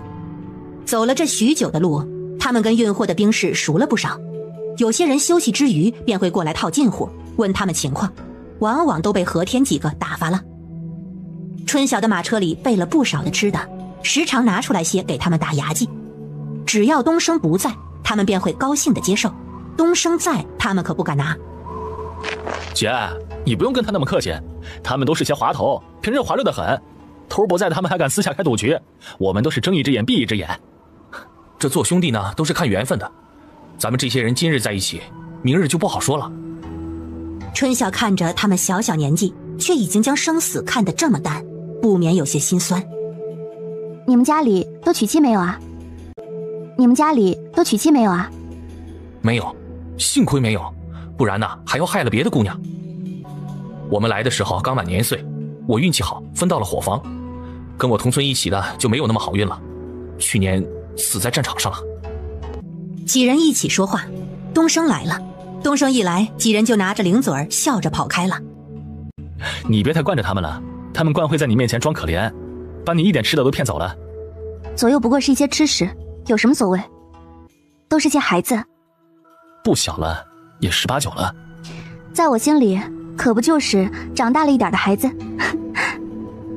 你要不要吃点？东升摇头不说话。我看河间这边多困苦，方舟那边是不是更甚啊？打了几年仗，那边基本上没有什么得力的男丁了。前些时候复员了一批，也都是伤残，要想恢复往日的生气，怕是难呐。我们在军营的时候偶有抱怨，嫌在家日子过得苦，后来看了好几年，看到他们便什么都不说了。如今就算是府衙有力想要振兴地方，我看也难。东升，我发现几年没相处，你变了很多哎，如今说话越发的像个大人了。东升红了脸看着他。姐，你莫是忘了，我今年22岁了，我只比你小2岁。可我总能想起你在雪地里那个少年倔强的模样。春晓拿出一件厚袄，做好了一件，你先收着，这回可不要被人给拿走了，回去了就穿在身上。这回肯定不让人拿走。他们是9月26日出发的，到离莫仓关最近的丰岳县足足走了19日。早在进方舟后，他们就换上了厚袄子，这边果然是冷了很多。这里是离战场最近的一个县城，春晓看到的依旧是民生疾苦。东升要与他道别了，走之前带他去拜见了当地的县令。县令一听春晓是外地的种植户，表现得十分热情。严姑娘，你是想在我们这处买地种棉花吗？我们这处地多的是，若是你能雇佣我们这处的人做活，这税务方面也是好说的。县令大人，不知这处地价如何啊？严姑娘，我们这处不卖地，府衙的规定呢，我也没有办法。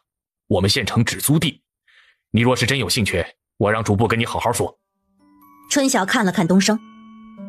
东升，你先走吧，剩下的我自己看着办。那你若是在这处租了地，我该如何找你啊？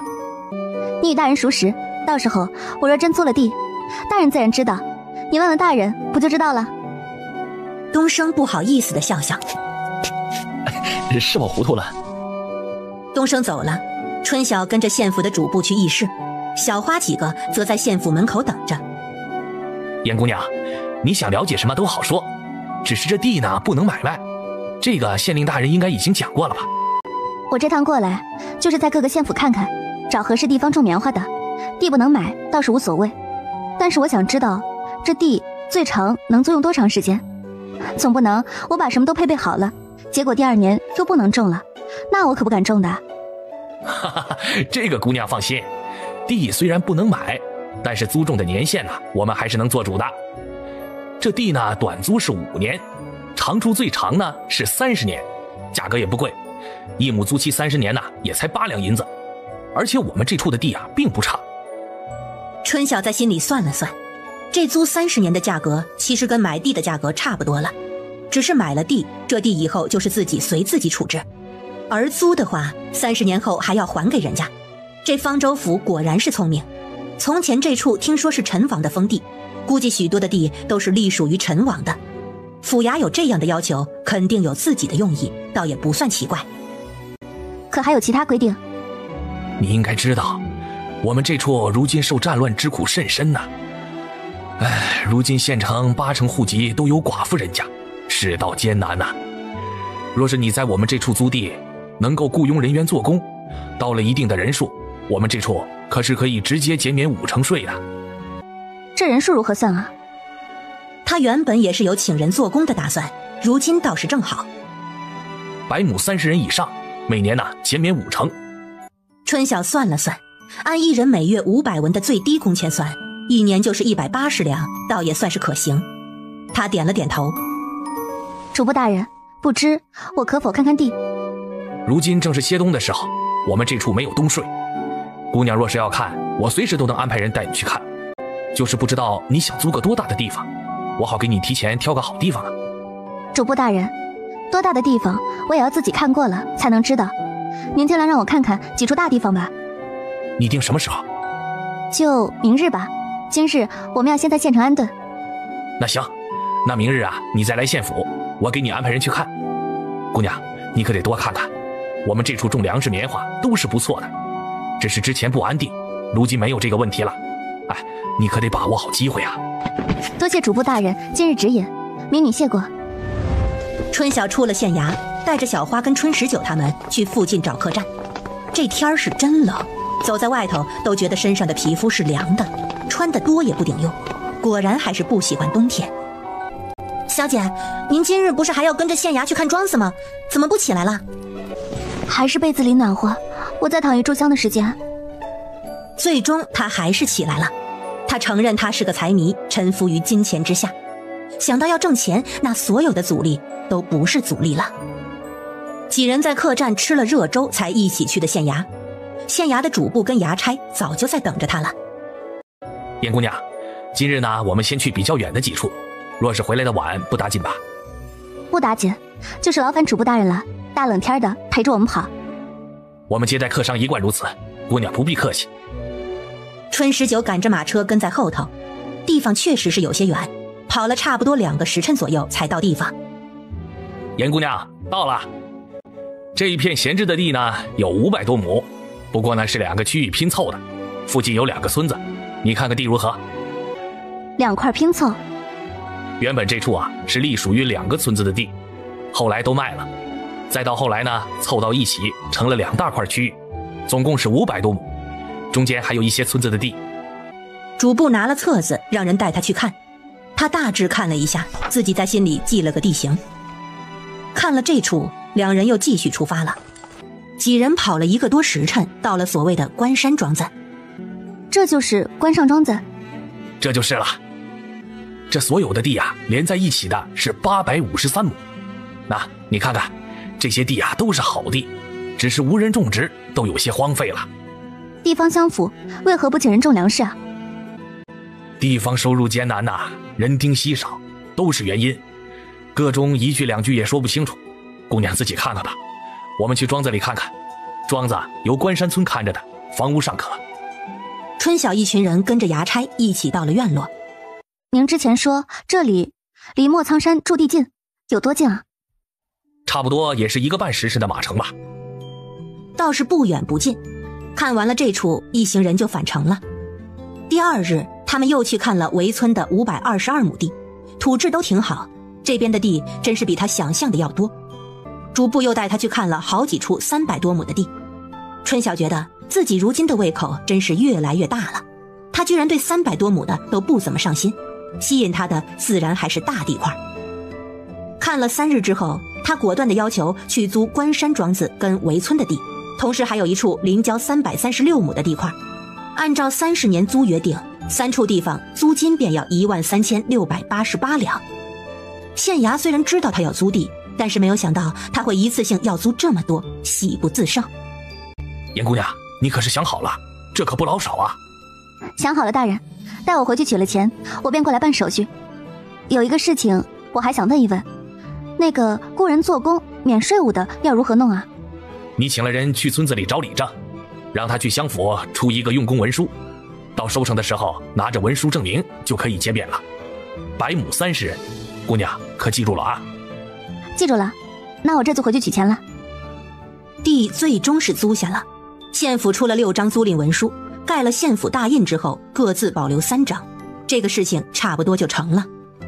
事情办好以后，春晓找来春19，给了他银子，让他赶紧去马行租车，回庄子让美满从庄子里挑20个人过来，并且让他记得一起带6000斤左右的棉花种子，还有5000斤左右的麦种过来，还有500斤左右的棉花跟20匹布，务必快去快回。回来直接让马行送到关山庄子。19拿了钱，急匆匆的就走了。今日已经是19号，回来怕都11月底了。春晓跟主簿打听了现成泥瓦班子，直接请了2个泥瓦班子，差不多10多个人开始修缮庄子。跟进的事情就交给了23又从附近村子请了一些50多岁尚能做活的农户到庄子帮忙。雇人的事情还要等他的地都到了才好决定，地不止这一处，用人管理都得细细的规划好才行。趁着修缮的功夫，他开始画围村跟县郊那处的建房图纸，小花则帮着他去镇子上打听各种东西的物价，春13则跟着一起去置办庄子上要用的东西。这边做好，春晓便留了小花看家，他带着泥瓦班子的师傅跟23又去了围村。围村除了地什么都没有，这边天气这样，肯定是不可能在户外过夜的。春晓带着人去了村子，那么多外人去到村子，李正很快就出来了。诸位，不知诸位到村子里有什么事？我是村子里的李正，方德海。李正，我买了村附近的地，想在那处建个小院啊。这是我请来的工匠，不知村里可出租房屋给我们暂住，我给租钱。你们要租房子，我们家有房子可以租，多少钱一天啊？我们家也有空房，你们要几间？李正还没有发话，旁边就有村里的妇人对着他们插话了。我们这么多人，怕是要租2套房，1套1个月1两银如何？有，我们家2户，腾1套房出来就可以了。哎，我们家也可以腾，盆桶那些啊都可以用。我们家也有。一听说1套房1个月能得1两银子，大家都争先恐后的围了过来。姑娘，你租我们家的，我们家的好，你若租，我立马就给你们腾位置。李正，他们既然愿意，你自己去看吧，看中哪户租就是，只是住在村子里要安分一些。除了租房，我还想在村子里请40个短工，1日20文钱，帮忙盖房子，不知村里可有愿意的？李正一听，眼睛亮了。1日20文要请40个，可有什么要求啊？是啊，你说说要求，妇人要不要？你废话，盖房子怎么会请妇人呢？能做活就行，妇人若是力气大，能做活也可以。那些围着他的妇人一下子就激动了。我呀，我一把子力气，干活不在话下。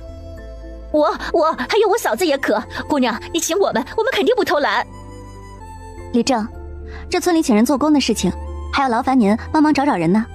我找人以后是要在外头种棉花的，还要请一部分人做长工，日后怕是多有打扰了。你要请村子里的人做长工？你到时候要找多少人？姑娘，你先给我说说，有什么要求，我好提前给你询摸询摸。李正，长工的事情不急，要开年定的。我这小院都还没有建呢。人嘛，我那处地里差不多有522亩，差不多是要请70、80个人的，这个到时候再说。如今还要麻烦先找40名短工，我到时候结算银钱，便按照人数与村里结，这样不会出差错。行，短工的事情我下午就能给你找好。你们不是要租房吗？你们赶紧去看去吧，看到哪家可以便租哪家。要不我带你们去好了。李正变得前所未有的热情，刚刚说话的几个妇人都凑上了前，后头又凑上来好些个人。李正于是带着他们一众人去了那几户人家里查看。春晓最终选了2套房间较多、略干净的房子租了下来。姑娘，你们是哪里人呐？听口音不是我们这处的吧？怎么跑到我们这里来种地了？我是青州人，有朋友在这边说这边地多，就过来了。我们这处男人都死没了，家家都卖过地，那外头自然地多。哎，这日子再不好，都快过不下去了。趁着妇人收拾的功夫，春晓跟工匠还有二三凑到了一起。师傅们，这处就给你们住了，被子各位都有带。我等会儿去村里问问牛车的事情，若是车不够，二三，你记得到镇上去租。明日呢就正式开工了，图纸位置都告知师傅们了，有什么问题还请及时提出来。东家放心，我们明日就去拿材料，立即开工。春晓将二三拉到一边，他偷偷地塞给他100两的银票。这处我就先交给你了，要买什么尽管去办，记好账就成。请人结算的事情，下午我走的时候会跟李正说清楚，你到时候带好人，切记人员安全，千万不能出乱子。我会隔几天过来看看的。东家您放心，我定好好看着。家里的东西刚清走，李正又来了。姑娘，我忘记问了，你这人年纪有限制吗？是不是只要做活好，大一点小一点都没有关系啊？对，没有关系。李正，您来的正好，我这边的事情就交给他了。他叫春23，有事儿您直接找他就行。哎，对了，我们的银钱是做完工一起结算的，您这边要记好每日的人。我们呢不认得谁，只算人数。要的。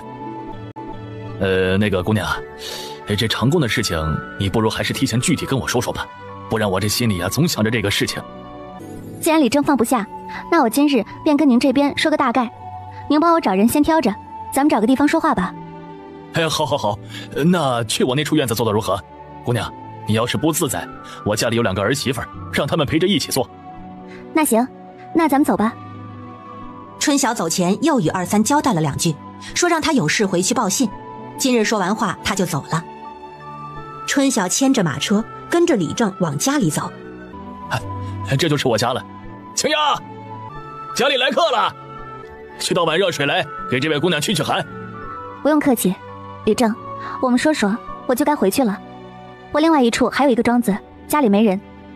那我就不耽搁姑娘你时间了。我姓严，名叫春晓，别人都叫我严东家，或者您直接叫我春晓也行。那我也不与你客套了。春晓，你跟我说说，这长工你到底是个什么要求啊？李正，咱们村子暂定80个人吧，每人每月500文的工钱，只要能干力气活，男女都可以。孩子嘛，太小就算了。我今日看到咱们村子里有脚残疾的，只要能下地也无碍。当真啊？妇人有残疾都可？李正越听越激动，这算是很低的要求了。只要能锄地都可，最多就是慢一点，但我人多无碍。哎呀，春晓，你是个好人呐。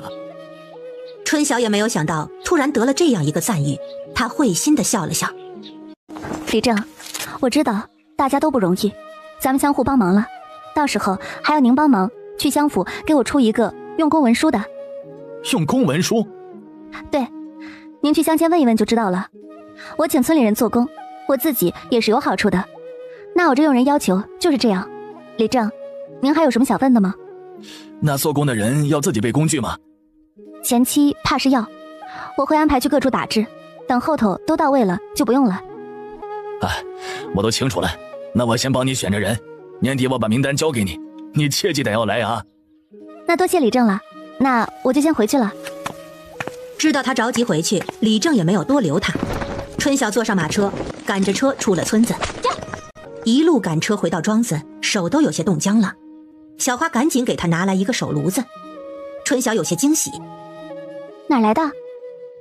他抱着手炉子，没一会儿手就暖了。之前去镇上买东西的时候，人家介绍的特别好，我看见小姐用得上，便买了。你用的是你自己的银子吧？我可没在账上看到。你姐给你的钱，你这样花，傻不傻？自己到账上去拿银子，下回去镇上多买2个。对了，你自己在家怎么不生炭呢？小姐，您买的都是好炭，给我用浪费了。有什么浪费的？我告诉你，我最早就是烧炭起家的，当初卖的炭就是60文1斤，若没有人买，你家小姐我都不知道要在哪个乡下疙瘩蹲着呢。小姐，您还会烧炭？小花睁大着眼睛，崇拜地看着他。小姐真是什么都会。你若是怕浪费，下次我教你造小炭炉，到时候买木头你自己烧，用多少啊，你都不觉得浪费了。但是木头也不便宜吧？哼，你怎么小小年纪对自己这么抠啊？烧炭用不了多少钱，我如今这点钱还是供得起的。小姐，你们今日去围村那边还顺利吗？算顺利吧，我把请人的事情也跟他们都说了。既然那边都说了，这边3个村子我们明日也得去走一走，早做准备也是没有错的。对了，咱们还剩多少棉花？棉花没有用多少，咱们褥子要的急，都是买的现成的。棉花还有80来斤呢。小姐，你要做东西？我今日去围村，看到那些村里的孩子实在是可怜，想着切莫让我在后头村子里看见，看见了我心里就有些难受。你没看到这么冷的天儿，穿的都不厚，脸都冻紫了。小姐，你是心善，我们以前冬天虽然没有这边冷，但是也穿的单薄，我们看得多都习惯了，他们怕是也习惯了。唉，咱们还是能力太小了。看到的越多，便越添一份怜悯。奈何天下之大，君王都无奈何，他能如何？算算日子，庄子里的人来还要20天左右的时间。春晓从这中间得到了很大的满足感。他让李正开了年就去关山庄子找管事，到时候管事会给他们安排。如今事情大致都安排有了着落，人没有到，他其他的事情便安排不下去。他带着小花去了镇上，买了些纸笔，开始窝在家里写培训册子。册子有几本，一本是棉花种植的相关理论要点及实际操作注意事项，一本是人员管理分配的详细用工册子，还有一本便是画的表格账册，方便以后管事使用的。趁着有空，他多誊抄了好几份，以后各个庄子都用得上。11月底的时候，庄子的大部队终于到了。美满租了车队，让春19带队将种子跟棉花都带了过来。你们的厚袄子都带了吧？若是不够，赶紧做。布是不是带过来了一些？带了，我回去说这边冷，管事呢怕不够，让带了20匹，布跟棉花呀都在后头车子里呢。19指挥着众人，这些布都是先前洗过的，你们若是冷，就自己做衣裳。我这人心大，事情多就顾不了那么多，你们可千万别有什么不说，不然受苦的就是自己。如今棉花呢也带了好多过来，褥子那些都买了现成的。若是觉得晚上盖着冷，记得跟19还有小花说，我让他们去买。咱们都一起这么久了，不是亲人也胜似亲人了。东家这是把我们当孩子了。东家，我们有好几个呀都是方舟这边的，虽说不是这风月县的，但是这气候都差不多，都适应几十年了。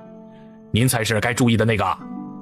那也要注意，总之有事就要记得提，生活用具那些缺什么也提，或者你们跟着小花出去买。哎，东家，这前头的地如今都是咱们的了吗？好大的一片地啊，看着没比咱们那处少多少啊。是啊，至少30年之内是咱们的。东家，这个也是管事的让我带给你的，你看看放到哪里啊？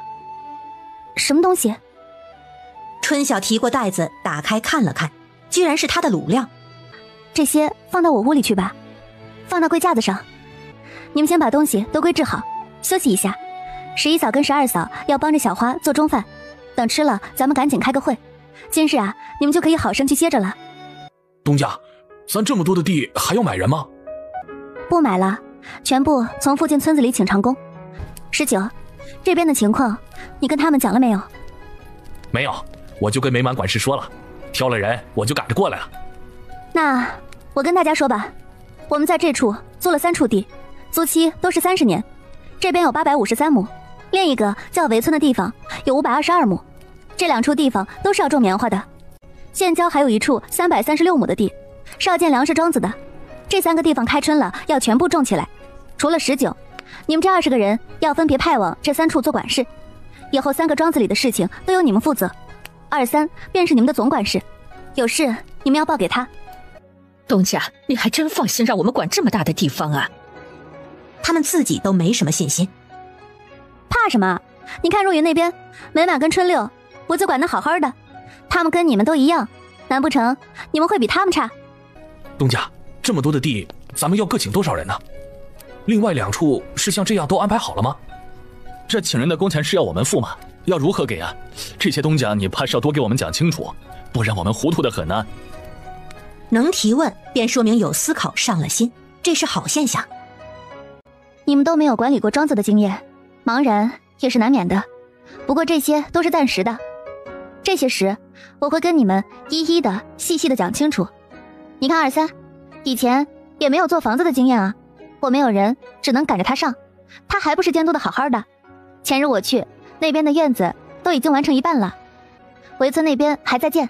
19，明日你去围村，跟23一起多接触接触，日后怕是要做什么你也有个经验。是，东家，我明日就去。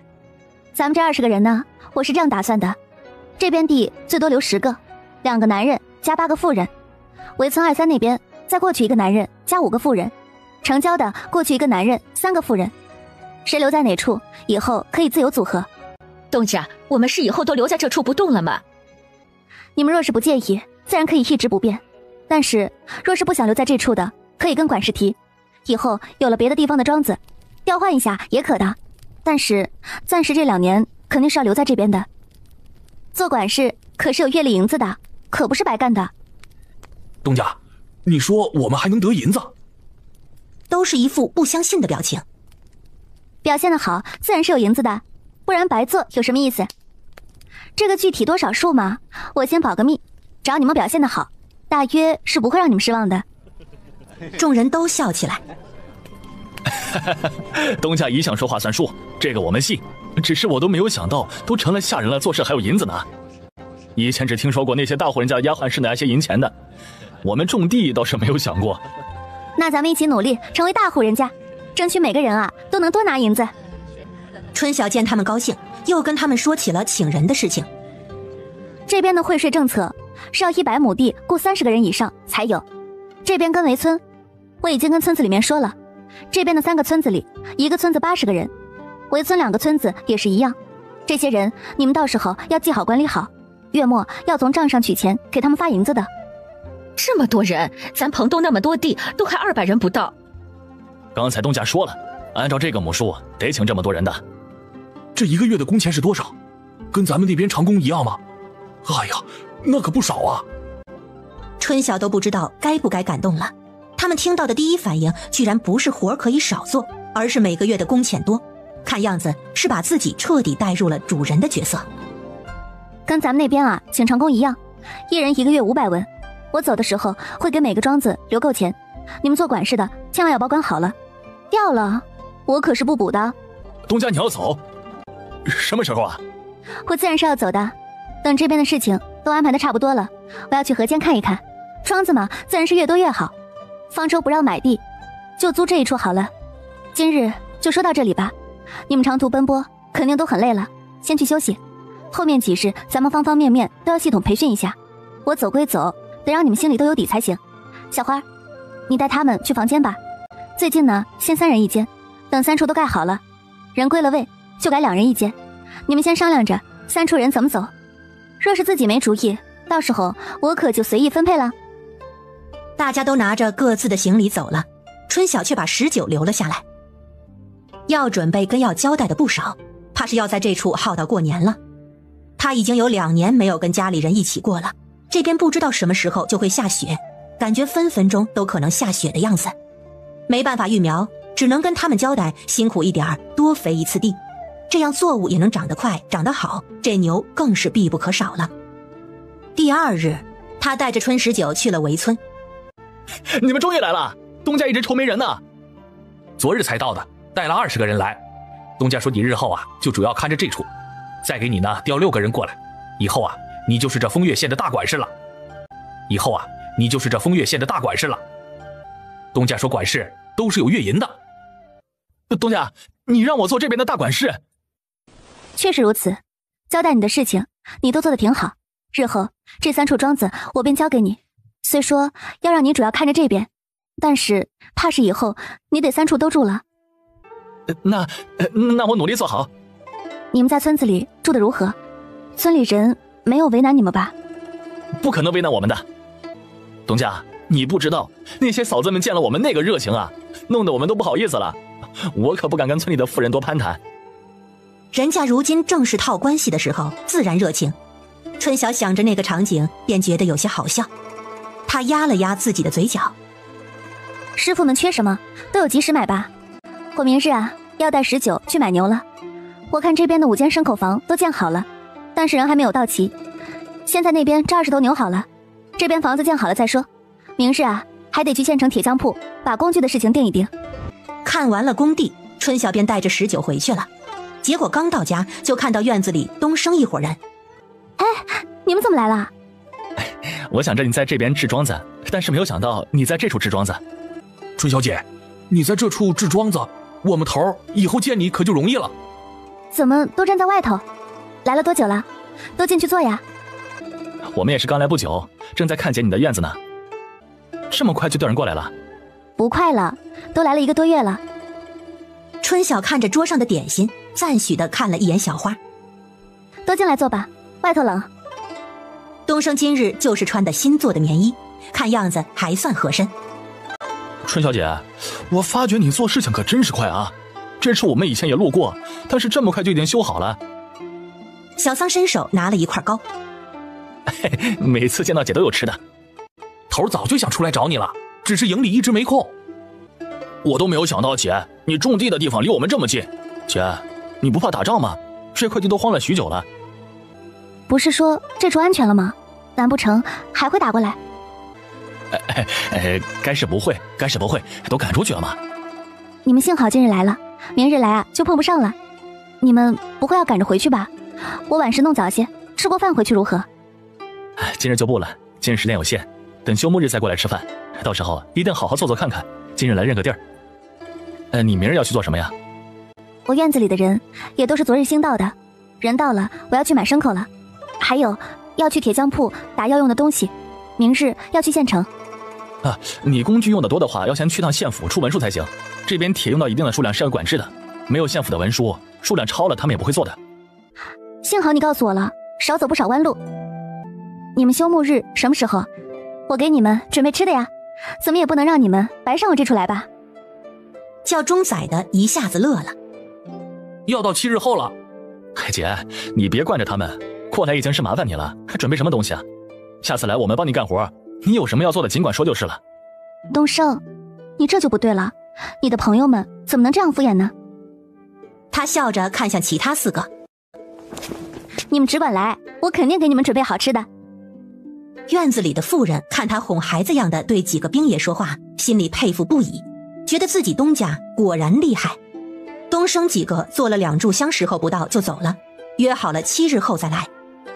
春晓将他们送出院子，几个人都是骑马来的，很快便一溜烟似的消失在了视线中。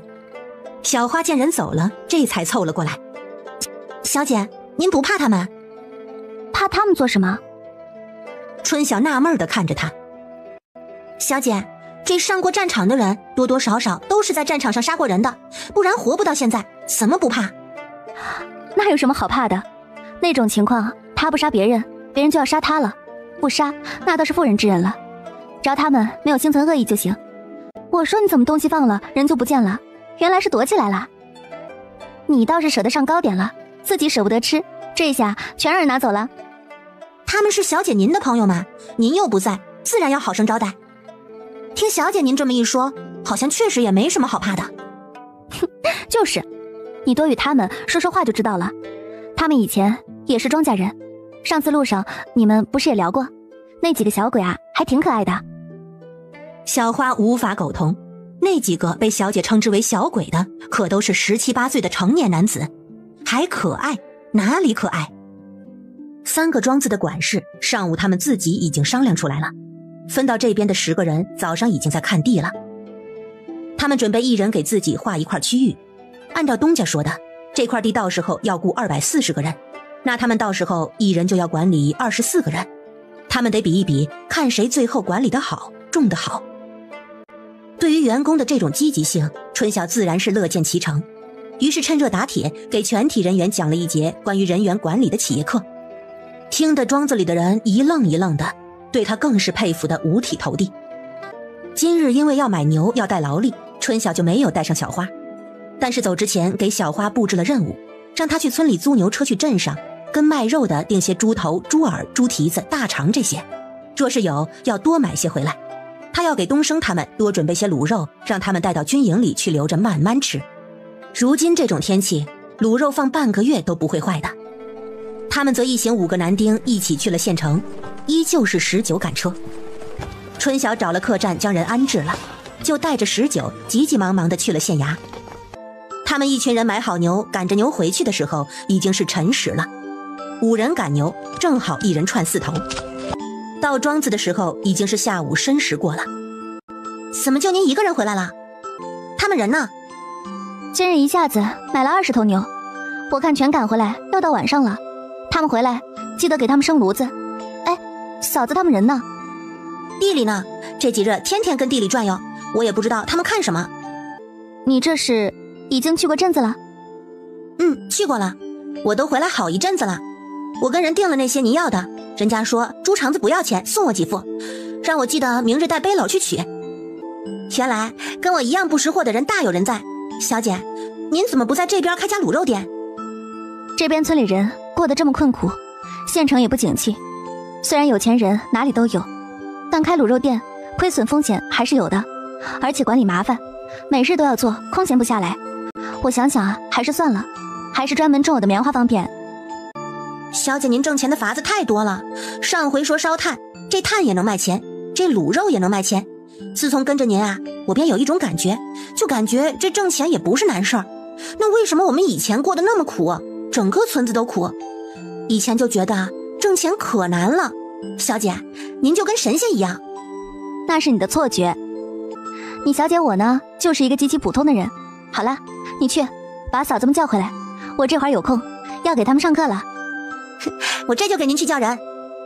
19他们回来的时候，天果然已经黑了。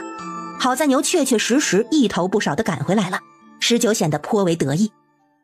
东升他们再来的时候，果然是7日后了。春小姐，头说今日让我们过来给你干活。你们这么早过来了，哪里能真让你们干活啊？我择日让小花买了好些吃的，来，都进去坐。哎，那可不成啊，总不能每次来光吃不卖力吧？我们在那片自己也种地的。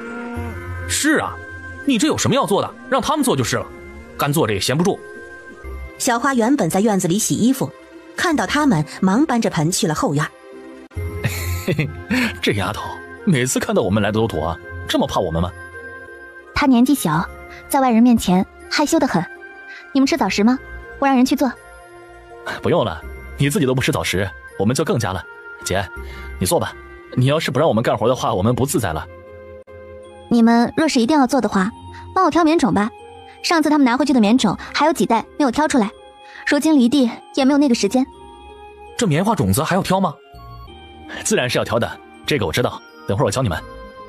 你让人拿过来吧，我这就叫他们挑。这活再容易不过了，跟休息没什么两样。如今人都在地里，春晓便自己去了库房。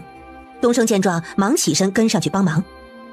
哎，我看我们头是100%对人家姑娘有意思，又不敢说，你啥时候见她这样主动过啊？咱军营的姑娘是一个都不带碰的。你们都闭嘴吧，别乱猜了，小心头发火。管他怎么想的，有你们好吃好喝的，别找不自在啊。这姑娘挺好的，你看人长得端正，还有这么有钱，她看不看得上咱们头还是个事儿呢。谁说不是呢？人来了啊，都闭嘴啊。哎，头儿，你说你以前在春小姐家里做长工，姐姐家以前都是种棉花的吗？这种圆圆的就是好的，这种是不行的，赶紧挑吧，仔细些。 5个人就这样坐在院子里开始挑棉籽。小花晒完衣服出来的时候，就看到他们瞪着个眼睛在那里挑得认真，她忍不住笑了笑。我说你这个丫头，每回看到我们都躲，我们看起来也不凶啊。我不怕你们，你们都是好人。水六被他突如其来的一句整不会了，难得的不好意思的红了脸。边上几个人立马笑了起来。哎呦喂，某人还会不好意思啊？嘿嘿，真少见。小花如今算是相信了，这群人是挺可爱的。春晓昨日就让小花去镇上买了肉，买了鱼，还买了豆腐。中午他做主厨，简单的中午饭瞬间变得跟吃席一样。何天他们差点没有吃哭。头儿，你也没说咱姐她做饭这么好吃啊，我这舌头都恨不得吞了。这也太好吃了，咱吃了这顿饭，回去营里越发的吃不下去了。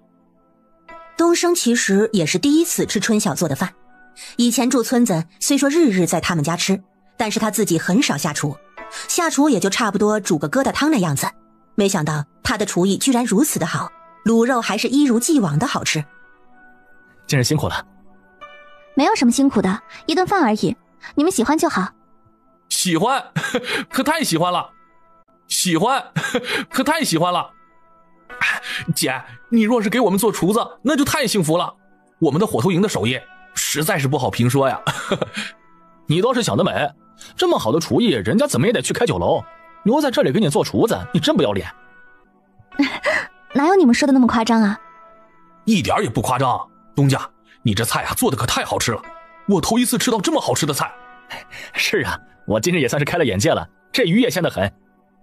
我如今算是知道了，这厉害的人哪方面都厉害。像咱们东家，不管种什么都比别人种得好。如今这菜啊也做得一绝，真是哪都好。行了，都被你们夸上天了，喜欢吃就多吃一些，分量该是够的，锅里还有饭，不够自己添啊。姐，你这是什么肉啊？太好吃了。太好吃了。太好吃了。我也想知道这是什么肉啊，闻着也香。这是春小姐她自己做的秘方肉，叫卤肉。你们算有口福，有的吃就赶紧吃吧。这肉到哪里都吃不到，只有姐她会做。真的？几人一听，忙往自己的碗里扒卤肉。今日也顾不上什么丢人不丢人了，这么难得的肉，我得再多吃点。我是真没有吃过这么好吃的肉。怎么都要多尝尝呢？你这个老粗，别只顾着自己啊！这桌上不是只有我们几个，你这也太丢人了你。你们喜欢就好，我这2日让小花帮忙一起卤了些，你们走的时候一人带一些回去，留着自己慢慢吃。哎，春小姐，你太好了，比我亲姐对我还好。你们是东升的朋友，我在这边呢也不认识其他人，既然叫我姐，我自然要有一些做姐姐的自觉，不是？哎，排骨也好吃啊，赶紧尝尝，不然等会儿凉了。一顿饭吃完，桌上的盆里都被吃得干干净净。吃完了饭，他们又开始接着挑棉籽。在这处太舒坦了，我都不想回营里了。哎，咱啥时候能归故里啊？我看日子不远了，咱们击退了他们那么多次，他们败的日子在哪里呢？还是咱将军厉害啊！吃饱了接着干活，一上午才挑了半袋子而已，太慢了。这还慢呢？这种子这么小，已经很快了。姐，你看头他就会压榨我们。一个大男人撒娇，羞臊不羞臊啊？哪里撒娇了，还不让人告状了？要不你们自己去玩会儿吧，好不容易休息一日，全耗在我这个院子了。春晓想要收走棉籽，却被几人制止了。姐，没事儿，这就算是休息了，我们一直坐着聊天也挺好的。姐，你若是在这处种棉花，那以后用棉花都不愁了。我听你们讲，你们在驻地还种地。春晓端了个凳子坐在边上。种啊，那么多将士不种怎么行啊？我们那块地还不少呢，这每日吃粮食都要不少的钱呢。姐，你不知道，我们那处煮饭的锅是有几个这么大，每日煮大几十锅的萝卜白菜，偶尔也能加些肉，那味道我想起来就不想吃，但是不吃不行啊，不吃肚子饿呀。姐，你做饭太好吃了。军营那么多人，日子清苦是肯定的。他也不知道莫仓关是个什么样子，一般那种地方方圆多少里都不允许外人进的。下午几个人坐了会儿，坐不住还是下了地，换了几个妇人回来挑棉种。申时的时候他们要走了，春晓将准备好的卤肉拿给他们。这里一包有20多斤，你们自己放在身边慢慢吃，吃的时候想法子热一热，毕竟是肉，吃冷的不好。这么多啊，这够我吃几个月了。闻着可真香，这回去怕藏不住吧？桃儿，被其他人知道了肯定得抢。哎，我可管不了，自己的自己藏好，没了可别找我要啊。这肉虽然能放一段时间，但是也不能放很长时间，你们抓紧着吃，下回什么时候来我再给你们做就是了。春晓怕他们舍不得吃，真的一放个把月，连忙提醒：下回的日子不好说，姐，你别操心了。这马上就要过年了，过年你们如何呀？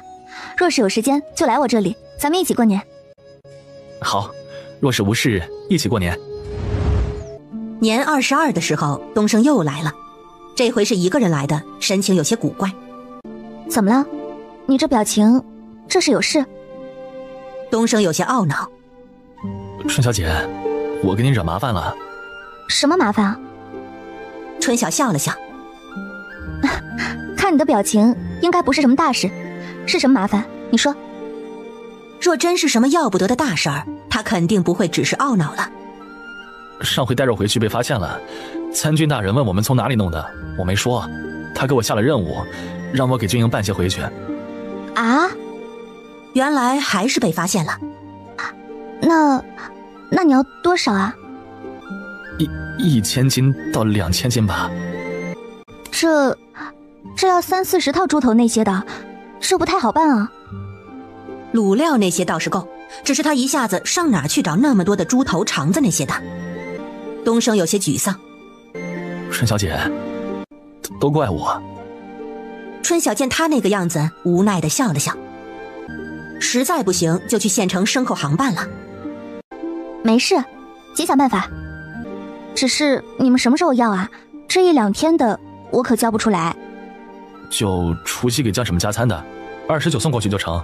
参军问我肉多少钱，我说50文1斤，我没有要钱。我想着姐你也用不着这些钱，我就跟他要了3匹马，你走南闯北的多几匹马也方便。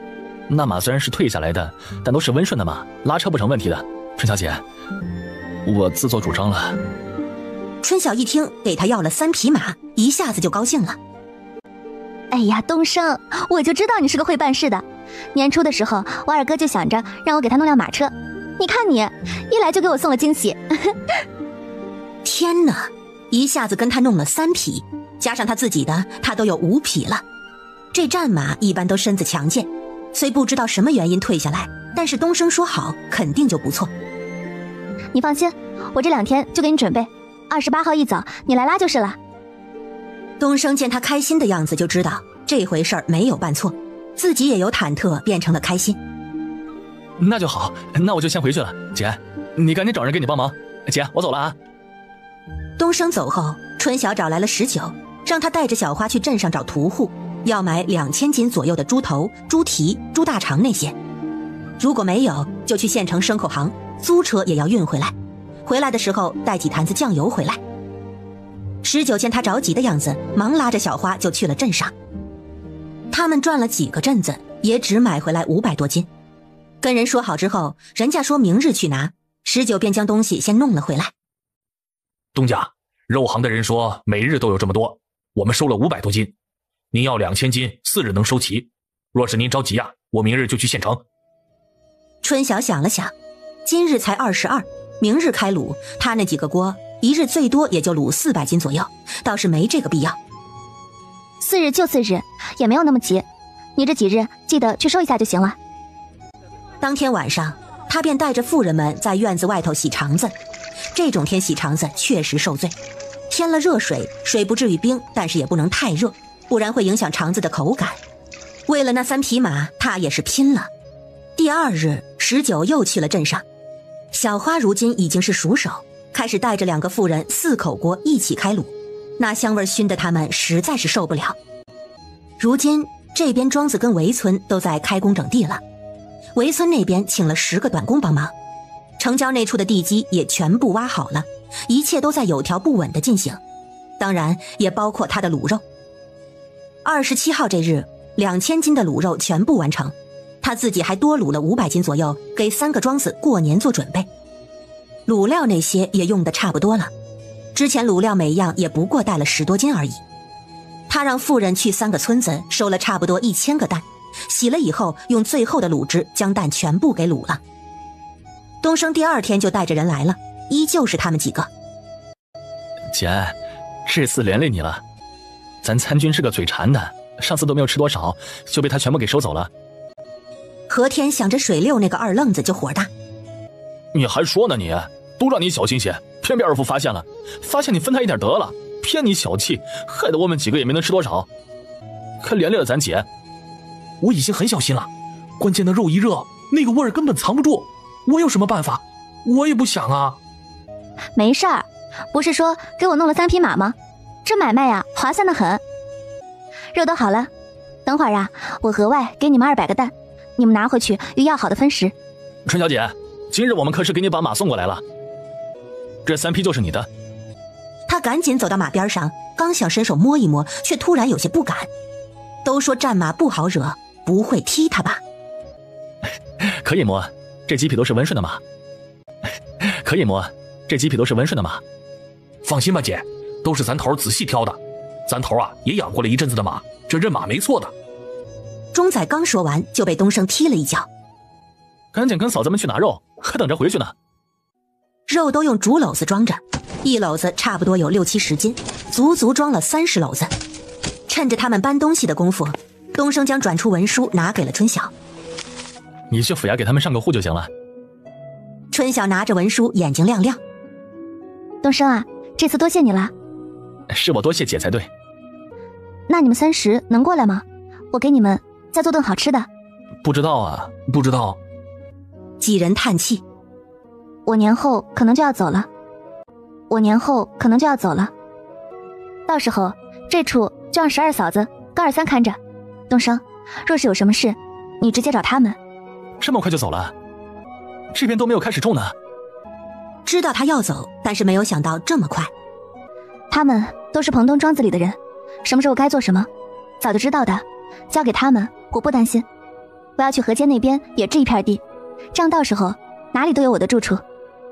等那边好了，收成前我肯定还会再回来的，放心吧。他面露可惜的玩笑的看着东升。以后你回家了，你们家也有钱了，怕是不能给我做管事了。可惜了呀。我还是可以给你做管事的。东升紧张的说道。那我可顾不起你了。你知不知道咱们村里投资的庄子，你爹啊出了100两，这回赚了可不止100两，以后还会更多，怕是不久你们家也要有小庄子了。好啦，过年若是能来就来，若是不能，咱们就只能各自保重了。东升看着他，想说的话还是没有说出口。2000斤的肉外加1小篓子卤蛋全部运走了。春晓看着院子里的马，心里别提多美了。小花从外头进来，一进来就看到春晓对着马傻笑，她自己也不由得笑了。小姐就这么喜欢这些马？当然喜欢，你知道弄1匹马多不容易吗？不是有钱就能买到的，这还是战马呢。她伸手摸了摸，你看看这毛多滑溜。等开了年啊，我们呢去县城车行买3个好一点的马车车厢。小姐，那你有4辆马车了，如何带走？这还不简单，留1辆在这边给23他们用，剩下的你、我、石井一人赶1辆。哎，对了，今日都28了，你去把19叫过来。这年没办法一起过，这卤肉得送过去，你把他找过来，我有事情交代他。19很快就过来了。你给围村那边送120斤卤肉过去，再带300个鸡蛋，记得让23给2个村的里正，一人送10斤，外加100个蛋，就说蛋是送给村子里的孩子们吃的。知道了，东家，我这就去。他又叫了3个人去了关山庄子附近的3个村子，给每个村子都送了10斤卤肉跟100个蛋。年前的事情大致就这样了，只是有些奇怪，这天气这样的冷，可一直到过年都没有下雪。原本以为肯定会下雪的。大年30的时候，大家吃过中饭就聚在一起聊天休息，有些妇人则坐在火炉子前纳鞋子。夏11跟23都回来了，过年工地自然是停工了，初4再开工。东升他们果然是没有来。等城郊的院子做好，春晓也要走了，大约也就是10日左右的时间。23，县城的工具你到时候记得去拿，尾款还有400多两没付，走的时候记得让我拿给你。前日村子里的李真又找我了，还是问成功的事情。东家，这人从哪天开始签呢？过完年就可以签了，1个月500文，月底结银子，反正也是要整地的，记得没法育苗，隔半个月是一次底肥，到时候也能长得快长得好。收肥那些该用的钱要用，2月天气暖和了，直接泡种下种。十二嫂、夏十一，你们也是一样。那还是让各个村里正整理一个用人册子，这样日后叫人结算也方便。确实要弄一个。你们记住一点，这银钱结算切记让李正在场，以防万一碰到个别的泼皮无赖也不怕。如今就城郊那处没有治好，二三啊，到时候那边你用心看着些。我这回走，不知道几月再来。总之你们该怎么办就怎么办，实在有事情拿不定主意就商量着办。东家，你说的跟这两人要走了一样，这不是还有日子吗？每回说，二三都觉得心里压力山大。说不定哪日就走了呢，多叮嘱些，我这心里啊踏实。他笑了笑，是嫌我啰嗦了是吧？没有，只是您每说一回，我这心里就不踏实一回，总觉得心里空落落的。我又不是走了不回了，到时候啊，肯定给你们留足银子，放心吧。庄子歇了3天，年初3的时候人就又下地了，二三他们也回了自己的地方。关山村边上的3个村子的李正都依次来了，这回春晓虽然在，但是没有插手，都让十二嫂自己去接待处理，他则在一旁看着。李正跟他打招呼，见接待他们的是另外的妇人，知道这是以后负责的管事，于是客气地与12交谈名单的事情。12刚开始还有些紧张，见李正也很客气，慢慢的也就拿稳了态度。册子我收了，这样下午的时候让人都过来，我们对对，到时候我们分个组，明日辰时出就正式上工了。这个月我们还是按整月算，劳烦李正有空时去乡府给我们出个用工文书。多谢啊，我这就通知他们下午过来。李正们见事情定了，高高兴兴地走了。他心里还是紧张。东家，你觉得我如何？不错。不信的话，你问小花，你这才刚开始，有些怯也正常。日后真正管了人就好了。做管事，该强硬就得强硬，不然管不住人的。12嫂，你刚刚可真威风，李正跟你说话都客气得很呢。我就是借了东家的势而已。妇人嘴角难掩流露出的些许得意。小花与春晓对视一眼，都偷偷地笑了。这人的自信心有时候就是吹捧起来的，然后再落到实处。下午3个村子的人都一起来了，院子外站了一排，这边的10个人都站在前头看着，春晓跟小花还有19就远远地站在边上看热闹。东家，你怎么不过去啊？过去做什么？这庄子以后他们管，他们有说服力，比我有说服力更重要。咱们看着没有大差错就行了。春晓看了一会儿就进了院子。马练了会儿，他们第2日就骑着马一起去了县城。春晓回去后就决定不等了，3日后就带人离开。他把几个管事都招了回来，开了个会。当初19来的时候带来了布跟棉花，都没有用上，他也不打算全部带走，放在这边给他们做衣服。他自己带了5匹布跟针线，还有100斤棉花上路。第1日还算顺利，只是赶了1天的路，实在是冷。到下一个县城向文县要6天的时间，这路上要在小镇找客栈过夜。第2日刚跑没多久，天就下起了雪。春晓有些懵，赶路的日子下雪，这是跟他作对吗？东家，我们要不要返回去之前的镇子？咱们到下一个站点就要到晚上了，要是中途一直这样下，怕是要被困在路上了。这好不容易走了一段，怎么能往后退呢？路上看吧，不行的话碰到村子找户农家歇脚吧。下午申时的时候，他们到了一处村庄，路上的雪已经积了有些厚了。他们进了村子，问了几户人家，都不肯让他们留宿，最后问到一户妇人家里。妇人看到他们3个身上都落了雪，马车也落了雪，犹豫着打开了院子门。马怕是要从后门绕到后头的牲口圈子放着了，车子也只能停在后院，不然这前头没地方给他歇。年前养了猪，过年买了还了账，正好空出来了。这车子放在院子里，着了雪不怕吧？无妨的，多谢嫂子收留我们。这行路遇到难处，帮一把理所应当，不值当谢。只是我们家你们也看到了，就只有这个条件，你们到时候将就着与我一起吃吧。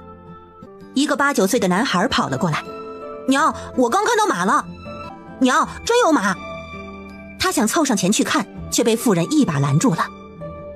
不许调皮，那是客人的马，这外头下着雪，你跑出来做什么？不冷吗？回屋里待着。他转身锁上了后院的门，又检查了一遍，这才带着他们进了屋子。我这处就只有2个房间，今日你们来了3个人，这样吧，大哥，你跟我孩子睡一间，2个姑娘跟我睡一间好了。只是我这处也拿不出多余的被子给你们。我们车上有3床被子。小花跟19又去后院拿被子。妇人床上有2床盖的，春晓便把那3床，1床做垫的，2床做盖的。娘，他们的被子香香的，好暖和。妇人有些尴尬地糊了糊脸。不要胡说八道。她看向春晓他们，你们3个是什么关系呀？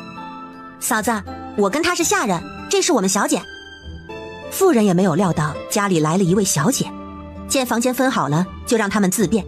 她自己坐在卧房的床边编麻袋，2个小男孩在一旁给她帮忙。春晓把屋子里里外外都看了一遍，见2个孩子实在是穿得单薄，忙叫来了小花，让她去车里拿了1匹布，再拿了10斤棉花过来。小花很快就将东西拿来了。19回了自己的屋子，春晓带着小花进了屋。嫂子，今日多亏你帮助，我们才没有受困，我不知该如何感谢。正好车上有布还有棉花，不若我让这丫头给你们1人做1身棉衣吧，你看孩子们都冷得很。哎呀，那怎么成？我就是留你们住，怎么能收你们这么重的礼呀？这不算什么的，嫂子，我是专门种棉花的，家里什么都没有，棉花倒是有不少，你就不要推辞了。这匹布正好给你们母子3人，可以1人做1套。娘，我想要新棉衣。娘，我也想要新棉衣，没有棉衣出不了门。妇人看了看2个孩子，又无奈地看向春晓。那就多谢小姐了。嫂子，我叫春晓，你叫我春晓吧。如今没事，那我们就一起做吧。棉花不够，我那车里还有呢。来，姨姨给你量一量，看做多大合适。小男孩一点也不怕他，笑着跑了过去。小花又将针线剪子都拿了过来，索性把剩下的棉花也提了一袋过来。几人坐在床上开始做衣服。2个孩子大概是冷，躲到了19那边的被子里，跟19说话。嫂子，怎么就你跟孩子在家？大哥人呢？我男人前年走了，他是家里的老2，分家了，就我跟孩子住在这里。小姐，你就别动手了，我们自己做吧。你就在边上陪我们聊聊天吧，我跟嫂子一起做也很快的。我知道你嫌弃我的手艺，算了，我不帮倒忙了。等会儿你们剪好了，我帮你们垫棉花。小姐，你是种棉花的，这棉花如今可贵了，布也贵，我们这样的可是买不起。今日碰上你们，算是我运气，白得了你们的衣裳。嫂子说的是哪里话？是你帮我们在先，算是我们的运气了。这雪还不知道要下多久，若是下几日都不停，我们怕是要叨扰几日了。无妨，你们不嫌弃就住着吧。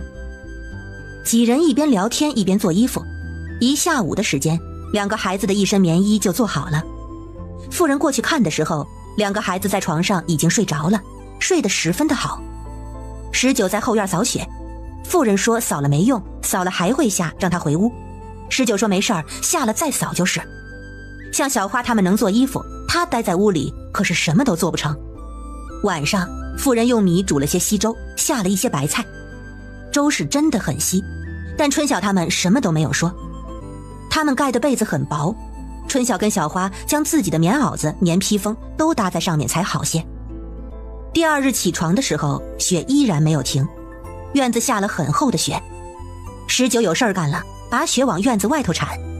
早上他从马车里拿了草料，已经喂过马了，也检查过马的状况，还算好，能吃能睡的。2个孩子今日已经穿上了厚厚的新棉衣，高兴的不行，几个屋子来回的蹦跶。娘，这棉衣真暖和，等雪停了，我们可以出去玩了。爱惜这些，千万不要把衣服搞脏了，还要多谢2位姨。多谢姨姨给我们做新衣裳。不用谢，你真可爱。嫂子，要不先把你那套做出来，我看你穿的也单薄得很。那个春晓小姐，我能不能用剩下的布给我大嫂家的2个孩子做衣裳？就是怕会多用棉花了，这些布做孩子的衣裳应该够了，他们不胖的，我就不做了，我穿这些习惯了，没事儿。你大嫂家也有2个孩子？大哥也没了，大嫂养着公爹公婆，比我还不容易，就在离我们家2栋远的地方。我想把衣服留给孩子，可以吗？没事儿，你做吧，我车上还有一匹布，那匹呢留给他们，这个就给你用。妇人羞红了脸。这怎么好意思？这多用了一匹布，还要多用些棉花。不行，我真不用了，给2个孩子做就可以了。没关系的，嫂子，我们在这里白吃白住的。你看这布也不是什么好布，都是留着备用的，给你们用倒是合适了。这样，干脆啊，你大嫂那边都一人做2身，算是我们报答你的。春晓小姐都说了，帮点小忙谈不上报答的，如今反而是我们占了便宜了。那我就不推辞了，我这就去把嫂子叫过来。这天冷，如今能做衣服，自然是赶紧做了用上。春晓看了外头，这地上雪这么深，如何过得来？没事儿，我在院子吼一嗓子，他套个草筒子就过来了。不远，我大嫂可是个能干人。妇人走出去，打开堂屋门，从灶房边上探出头，对着一个方向喊了几声大嫂。那头果然有了回应。妇人又回了屋子，一会儿就过来了。弟妹，这大下雪的，你叫我来是家里没米下锅了吗？我给你拎了几斤过来。这雪啊，下得可真大。妇人走了出去，帮他打着身上的雪。大嫂，我屋里有客，你随我进来。哦，这大下雪的，哪来的客呀？他跟着妇人进了屋子。大嫂，这位是小花姑娘，旁边这位是春晓小姐，他们是从莫仓关来的，要去河间。路过的时候下雪了，我便让他们住在我这处了。后头还有一位一起的大哥。那新到的妇人不好意思地搓了搓手，将装粮食的袋子递给了他。那我这带的粮食是不是不够？要不我再回去拿点。大嫂，家里有粮食，你看到孩子们身上穿的新袄子没？叫你过来是要给布跟棉花你们做袄子的。给我们做袄子？对呀，春晓小姐她善心，见我们衣裳单薄，正好她有些布跟棉花，说让咱家里人一人做2身袄呢。真的？二位姑娘，这怎么好意思呢？这么多人要用不少的布跟棉花呢，那得花大几两的银子吧？没关系的，我刚啊已经跟嫂子他们说过了，我们有的用到你们身上正合适，不用客气。那我去把孩子叫过来，给你们磕个头吧。啊，不用，嫂子叫你过来是帮忙做衣服的，你看这下雪多冷啊，我们早些把衣服做起来呀。对，好。妇人高兴的有点语无伦次。那我去把我婆婆跟我闺女叫过来，顺便把剪子针线拿过来，人多做得快。人匆匆的来，又匆匆的走了。我大嫂家大闺女今年有12了，已经会做针线贴补家用了。都说穷人的孩子早当家，以前我也是这样，这2年啊才好起来。只要一家子努力，你们以后肯定会好起来的。希望吧。一直忘了介绍名字了，我夫家姓邹，我姓王，刚刚那是我大嫂赵氏。王嫂子，我姓严。2人说话间，就听到外头热闹了起来。爷爷奶奶，你们怎么都过来了？爷爷，你看我的新棉衣，可暖和了。小林，你这新衣裳看着真好。一个小男孩的声音传了过来。是我嫂子的儿子小树。都进来吧，爹娘，你们怎么都过来了？你嫂子说有好心人要给我们布做衣裳，我怎么也要跟着来感谢1、2吧。屋子里一下子涌进了一屋子的人。2位小姐，多谢你们愿意给布跟棉花给我们做衣裳。我可不是小姐，我是丫头，我们家小姐最怕客气了，你们就不要谢过来谢过去了。喏，东西都在这儿，婶子嫂子过来各自做吧。那咱就不客气了，娘帮忙做吧，先给您跟爹一人做1身线。还是先给月娥跟小树做吧，你看月娥嘴都冻污了。奶奶，我们没事儿，先给你们做，屋子里待着不冷的。邹老头帮不上忙，便找了个凳子坐在一旁开始编麻袋。几个男孩看见也坐在边上帮忙。春晓技艺不精，也帮不上什么忙，他便在屋子里一会儿看看这个，一会儿看看那个，最后又去看老人编麻袋。说，你们这处是种麻吗？小姐说对了，我们这处啊是种麻的，靠着这点东西啊维持生计呢。叔啊，您这麻袋是编着自己用，还是拿去卖的？编好了卖的，我手上编的呢，这个是密的，如今可以卖12文一个，还有一种孔大的，卖6文一个。那好卖吗？编的人多了，没那么好卖。运气好，碰到别人要的一回能买10几个；运气不好，一个卖不出去的也有。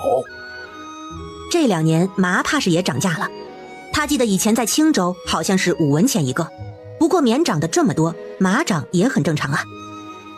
严小姐，你是做棉花生意的，这棉花的价格可比这麻的价格贵了去了，我们这个不赚什么钱。我虽然是做棉花生意的，但是收成的时候，别人跟我买棉花，我就要用这袋子呀。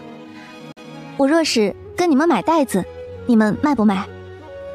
一屋子原本认真干活的人都愣住了。你说你要跟我们买袋子，那你要多少啊？赵氏几个也丢了东西凑过来。小姐，您真要跟我们买袋子？若是有人跟他们买袋子，那日后的日子可就不愁了呀。这边的庄子才开始种，到时候肯定是要的，但是我要先看一看你们编好的东西。你们一日最多能编多少个？小林，赶紧去把娘编的粗带跟细带拿过来给姨姨看。严小姐，你庄子要多少个袋子？是要粗的还是要细的？严小姐，我们编的袋子都好用得很，这个你尽管放心，咱村子里还有好些人家编袋子呢。小林很快就把袋子拿过来递给了春晓。春晓用手撑开看了看，确实手工不错。这些东西原本就要早做准备，临近了再做，若不是老主顾，怕是要加价的。我要的多，不用一次性做好，粗的1万个左右，细的2000个左右。邹家人傻眼了，他们以为一回能要个几百个，这么多他们如何做？严小姐，你要一次性交齐这么多吗？赵氏也在边上心扑通扑通的跳，弟妹这收留的可是大能耐的人啊，怎么就碰上了这样的运气啊？那也不用，7月前做够就行。这单子你们接吗？邹老头激动得快要哭了。接呀！哎呀，只是我们自己肯定是编不了这些的，我能收别人的一起交吗？他们就算是全家人一起出动，从早做到晚，一天最多做20个不到粗孔的，细孔的更费时间。只要袋子品质没有问题，自然是可以的。小花在一旁默默地做衣服，他们小姐又开始日行一善了。好啊！来，月娥、小林，还有小莫，赶紧跪下给小姐磕头，她这是在救咱家的命啊！几个孩子二话不说就要跪。别跪了，新做的衣裳都跪脏了。小林跟小木一听，赶紧站直了身子，衣服可不能跪脏了。但是一旁的月娥跟小树却跪下对着他磕了一个头。春晓忙将他们拉了起来。别跪了，地上多凉啊，你们的手都是冰凉的。他忙感慨地看着屋里人，说：傻儿、嫂子，今日遇到了就是缘分，我花钱买你们袋子，这是买卖，不算是什么大恩，何必如此呢？这便是大恩，严小姐，我知你肯定做过不少的善事，对于这样的事觉得是随手的事，但是对于我们来说，这是我们一家甚至村子好几家的活路，我们都不知道如何表示感谢了。你不妨多住几日，我到时候介绍村里人多认识，他们肯定是要感谢你的。这雪停了，我便要走了，停留不了，日后有机会再拜访吧。说，婶儿、嫂子们，坐吧。他也坐回了床边。我等会儿啊，写一封信，你们交货的话，拿着信将东西送到水关镇的关山庄子，管事的看到信会给你们结算银钱的。说好了，粗袋6文钱一个，细袋12文一个，粗袋1万个的量，细袋2000个的量，7月前完成就可以了。邹家人简直是大喜过望。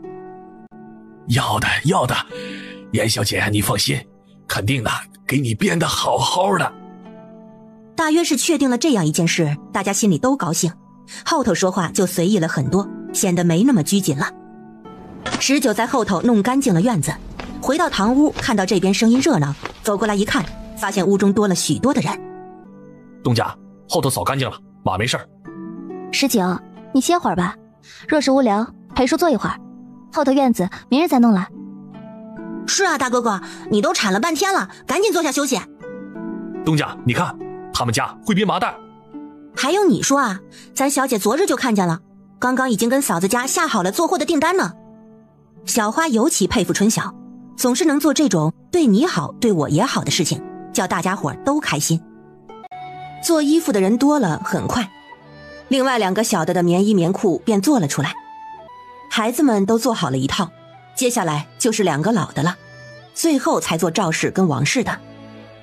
春晓看着窗子外头的雪，如今都是正月呢，若是2月事情未定，后面再定就推后1年了。这雪不会下几日不停吧？我们这儿的雪啊，可是不好说，时间短的1、2日的有，时间长的陆陆续续的半个月的也有。这雪停了，路上要化冻才能走。严小姐呀，你怕是要安心待几日啦？雪整整下了3日，第4日早上起来发现终于停了，衣服已经全部做齐了。这么好的太阳，这雪怕是2日就化了。严小姐，你们真的不多住几日吗？我都不知道该如何报答你了。嫂子，你看，因为这场雪，你收留了我们，我们与你们有了合作，这便是一场造化。既然是上天的造化，感谢也应该感谢上天。我同样也要感谢他，你我之间就无需客气了。或许真的是老天念我们可怜，把你送到了我们身边。可惜没有什么好的能招待你们的。严小姐，日后你们再来，我肯定好好招待你们。弟妹啊，你说这话说的好像小姐今日就要走似的，这还有2日呢。赵氏笑着看向春晓，严小姐，我没什么拿得出手的东西，家里腌了一些黄豆，到时候带一坛子添添口味。好啊，那我就先多谢赵嫂子了。春晓看着如今穿着厚厚棉衣的一家人，心里也很高兴，把小花招到了身边。咱们车里之前是不是还有点心？走的时候记得给他们2包。小花看着院子里扫雪的19哥这扫雪的活儿做得越发的顺手了。他待在这处没事做，可不得给自己找点事儿做。这雪一停，路上虽然未全化，这村里已经开始有走动了。天下没有不散的宴席，路上的雪3日就化了。春晓他们也该上路了。19早就拴好了马，把车架都擦干净了，正抱着被子回车上的时候，被春晓给制止了。被子给他们留下吧，到了下一个镇子我们再置办。19又将被子放了回去。邹家人感激不已，一直将他们送到了村口。都回去吧，记得收好那封信，日后我们有缘还会再见的。3人赶着马车走了。哎呀，咱这是碰上好人了，这回呀，多亏了二儿媳妇心善，都说好人呐有好报，咱们这也算是有好报了。一家人往回走，王氏去牵小木的手，握住了他硬邦邦的拳头。你这手里抓着什么东西？不会又是捡的石头吧？扔掉啊！不扔，是那个姨给我的，她说是房钱。说完便摊开了手。王氏一看哪里是什么石头，赫然是2两碎银。他拿着钱就去追车子，可惜车子早就跑远了。二媳妇啊，算了，人家有心帮衬咱们，咱们记在心里就是。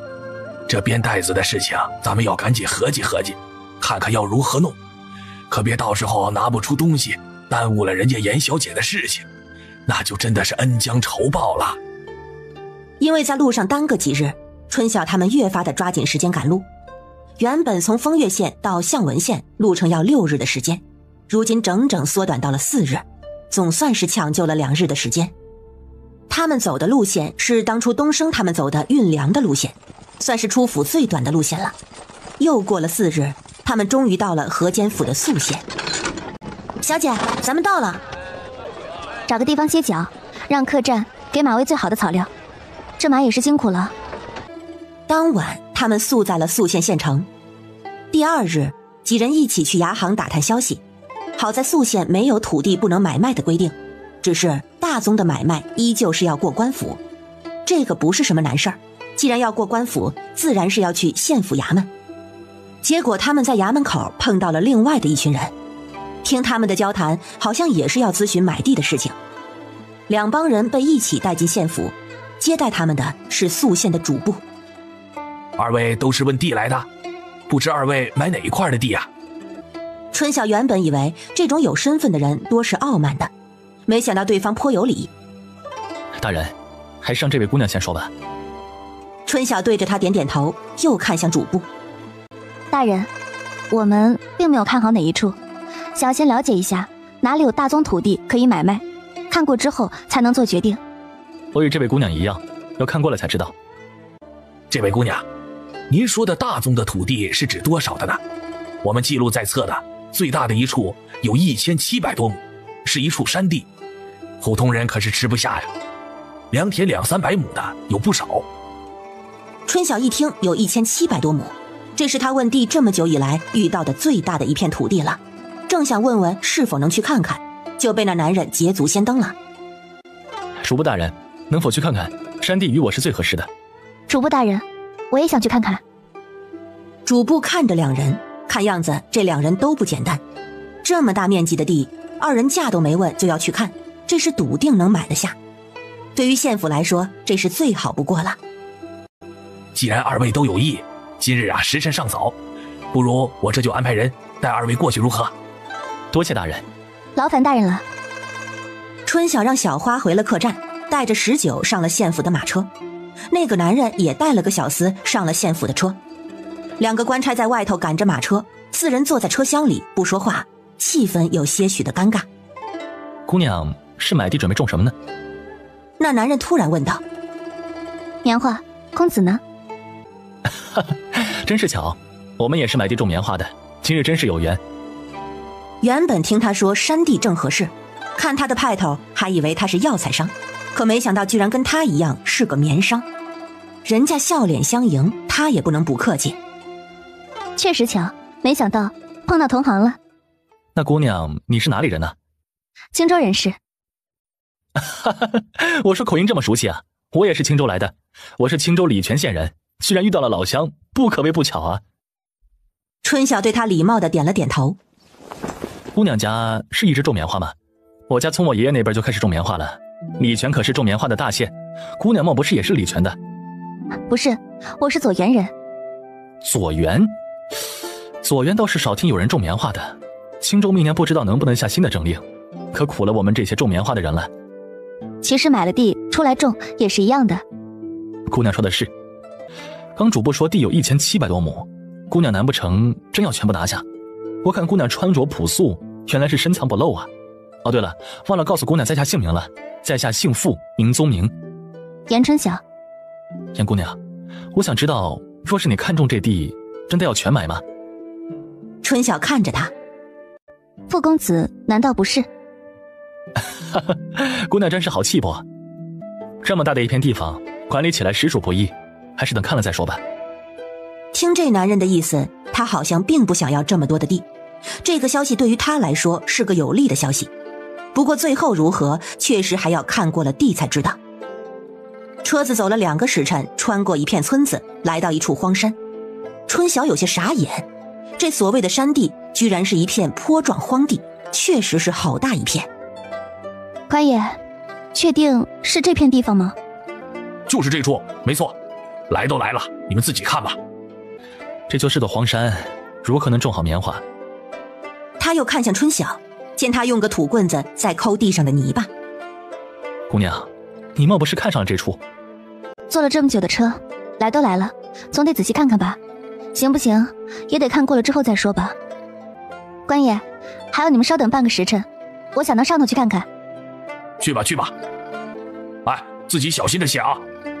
春晓带着19往上爬，到了一处便让19挖个坑看看。最后下来的时间何止是半个时辰，1个时辰都差不多过去了。姑娘，你看完了？看完了。你呢？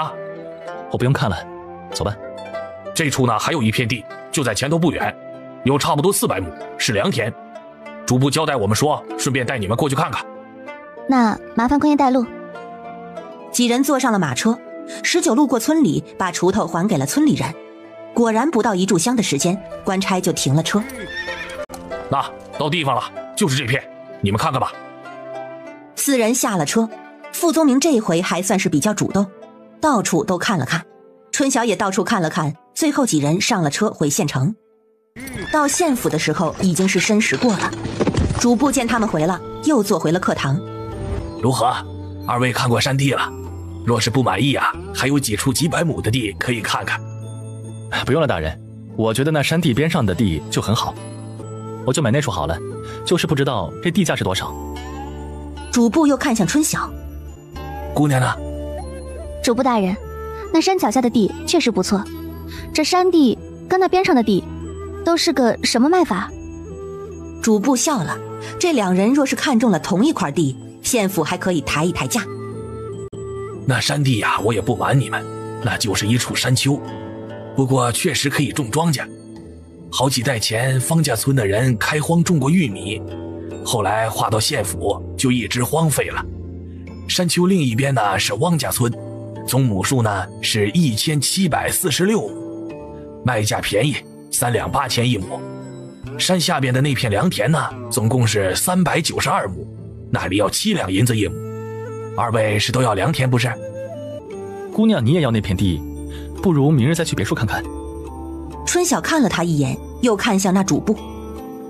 宿县是否买地也要收一成税银？自然了。主簿大人，那2处地我都想要。主簿也是惊了。那山地姑娘你也要啊？傅宗明也愣了，2处都要，这姑娘好大的口气。是，大人，要便一起要，不要就1处也不要了。主簿为难地看向男人。傅公子，你看这……主簿的态度很明确，若是让他选，他肯定会选春晓。那样的山地能卖出去，谁会有银子不挣？男人无奈地摇了摇头。大人，那我明日再去别墅看看吧，这2处我就让给严姑娘了。你真要买下这么大的地方种棉花，那山地虽然便宜，但是打理出来可不容易啊。对不住了，傅公子，我山上种棉花，山下种粮食，那地方在一起再合适不过了，今日得罪了。无妨无妨，我也要不了那么多地，小眼也不止那一个地方，我去别的地方看就是了。严姑娘可是想好了？那若是定了，准备何时交银子过地呀？大人，我明日就带钱过来办手续。好啊。主簿没有想到他这么快就交银子，自然是喜不自胜。他又看向了傅宗明。那傅公子，今日也晚了，明日我再找人带你去看2块好地。多谢大人。几人出了衙门。严姑娘真是好气魄，1000多亩的地说买就买，傅某好生佩服。这钱其实他也不是出不起，但是花这么多钱买块山地，他觉得实在是不划算。我是妇道人家，总想占些便宜。这山地虽然一般，但是省下来的钱请人开荒，想来不成问题，让公子见笑了。我看姑娘绝对不是简单人，咱又是同乡，我若是地方定了，日后咱们常来常往。常来常往。3人回了客栈，关起房门，在春晓房里议事。小花，我让你一个人赶车回彭东，你怕不怕？若是怕，那就不要自己走，去车行租车走。小姐，你是让我像19一样回去替你带人过来吗？我不用租车，我自己可以走。你回去就暂时不要过来了，你姐姐差不多日子就要生了，你呢就待在彭东就好。那怎么行？小花虽然很想看外外出生，但是她不能留小姐一个人。我肯定是要来的，不然他们怎么知道泪溪镇怎么走？这回啊，你让美满给我安排60个人过来，他那处若是人手不够，让他们赶紧去县城买人补上。我的户籍不在，就让他们用幸福的户籍买。还有种子那些，你就留在彭东那边帮忙，等我下次回去了再带着你。马车就留在入云庄子给美满他们用。小姐，小花很纠结。听话，这个事情不能耽误了。他又看向19，颇有些无奈。19，我们又要从头开始了。东家，没事儿，咱抓紧时间就是了。哎，咱们只能分头行动了。好在如今马车有3辆，这样，小花明日一早就出发，我跟19去县府办手续。办好了手续，19，你去方家村跟望家村找人开荒。这次嘛，人数不限，越多越好，只要能干活的都成。还是1日25文的工钱。坡地最好能整成一条迂回路，到时候扭好上去，不然太费事了。我去各处铁匠铺，先把工具给定了。然后呢是收肥料，找泥瓦班子。总之，你在那头接应，请人花不了几个钱的，必要的时候我也会请人跑腿。日后这处怕是主要得请长工了。这请长工怕是又要请几百号吧？19有点怕了，上次抄长工的合约契书，抄的他们几个手差点没抽筋儿，他倒是宁愿干活。哼，你是怕抄字吧？放心好啦，雇人的时候，咱们庄子里的人已经到了，有的是人帮你抄。他看向小花，你跟美满说，让来的人把自己的被子带上，缺的让他再去置办。哦，对了，布呢再带40匹过来留用，若是棉花还有，就再带些，务必要快。知道了，小姐。这次的时间变得异常的紧张，关键是如今已经1月中了。春晓带着19去了县府，交了钱，办了手续，就各自分头行动了。山坡果然10几日的时间就全部开出来了，开出来以后看得还颇有模有样。傅宗明中途也来过一回，只是没能碰到春晓。他给春晓留了个信，说他们的庄子选在光明镇的钱家村，以后有空欢迎他们过去喝茶。院子已经完工了一个，跟入云的院子几乎是没什么区别。19已经累到不行了，他第一个住进了院子，最近事事都找他，他都恨不得一个人当10个人用。春晓对此深表同情，但是一点也帮不上忙，因为他自己也忙得飞起。好在2月初的时候，支援终于来了，他的大部队到了。19看到下院的几个男人，恨不得抱着他们哭一场。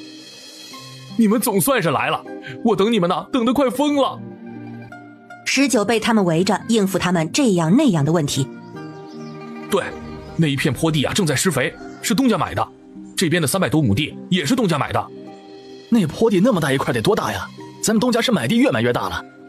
那还用说，1700多亩的。我的乖乖，这是要秃多少的棉花呀？这都2月了，怎么没见着育苗啊？东家说这边太冷，育不了苗，只能多打几次底肥，2月底的时候直接种。产量呢会略有一些影响，但是应该还好。19哥，你可真是厉害，这么多事情都一个人管着。厉害什么呀，都是赶鸭子上架。哎，你们要是再不来呀，我都坚持不住了。好了，别围着19了。春晓高兴地走了过去。我们左盼右盼，总算是把你们给盼来了。这些时候啊，我跟19都累得够呛。今日呢，你们先休息，明日就要全都接手了，一个也别想偷懒。哎，东家，我们来已经做好了干活的准备了，就是现在让我们干也是要得的。东家，我们来了，你们就歇着吧，怎么做您告诉我们一声就成了。大家赶路累了，都先休息一日，若是不想休息，就四处看看，想去镇上看看的也可以去看看，那边呢有2辆马车。他又看向19，你再辛苦几日，过几日就好了。你明日找10个人去县城买10头牛回来，顺便配10个牛板车，把铁铺工具都拿回来，顺便呢去各个粮食铺子买1000斤粮食回来，吃菜就跟村子里的人收。知道了，东家。庄子的支援来了，春晓和19明显就轻松了。第2日，春晓给他们分配了任务，像交通警察一样各管一段。春晓给大家开了一个简单的培训会议，并告诉他们，以后他们可能要分成许多个组，每个组都要管理一部分的人。这些人包括未来要买的人跟雇佣的长工，让他们要尽快地转变思想，从被管理者变成管理者。许多人听得一知半解，春晓并不担心，好多事情做了就自然会了，不做就永远不会。19就是一个很好的例子。如今荒山开始整地，其实从现在起，基本到10月都会忙得停不下来。2月中的时候，所有的房子全部完工，所有长工都开始按点上工。如今60个管事自己分成了20组，每组3人带差不多30个人。19成了这处的总管事，做饭按组轮流。他对如今的状态很是满意，至少再不用他忙得团团转了。春晓跟他说了，他的主要任务就是看好这些管事，做好账目支出并记好账。2月下旬，坡地开始种棉种。春晓看着忙碌了这么久的功夫没有白费，所有的事情都在按照计划的轨道进行，心中很是安慰。他觉得自己是时候要回一趟庞东了。他给19留了3000两的银子，于3月初离开了泪溪镇，出发去往庞东。一个人出发，心里也没有了游玩的心思。一路上赶路住店，终于在3月12日回到了彭东。他虽然在彭东没有待多久，如今俨然对彭东有了亲切感，仿佛这里是他的第二故乡一样。在县城住了一晚，第二日他便赶着马车回了洛口镇。第一站是林叶村他大哥处。呀，小妹，你回来了。张氏惊喜，对着屋子就喊了声小妹回来。二嫂，春晓，你回来了。娘，你们怎么都过来了？春晓看到了跑过来的舒朵跟盼儿。爹他们呢？小琪莫不是也过来了？你爹跟你大哥大嫂没有过来，我们来的时候，你大哥还有李正他们带着小琪去县里参加投生试去了。对了，延琪快14了，夫子说今年可以参加童生考试，这是家里的大事儿，可马虎不得，严大山自然得陪着。那舒文跟舒凤过来没有？自然过来了，他们不是在这边开了卤肉店吗？铺子总要人看着。这一晃差不多又是1年了，你长白了，不过瘦了，是不是操心的事情太多了？我听小花说你得了3匹马，这马一看就比原来那匹好。您见过小花了？幸福生了没有？生了，2月初就生了个闺女。我看她那个相公可高兴了，如今该是出了月子，你有空去看看就知道了。那小闺女长得白白嫩嫩的，可招人疼了。二哥人呢？地里带人干活呢。姑姑，你去哪里呢？怎么如今才回来？舒朵眼看着长大了，马上也成了15岁的大姑娘了。姑姑去更北边的地方种棉花去了。我们朵儿啊，真是1年一个样，越变越漂亮了。他又看向张氏怀里的昌兴，做了个羞羞脸的动作。昌兴，你都3岁了还要娘抱啊？昌兴一听就急了，连忙要下地。我不要娘抱，我自己能走。说着就开始挣扎。张氏没办法，把他放到了地上。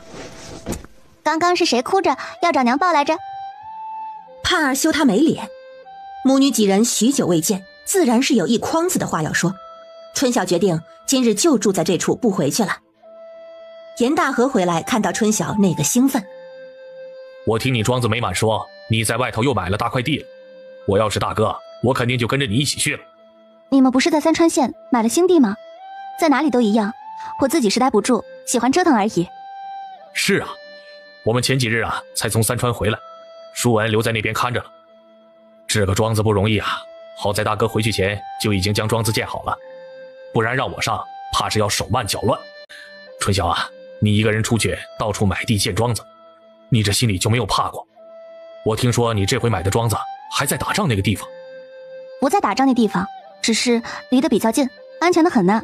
二哥，你们什么时候过来的？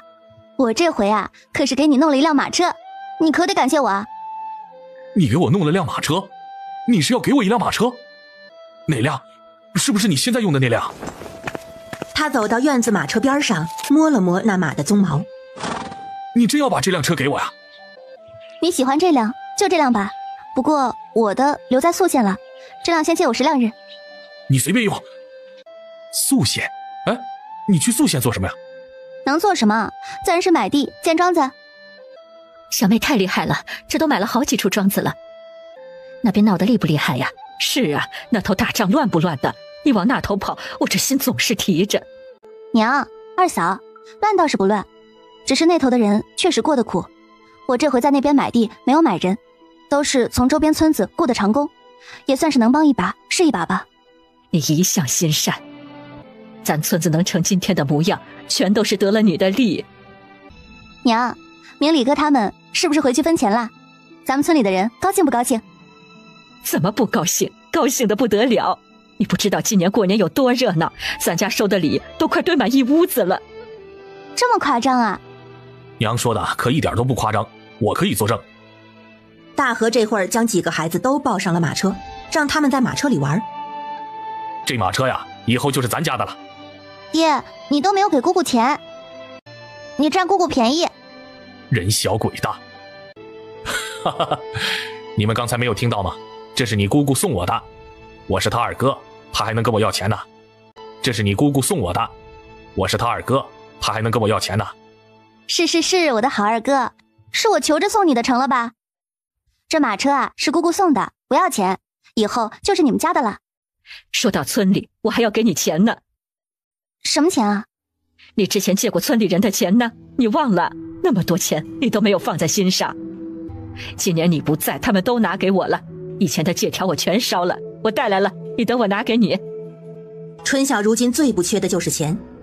娘，别拿了，我又不缺钱，就存你那里好了，懒得拿来拿去的。你不要我就先收着吧。收着吧，这回你们是跟明理哥一起过来的，我走那会儿不是有20多个人要回村吗？后面有没有人再回啊？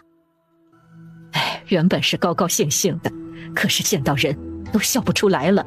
回来的那些都是残疾了的，你方婶家的木生就废了一条腿，你方婶那段时间日日哭。春晓的心中早有预料，能活着回就已经是好事了。话虽然这样说，但是看到了心里难免难受。好在如今家家日子都没有那么难过了。我们来的时候好几家都在商量着建新房的事情呢，还有一些说是等今年再收成1年再建个好的。我如今就愁淑凤呢，你说淑文一个男娃，凭咱家的条件娶个媳妇不难，但是她是个女娃，今年已经17了都。去年有好些媒人上咱家提亲，都被我回了，结果东升的事情黄了。这回过年回去，我准备给他说一门亲，他死活不同意。周氏与张氏对视一眼，凑到春晓耳边：我总觉得他有些古怪，不知道是不是心里有人了。春晓被他娘的话吃了一惊。娘，你从哪里看出来的？我可没有乱说，不信你问问你二嫂，反正看着是有问题。偏偏你大嫂这回没有察觉，还说我们想多了。二嫂，真的？我也不知道是不是真的，不过娘说的对，确实是有些古怪。过年那些日子他很有些魂不守舍，一问就说是担心铺子，铺子都关门了，有什么好担心的？正是这个理儿，你大哥大嫂忙着庄子忽略了孩子，我不能不管呐，所以这回跟着来了。只是那丫头如今日日待在店里，跟她一起的就只有一个差不多大的丫头，没见有什么其他人，也是怪了。春晓一听，心里升起了一丝怪异的想法，具体如何，看样子要去看了才知道。等我有空去看看她，顺便问问，你们就别担心了。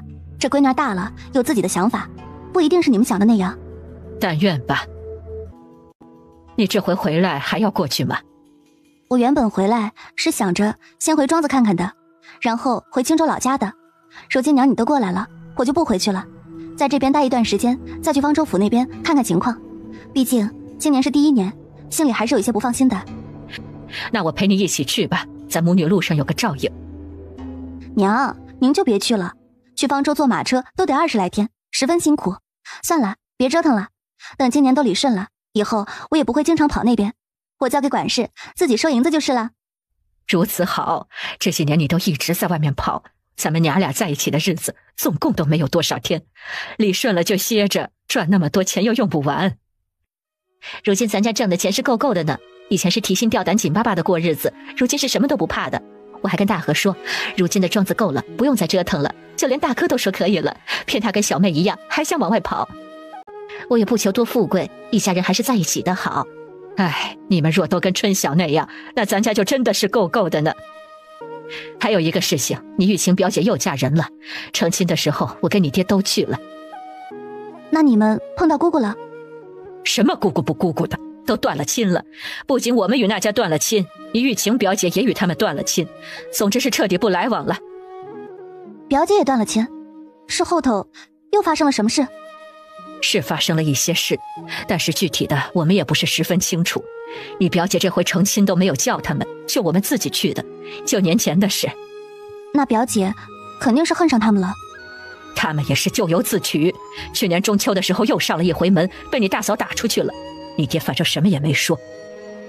他爹能说什么？总不能为了个外人寒了自己儿子媳妇儿的心。这一下午，周氏拉着春晓还有张氏说了许久，像是要把1年没说的话全都补上一般。若不是要做晚饭了，怕是要坐着说到天黑。晚上，春晓自然是挨着周氏睡的。春晓啊，如今你已经挣了许多的钱了，就真不考虑再说一户人家吗？一晃你都要25了，剩下的日子还有好几10年呢。周氏总怕他一个人孤苦。娘，您就别担心了，我一个人如今好得很，做什么都没有人管我。若是以后我碰到了一个好的，又愿意跟我一起过日子的，我自己有喜欢的，我会考虑的。但是这种人不好求，我如今这样就很好啊。咱家这几年变化太大了，有时候我躺在床上想着，就跟做梦一样。你爹说咱家是祖坟冒青烟出了一个你，上回李正说咱严家村风水好出了一个你，两人倒是一个意思了。被你们越说我越得意了。春晓在林业庄子住了一夜，晚上与周氏说了许久。第二日他要回自己的庄子了，这么久没回，肯定是要尽快回去看看的。走的时候他告诉周氏，每日有空他就会过来的。东家回来了，东家回来了，东家回来了，东家回来了。春六很快跑到了跟前。东家您回来了，咱庄子一切都好呢，安排过去的人如何了？赶上种植没？放心吧，正好都赶上了，种子入了地我才回来的。没买人呢？我给您牵马过去，庄子新买了人，管事他在4号院子给人做夫子呢，告诉他们种地的时候要注意些什么。人已经买了。添了多少人啊？牙行管事没有再塞人了吧？牙行那管事太狡猾了，正好60个大人搭了10个孩子，孩子还要了钱呢，跟以前一样，就是看我们可怜孩子呢。不过也没事儿，咱庄子的孩子如今做活不比别人差的。在教书的夫子都有来吧？日日都来，咱庄子的人都学得认真，新来的也开始学了。你上来吧，这走要走到什么时候？赶紧上来。他坐在左边，春六上了右边的车位，赶车的活儿自然也交给了他。两人直奔4号院子。春晓进去的时候，美满正背对着他，在给大家讲叶肥的做法跟作用。大家都看到他进来了，但是这一院子的人没有一个人认识他，都纷纷地朝他看过去。美满有所感地朝着大家的方向转过身去，看到春晓的那一刻，他眼睛都要湿润了。小姐！底下坐着听课的人一听是东家，纷纷都站起来叫东家。早知道我就不进来了，倒是打扰你们上课了。不打扰不打扰，我们授课都有抽时间临时性的讲一讲，无妨的。美满看着院子里的人，今日就讲到这儿，有时间我再跟大家讲，你们下地去吧。小姐走，我们回住院去，我有许多事情要跟你说呢。走吧。两人一起又上了车，依旧是春六赶车。小姐，我看着你瘦了，方舟那边听说特别冷，你有没有冻伤？你小姐我也是乡下丫头，哪里那么娇弱，我好得很。小姐，幸福她生了女儿，长得可漂亮了。我昨日去了我大哥的庄子，我娘已经跟我讲过了，等我歇2日就去看她。她生产的时候还好吧？没有遇到什么难的吧？没有，都好好的，产婆也是早早就请好的，只是生了之后她哭了一场。你知道的，她以前有一个女儿，跟着她受了苦，最后走了。她觉得如今这个是老天赔给她的。她是前半生苦，如今也算是苦尽甘来了。小花一直待在那边，前几日出月子我去瞧了一回，都好着呢，您放心好了。两人回到主院，刚坐下，美满就拿了一堆的账本过来。春晓看着他苦笑，我这才回来，你就让我看账本，你忍心啊？那我拿走，您明日再看。你先放着吧，讲要紧的跟我说说就成了。你们做事我还是放心的。春六也跟着他们进了院子，只是一直在堂屋外头站着。你进来跟我们一起坐会儿，都是自己人，不用那么客气。春六这才坐到了桌子边。我是怕管事的有什么要补充的，有些活是我们分工做的，他不详尽的我会去清楚。美满很快就上了一壶茶。还是这边好啊，这个天儿已经不冷了，河间那边冷，方舟就更加了。这冬天冷的，不知道夏天会不会热。夏天照样热，东家，我就是河间人。三人坐在一起悠闲的喝茶，好不惬意。小姐，你这回回来要待多久啊？没定呢，总要待上一段日子的。哎，对了，我走了这段时间，没有发生什么大事吧？我看庄子棉花都种得好好的。都好，就是你一下子要走许多的人。育苗的时候，我们从村里请了短工，咱村子走了80个主劳力，这回补回来了60个，怕也是不够的。也不知道这剩下的人是继续买，还是就从村子里请。我们原本就有60个长工。先请长工吧，跟以前一样，签好技书就行。多请10几20个人也无妨，别让做工的人太累着了。行，知道了，小姐。哦，对了，去年小姐你走了以后，残棉还收了6000多斤。我按照您吩咐的通知那个杨怀天，他原本想全要，我怕您后头有用，就给了他5000斤，他后头把银子全付齐了。那孩子是个做生意的料，许久未见，也不知道现今如何了。等他看了幸福，就要去镇上看看他们了。去年后头有棉商要跟咱们庄子订今年的货，这是大事儿，您不在，我不敢贸然同意。以后如果有人想提前订货，你让他们去邦庄那边的庄子，说那头有。在那边还没有正式买卖，不知道那边的行情如何。若是能引流过去，也能多一份保障，这于他来说是好事。三人坐在一起，说了许多庄子上琐琐碎碎的事情。春六说完了自己的部分，就又去了地里。每晚晚上让做饭的嫂子给春晓熬了肉粥。小姐，幸福他们庄子养了好些鸡，我想着要不咱也养些吧，到了年底就可以卖了。你若是觉得有精力养，随你们安排，要做猪圈或者做鸡圈都可，账上有钱。卖就不卖了，到了年底自己吃，咱们这么多人呢。行，那我过几日就让春六带人去安排。春晓喝着粥，还是这头做的吃食比较让他满意。这以后出门，他得带一个让他合意的厨娘，这样走到哪里都不会亏待自己的胃。新来的人的衣服，你让他们做了没？去年那个孙老板不是又送了好多布？按着老规矩，一人给他们发了1匹布，让他们自己有空做袄跟春衫。小姐，方舟跟河间那边要准备布过去吗？去年的布我们也都洗出来了。你账上有碎银子吗？没有的话，明日上午去镇上换一些回来。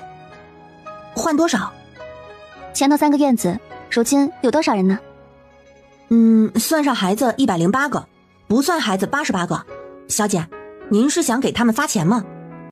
他们已经做了2年多的工了，还1分银子没有给过，总不能自己挣了钱还这么抠门吧？你找人换600两碎银子回来，明日下午给他们发钱。小姐，您就是个再好不过的主子。你们马屁拍多了，我如今都听习惯了。哎，对了，再换20两铜板回来。若是看别人发钱，新来的怕上难受了，多少要给一点，就大人每人300文钱，小孩给个50文。行，我明早就带人去换钱。春晓睡了一觉，第2日神清气爽地起了床。他去了1号院子，时间虽然还早，已经有人在里头上课了。如今门口还有一个把守的管理课堂纪律的，他进去，大家都站了起来。夫子对他行了个礼。东家，你回了，太好了，我正要与你说一个事情呢。春晓带着他走到一旁。岑夫子，有什么你就说吧。我原本呢是打算过几日再跟管家说的，如今你回来了，那正好了。你也知道，我们来这处是因为河间那边内乱，怕那头重新打起来，才在开府之后跑过来的。如今那头的形势稳定了，我们自然呢是要回故乡的，走的日子都已经定好了，怕是交完了这个月，我们就没法子再交了。张夫子也是一样的吗？对，我们结伴走。春晓皱了皱眉，随后露出了一个笑容。这是好事，异乡终归是不如故乡的。行，我知道了。其实你们已经教了庄子上的人很多了，若不是你们教会他们读书写字，我根本就没有人手可用。总之，感谢2位夫子教导。东家客气了，是我们要感谢东家才是。我听说东家最近在河间置了庄子，不知道在河间府哪处地方，若是有缘，日后还能相见呢。我们的庄子置在了宿县的泪溪镇方家村，若是以后有需要，可以去方家村找我们。庄子里的管事都是你们教出来的，都熟着呢。一定，一定啊！夫子要走，他也拦不住。好在人才已经培养了不少，暂时不会断层。到时候走的时候，他怕是要备上一份礼才行。美满回来以后，春六就将全部人都召集到主院的跟前，除了地里继续做活的长工。大家都在庄子上干了2年多的活了，我能看出来，每个人都很努力。这努力总是得有点回报，不是？所以今天呢，把大家都聚在一起，不为别的事情，单纯是为了奖励大家。1、2、3号院子里的人，大人每人5两银子，小闺女儿2两银子。念到名字的人上前领钱。底下一下子就炸开了锅，他们做梦也没有想到今日要给他们发这么多银子，一个个都有些傻眼。傻眼之后是大惊喜，拉着身边的人确认5两，我没有听错吧？每个人5两吗？这么多的钱？东家这是要给我们银子，我们自己也能存银子。天哪，5两银子可以买许多东西了。好了，都安静，我要念名字了，念到名字不上来的，这银子可就没有了。大家立马就安静下来。春六于是一个一个的点人上来，得了钱的人不约而同的对着春晓鞠了个躬。他们知道他们东家不喜欢他们下跪。4号院子的人在一边看着，羡慕的不得了，但是没办法，他们都是才来，已经发了布做衣服了，做人不能太贪心了。前排的小闺女年纪还是小，拿钱的手都是抖的，脸上的笑怎么也藏不住。很快100来号人的钱就发完了，队伍还没有散，大家拿着钱开始窃窃私语，有的人还用牙咬了咬银锭子。刚刚发完前头的钱，这剩下的是给新加入的人的。4号院子的人脸上立马露出了惊喜，东家这话的意思是他们也有。许多人都好奇地看着那个背篓。好了，点到名的上来取。铜板已经全部穿好了，大的300个一串，小的一串50个。念到名字的人上前取钱，没想到他们刚来也能得几百个铜板。旁边有前面院子的人跟他们讲，说他们刚来的时候庄子才开始建，可是1分钱都没有，这也是第一次发钱。总之最后庄子里每个人都十分高兴。这边的钱发完，春晓第2日就带着剩下的钱跟美满一起去了黄口村。嫂子，咱们东家来了，嫂子。幸福还没有出来，小花先跑出来了，看到春晓跑了许久，跑到她身边，一把拉住她。小姐，您回来了。怎么还是这么毛毛躁躁的？幸福也抱着孩子出来了，而且走的速度极快，后头的赵石头想扶都扶不住。春晓赶紧迎上去。你走慢些，刚出了月子，我来都来了，还会跑不成？小姐，您看看。她把孩子送到她面前。小姐，你给孩子取个名字吧，我等您回来给孩子取名字呢。您是有福善心人，您若给他赐名，他日后必定平安顺遂的。春晓看着送到他面前的奶团子，却不敢动手去抱，这也太小了，小小的一个包在襁褓里睡得正香。呀，哎呀，我还是不要抱了，我没有养过孩子，我怕把孩子弄得不舒服了。小姐，我开始也不敢抱，如今啊可敢抱了，您试试就会了。春晓沿着幸福的手，小心把孩子抱在了胸前。他好小啊，睡觉的时候嘴还在动的，真可爱。美满也忍不住笑了。都别站在这里了，这里有太阳，等会儿晒着它了。我们进去，赶紧进去。当初啊，我们昌兴也是小小的，我就没敢上手抱，抱在手里一点分量都没有。他边走边看着小东西，真的小小的。老太太也站在房门口等着他，他忙走了过去。婶儿，迟了给您道喜。东家回来好，东家回来好，幸福他日日盼着你回呢，说是要请东家给孩子取个名。几人端了凳子在堂屋里坐。这名儿理当是孩子爹取，怎么也不该由我来取啊，还是让石头来取吧。东家，我一个粗人，取的名不好听，您还是帮着取一个吧。既然想我取，那就叫无忧吧，没有忧愁，无忧无虑的意思。这名字好，无忧，赵无忧，没有忧愁，好听又好记。姐，东家这个名字正好。我就知道小姐取的名字肯定是好的，比她爹取的小草兰花可好听多了。无忧就叫无忧。原来人家爹不是不想取名，是取的名字家里人都瞧不上啊。他为赵石头掬了一把同情泪。小家伙在他怀中也不知道是认人还是他抱着不舒服，没一会儿就开始动了。他便把孩子还给了幸福。你们还年轻，争取3年抱俩，让老太太多高兴高兴。还是东家最懂我的心意。我可不就是盼着他们3年抱俩吗？幸福看了一眼赵石头，自己在一旁羞红了脸。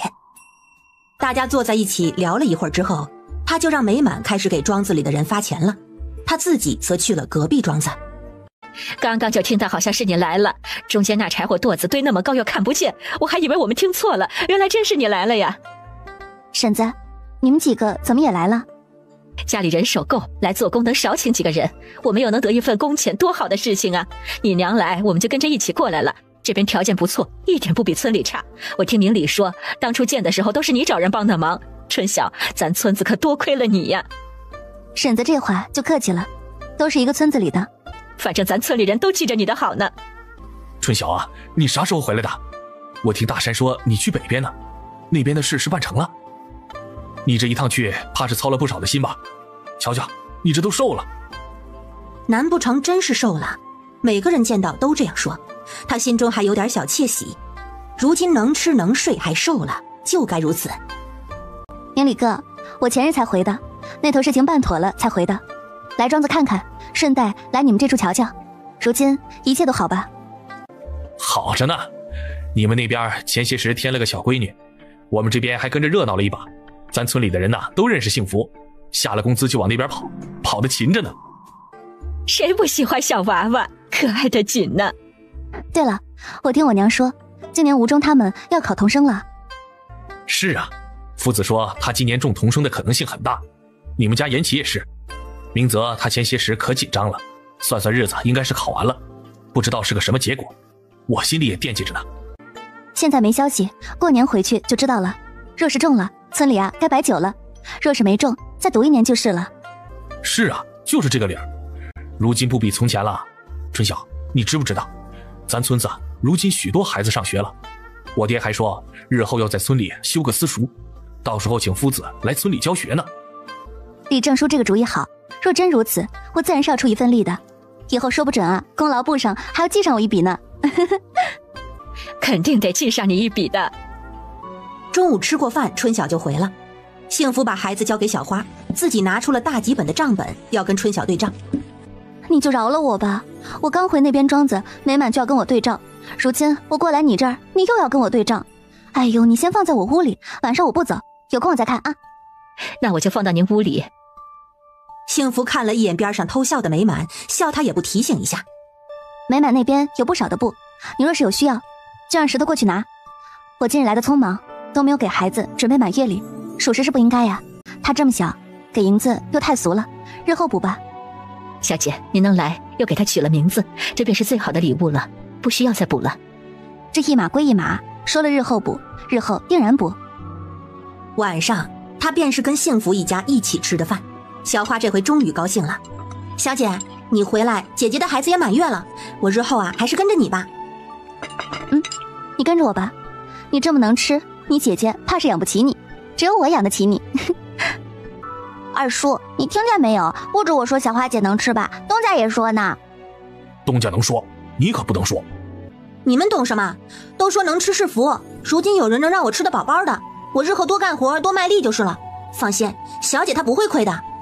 大家一听，全都笑了起来。你这脸皮也不知道是向谁，越发的厚了。大家聚在一起，度过了一个愉快的夜晚。第2日，春晓要回庄子了。我看你们这鸡养的不错，日后想吃鸡了就来这处抓，你到时候可不要小气啊。小姐惯会笑话人，还不是您想要多少就拿多少，不用您来抓，您带个话，我抓了给您送过去。不行，让小花来抓。我要抓就要抓那个最大的。小姐，有空您多往这边走走。回的，以后不忙了，我就时常过来看看。你回去吧，孩子还等着呢，不用送了。美满与他道了别，赶着马车走了。每回东家走，你就要难过一回。好了，别难过了，他又不是不来了。你懂什么？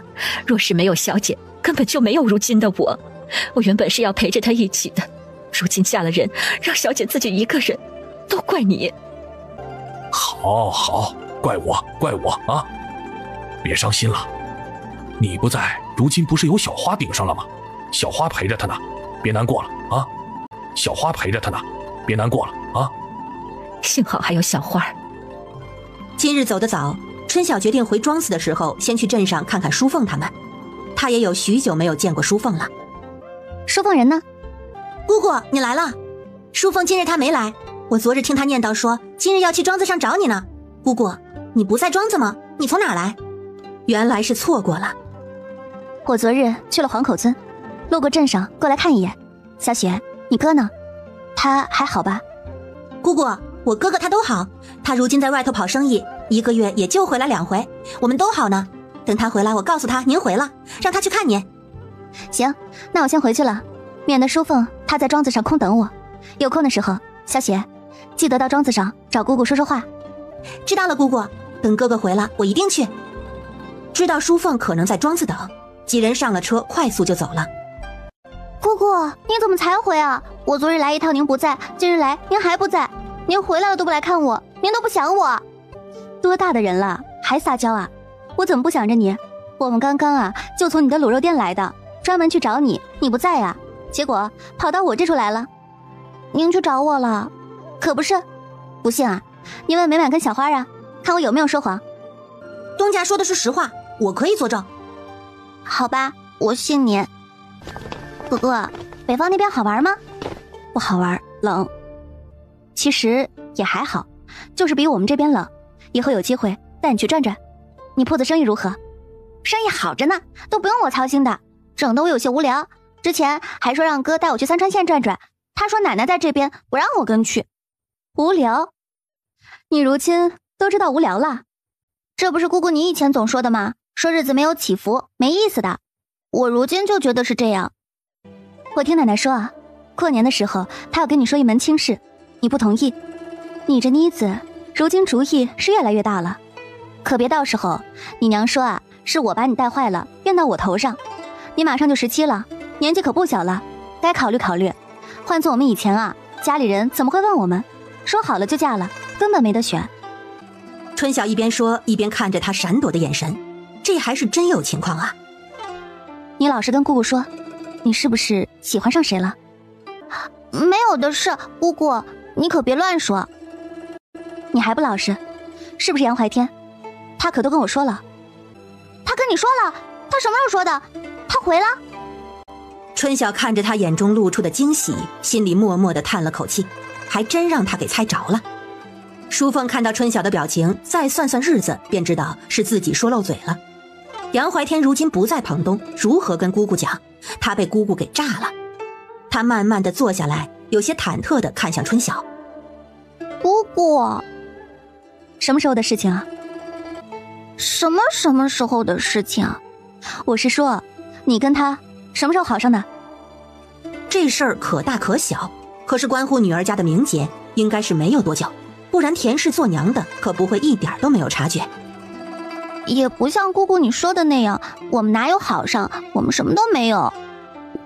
你个傻姑娘，不会你喜欢人家，人家还不知情吧？呀，也不是姑姑你说的那样。哎呀，姑姑你也别问了，我说不清楚。春晓知道了，这是两人还处于暧昧期呢，所以才是这种别别扭扭的样子。这两个孩子啊。他什么时候回来呀？姑姑你想干嘛呀？我们真的什么都没有。你们既然什么都没有，那你们怕什么？我许久不见他了，见见他都不成了。也不是，具体的日子我也说不准，大概10日左右吧。姑姑。淑凤可怜巴巴地看着他。你真不会说什么吧？你放心好了，你姑姑我啊，不是你，做事情有分寸的。既然事情已经明了，他是应该找杨怀天谈谈了。小琪他考试前状态如何啊？好不好？看不出来，跟平日没什么两样。那就是好了，胸有成竹才能做到平常心啊。还是姑姑你厉害，见都没有见的就知道他胸有成竹了。你不必拍我的马屁，你的事情我今日若是不问，你打算怎么办？能怎么办嘛？又没有怎么样。这是典型的死鸭子嘴硬。春晓回屋给他拿了一件女版的春穿的褂裙。这是路过东江武洪县的时候看着好看给你买的，是那边的样式，应该能穿。姑姑你还给我带了礼物啊？是啊，路上赶路什么也没有买，就给你买了这一身衣服，高兴了吧？我就知道姑姑你最好了。这样式可真好看，不便宜吧？自然是不便宜，你要是心疼姑姑要给银子，姑姑也是收的。我才不给。昨日二叔说你送了他一辆马车，这马车姑姑你都说送就送，一件衣服算什么？姑姑，你是不是忘了我跟哥哥那里还有你的分成银子呢？呀，你不说我还真的是忘了。有多少啊？快600多两银子呢。这么多啊？那你跟你哥一个人不是差不多挣了快300两，真是厉害呀。我们厉害也没有怀天哥他厉害，他去年从你这里运了3套棉花，就这3套都差不多挣了300多两，如今有了本钱就挣得更多了，娘都说他厉害呢。怕不是这个原因让少女产生了崇拜之情，从而萌生了好感。春晓看着淑凤说到杨怀天那明显红了的脸，这次一定要找那个孩子问个清楚才行。接下来的日子，春晓没有再离开庄子，他把庄子所有的事物都过了一遍。22号这日，杨怀天突然来了。你回了，边上坐吧。这是做事。姑姑，我做错事儿了，跟您赔罪。你起来吧，有什么事情你说就是了。我这人呢，不喜欢别人与我跪着说话，赶紧起来。姑姑，我喜欢淑凤，我想娶她。你什么时候有的这种心思？我也不知道，她与我同岁，起初我也是把她跟小雪一样当妹妹看的，每回做买卖回来就想着给他们都带一份礼物，慢慢的就有些不一样了。我在外头会想她，看到她会很高兴。姑姑，我知道我做错了。你做错了什么？我没有父母亲人，条件也不好，我不该高攀她，我不该高攀她。你是错了，但是却不是错在高不高攀。我问你，你是不是真的喜欢淑凤，想要娶淑凤？我是认真的。既然你有这样的心思，你怎么不跟淑凤她爹娘提，或者直接上门去提亲？你知不知道，你不提这件事情永远都成不了。淑凤早就到了适婚年龄，你若再不提，难不成等她爹娘把她嫁了再提？姑姑，我不敢。他又跪了下来。姑姑，她条件那么好，我如今虽然有了些积蓄，但还是远远赶不上她的。春晓看着跪在地上的人，他心里也清楚，大概这种顾虑谁都会有吧。我给你指条明路，你要不要走就看你自己了。你也知道，我只是淑凤的姑姑，她的事情还轮不到我来做主。如今咱们家老太太在庄子上，你去跟老太太认个错，若是老太太不怪罪，你便去荆州老家提亲，否则这个事情就到此为止，没有结果的事情就要及时止损，不然，怀天，以后你就不要再叫我姑姑了。姑姑，我这就备礼去见老太太，只是荆州老家具体的位置我不清楚，我要如何去寻呢？姑姑，你能不能跟我们说说具体的方位啊？春晓见他态度干脆，心里有了几分满意。你先探探老太太的态度，若是她不喜欢你，这提亲就算了。那奶奶她老人家喜欢什么东西？姑姑，您提点提点我吧啊！不如你去问问淑凤。你如今还是住在店铺后院吗？他点点头。我听说你年前可是挣了不少银子，怎么没有自己去置一处宅子？我春晓见他支支吾吾我了半天也没有后话，只红着一张脸，还有什么不明白的？这是怕搬走了见不到人了。你去吧，我等你的好消息。谢谢姑姑。杨怀天急急忙忙的走了。下午的时候，严大河回来了，样子也是急急忙忙的。春晓，怎么了，二哥？走，跟我去一趟，咱娘找你呢。是不是淑凤的事情？怀天他上门呢。你怎么什么都知道？难不成是你让他去的？你早知道这个事情？我可没有早知道，我猜的。娘，他说什么没有？人走了没有？走了才让我找你来的。娘啊，他有点懵。杨怀天我们过年听大哥他们提过一嘴，谁会料想到他想娶咱家淑凤呢？走，娘啊，他等着你拿主意呢。你这是一直在家呀，还是被你奶叫回来的。春晓看着满脸潮红的淑凤，不会是提亲的事情，你已经知道了吧？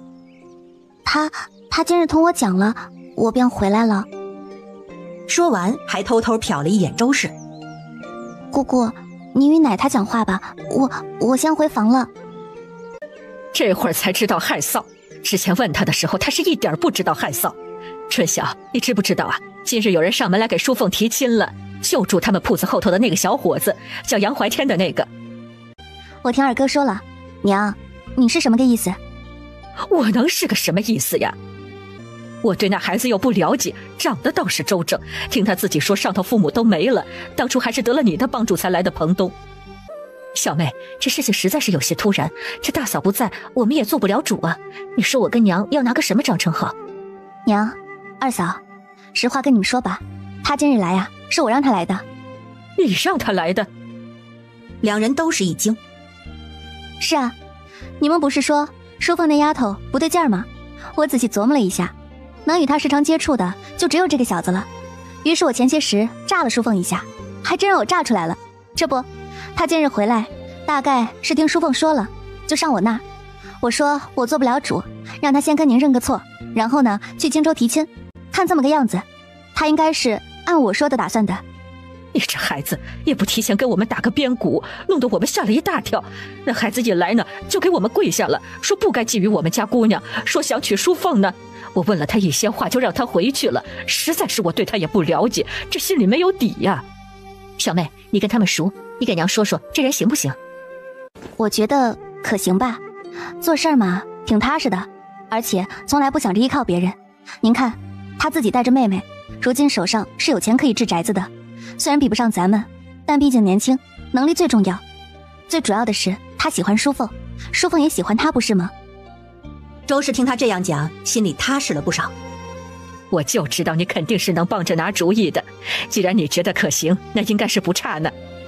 那娘，大嫂如今不在，你要怎么回她呀？听春晓的，让她去青州提亲。我们同意是我们同意，主要还是要看你大哥大嫂。正好啊，我也1年没有回青州了，我跟他一起走好了。我也一起回去，淑凤自然要跟着回去。这边的铺子怕是要交给老二媳妇你一阵子了呢。不行，你从庄子调人。那淑文呢？淑文就算了，如今只是提亲，又不是成亲，什么个结果我们也不知道。万一你大哥大嫂心里有个别的主意呢？若是事情定了，成亲怕也没这么早，到时候不只是淑文，全家都得回的不是。几人正说着话，堂屋后门传来一阵声响，接着就是一阵慌张的脚步声。这孩子怎么就一点不知道害臊？周氏都拿他没办法了。周氏这边的态度定了，杨怀天很快就知道了消息，高兴得不得了，连小雪都十分高兴，他就知道哥哥跟淑凤之间有点说不清道不明的情况，没想到他就快有嫂嫂了。出了这个事情以后，周氏就把淑凤从店里叫了回来，美其名曰要避嫌。杨怀天又来找淑凤问出发的日子，他如今倒是知道心急了，说是这回就带着小雪一起去。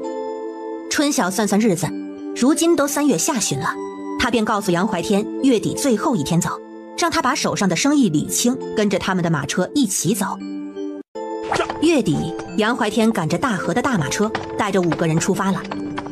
小雪姑娘今年多大年纪了？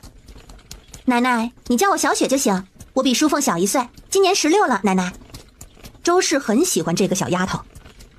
小闺女长得真好，我听说你跟你哥哥是3川县人呢，这是出来了就不回去了？你哥哥有没有说以后你们要在哪里安家呀？淑凤看了一眼小雪，装作若无其事地看向了窗外。春晓内心憋笑，这前一日怕是都得不自在了。我哥说，若是能在青州安家，那就在青州安家。他说反正我们如今也没有家，若是叔婶他们愿意，我们以后就在淑凤姐的村子里买块地盖个房子，这样淑凤姐以后离家近，不用时常想家，我们以后就是青州人了。周氏对他这个答案尤为满意，看了一眼外头赶车的杨怀天。你哥真是这么想的，那不是成了一个上门女婿？他真是这样想的，奶奶，那也不是上门女婿，我哥说他能凭自己的本事让淑凤姐过上好日子呢，所以这不是上门女婿。小雪越说声音越弱，也不知道自己这样说老人家会不会不高兴，偏偏哥哥在外头又帮不上忙。春晓觉得他大概是说到周氏的心里了，虽然周氏没有在说话，但是眼角眉梢都露着笑意。4月6日，他们到达了左源县，杨怀天开始紧张。第2日午时刚过，他们就到了三叶镇。小雪跟淑凤趴在窗口，不停地看着外头。姑姑，你要去庄子吗？姑姑在镇上有庄子？咱们姑姑在哪里都有庄子。当初我们还穷的时候，姑姑就已经在那边鹿村买庄子了。我不是跟你说了吗？她是我们家最厉害的。你这么拍姑姑马屁，是想姑姑回家帮你说好话吧？这都到家门口了，自然是先回家，等家里的事情说清楚再去庄子。姑姑，我可没有拍你马屁。淑凤看向赶车的杨怀天，那个怀天哥，你们要跟我们一起回家吗？你们要不要就在镇上找个地方住啊？杨怀天一听，立马停下了马车。对，我跟小雪先在镇上找个地方住下吧。他看向小雪，小雪连连点头。你这丫头，该矜持的时候不矜持，不该矜持的时候整什么幺蛾子？咱家那么多的房子，还住不下他们2个，让他们待在镇上干啥？他对着杨怀天做了个继续赶路的手势。都到家门口了，甭折腾，赶紧走。杨怀天抱歉地看了眼淑凤，又继续走了。奶奶，其实淑凤姐说的对，我跟哥哥就这样住过去不好吧？不都说要避嫌吗？若是怕不好，就住春晓那儿吃，他那处地方也多，或者直接住老二那处，如今家里都空着，没人反而不好。总之家里那么多地方，哪里用得着你们待在镇上？奶奶，您是真善变，让我注意些的是您，如今我注意了，反而落不是了。我懒得说你，你怎么想的我不知道，你是怕你娘说你吧？这事是能藏得住的。都说丑媳妇总要见公婆，这不是一样的道理？都怪你姑姑把你的性子带得越来越野。我就知道你们最终怪来怪去，肯定又会怪到我头上，果不其然。姑姑，我含冤莫白呀。姑姑，回去我娘若是教训我，你可得替我挡着些。你放心，我肯定第一个跑，我才不掺和你娘教育人呢。淑凤，你放心，小姐她说一套做一套，真有什么她肯定是帮着你的。小雪也看向淑凤，面露担忧。杨怀天看着前头的一片棉花地，姑姑，你不是说青州不允许种棉花吗？你这处怎么能种啊？那里可是我的宅基地，我种什么都成。走吧，咱们进院子。我许久没回来，不知家里怎么样了。一群人跟着进了小院，杨怀天拴好了马车，带着小雪坐在院子的竹棚里，春晓则带着小花他们进了屋。这应该是大嫂经常打扫过的，你看这屋子里一点灰尘都没有，跟走的时候一样。被子也不用晒了，应该才晒过的。你大嫂是个勤快性子，怕是不止你们这处，老二那处也时常去打扫了，备用钥匙都在他手上。娘，你想让他们兄妹俩住哪处啊？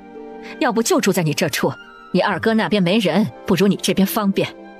行，那就住在这边，我让他们把行李拿进来。小花出去叫人，没一会儿田氏跑过来了，看到他们很是惊喜。娘，小妹，你们怎么回来了？刚村里人说我看到了门口的马车才信。他看向淑凤，你怎么也回来了？你的卤肉铺子不做了？娘，您想我些好行不行？我就不能是想您了，想回来看看您。刚说完，杨怀天带着小雪出来了，看到田氏紧张地打了个招呼。婶子呀，这是带了客人来，来，都坐啊，我给你们倒茶去，你们容我洗个手。田氏给他们倒了茶。这边长工们做活，这茶水是早就备好的，你们呀赶紧解解渴。你爹跟大山呢？小喜考上了童生没呀？考上了，李正家的吴忠也考上了，就五叔家的小龙没考上。上个月咱两家还摆了席，村子里别提多高兴了。夫子说他们2个再学2年，考秀才没问题。爹去周家庄子呢，大山跟明泽兄弟去县城了。夫子说他们若是想要再有进业，待在他那儿怕是不行，要去县城的学馆才行。大山他们便带着孩子去了。我们今日才从县城回，早知道跟他们一起去看看了。没事儿，如今家里用着小妹的马车，方便着呢。只是他们要办事儿，明日就该回了。这草棚子是新搭的吧？爹他找人搭的，说这院子还要有个草棚子好，方便。哦，对了，娘，你们怎么现在回来了？是心里急着小琪的事儿，还是怎么的？杨怀天在一旁紧张的搓手，小雪也是一脸紧张。有点事情，等大山回来一起说吧。周氏发了话，田氏也不好多问。咱们村去年回来的人，如今如何了？春晓总惦记着这个事情，去年走的时候都没有见到人。没事儿，如今各家都挺好的。你不知道，咱村里的小伙子如今可不愁娶媳妇儿，就是那些有残疾的也比别村的吃香。放心吧，难过一阵儿，如今都好了。你们进来的时候没看到那几家做房子吗？就是娶媳妇儿用的。说到这个事情，田氏看向了淑凤。之前让你别走，你非走，如今回来也好，你这亲事啊不能拖了，娘可不能再由着你性子来。你之前说你姑姑不在，如今你姑姑可是一起回来了，我得跟你爹合计合计。杨怀天一听，心下一慌，忙站了起来。婶子，我这次来就是来给淑凤提亲的，我请你把淑凤嫁给我。田氏愣了，你说什么？你说你要娶淑凤？对，我是来提亲的。对，我是来提亲的。田氏傻眼地看着周氏跟春晓，娘，这是你们的主意？可不是我们的主意，是他们自己的主意，你这赖不上我们。我跟春晓只是觉得尚可，最终怎样还要看你跟大山的意思，好歹是你们的闺女儿。周氏给一旁的小雪使了个眼色，小雪立马也站了起来。婶子，我哥很喜欢淑凤姐姐，他真的很想娶淑凤姐姐，我也想让她做我的嫂子。田氏一下子犯了难，这事儿不是小事儿，还是等你们叔回来再说吧，就这2日时间了。说完，他看向一旁的淑凤，这丫头是一点也不懂矜持的，说她的亲事她也不回避一下。我跟淑凤说2句体己话，你跟娘来。田氏拉着淑凤进了屋。杨怀天看着他们进屋，一时之间也不知道做什么好。这样，你们才来，我让小花带你们到村子各处走一走。小花都已经熟了，你们先熟悉熟悉村子，日后不是还打算在这处生活的吗？可是婶子，她……哥，咱就听姑姑的，跟着小花在村子里多看看，走。小雪拉着杨怀天叫上小花，一路出了院子。我看咱们大嫂突然听到这个事情也挺紧张的。春晓在一旁笑，你还笑？哪个做父母的遇到这种事情能淡定啊？这闺女一嫁就是一辈子的事情，你想想你当初我知道那个事情的时候有多心痛，好在如今你过得好，不然就是我心里一辈子的疤。春晓有些心疼地看向周氏，娘，都说这事儿不提了，难道我如今不比在周家好？我就是这样打个比方，这嫁人是闺女一辈子的大事，没有做父母的不慎重的。大约过了2炷香的时间，田氏母女俩出来了。她没有看到杨怀天，反而松了口气，有些怨怼地看向周氏。娘，这个事儿你怎么不提前说一声？我这心里啊一点准备都没有，就像周氏之前怨怼春晓一样。我怎么不想提前说？我们这也才刚回来，我不是说有事等大山回来了再说吗？原本想着晚上先给你通个气，谁知道你突然就说到淑凤的亲事，人家孩子急了，我能有什么办法？那你们是个什么态度啊？是觉得好还是不好啊？怀天那个孩子做事踏实我知道，但他毕竟上无双亲，一点帮衬都没有，而且他们是同州的，这日后我们住不住同州还不好说呢。娘，怀天哥说要在我们村子里安家做房子呢，就待在咱们村子里。你给我少说2句，我就没见过跟你这样不害臊的闺女家。你自己去玩，不要待在我眼前，我看见你就头疼。淑凤对他做了个鬼脸跑了。刚淑凤说的你可都听见了？怀天他们兄妹俩真要在咱们村子安家？若是这样，那何必安家？家里房子多的是。人家虽然在咱村子安家，但是人家又不是上门女婿，住在家里算怎么回事？他有这个想法就是好的，我跟春晓都觉得这个孩子可行。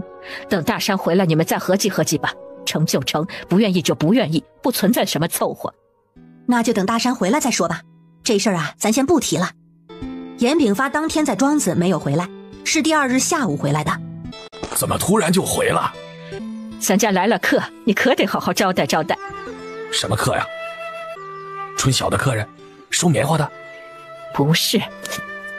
周氏凑到他耳朵边说了一通。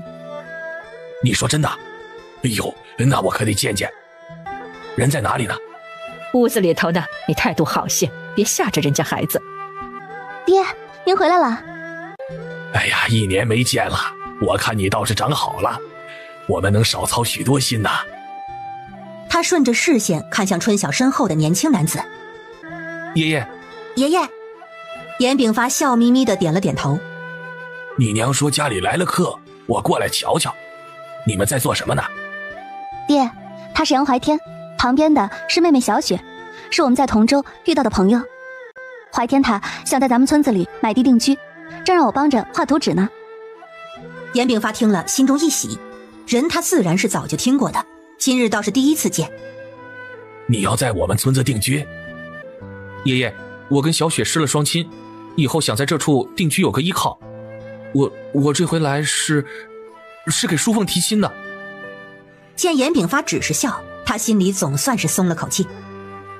如今咱村子买地的不少，若是定好了在这处做房子，我还得赶紧去帮忙找李正，让他帮忙划块地出来。定好了，早就定好了，麻烦爷爷到时候带我跑一趟了。你去村子里看过没？看中了哪一块地方？爷爷，就离您家里近一些就行了。爷爷，就离您家里近一些就行了。那怕是不成啊，如今我们那片可没有多余的地出来，到时候你让你叔给你选个地方吧。两人的会面算是气氛十分和谐了，如今就只剩下严大山了。小雪在心里默默地为哥哥捏了一把汗。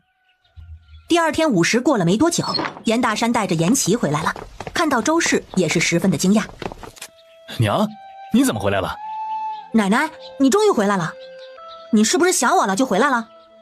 我们小琦真厉害，奶奶都听说了，你如今可是同生公了。奶奶你高兴就好，就您自己回来的吗？周氏看向严大山。春晓跟淑凤都回来了，如今都在那边呢。几人到屋子里坐，田氏看了眼严炳发。爹，这个事情要不还是你跟大山说吧。怎么了？家里有事儿？春晓有事儿？我要过去看看姑姑，你先出去玩一会儿，我们跟你爹说个事儿，完了以后我们再一起去找你姑姑。严琦听话的出去了。真是春晓有事儿啊？不是春晓有事儿，是你闺女有事儿。那个杨怀天你认识吧？他这次一起过来了，他是来给淑凤提亲的。严大山一下子傻了。提亲？是啊，等了你2日了。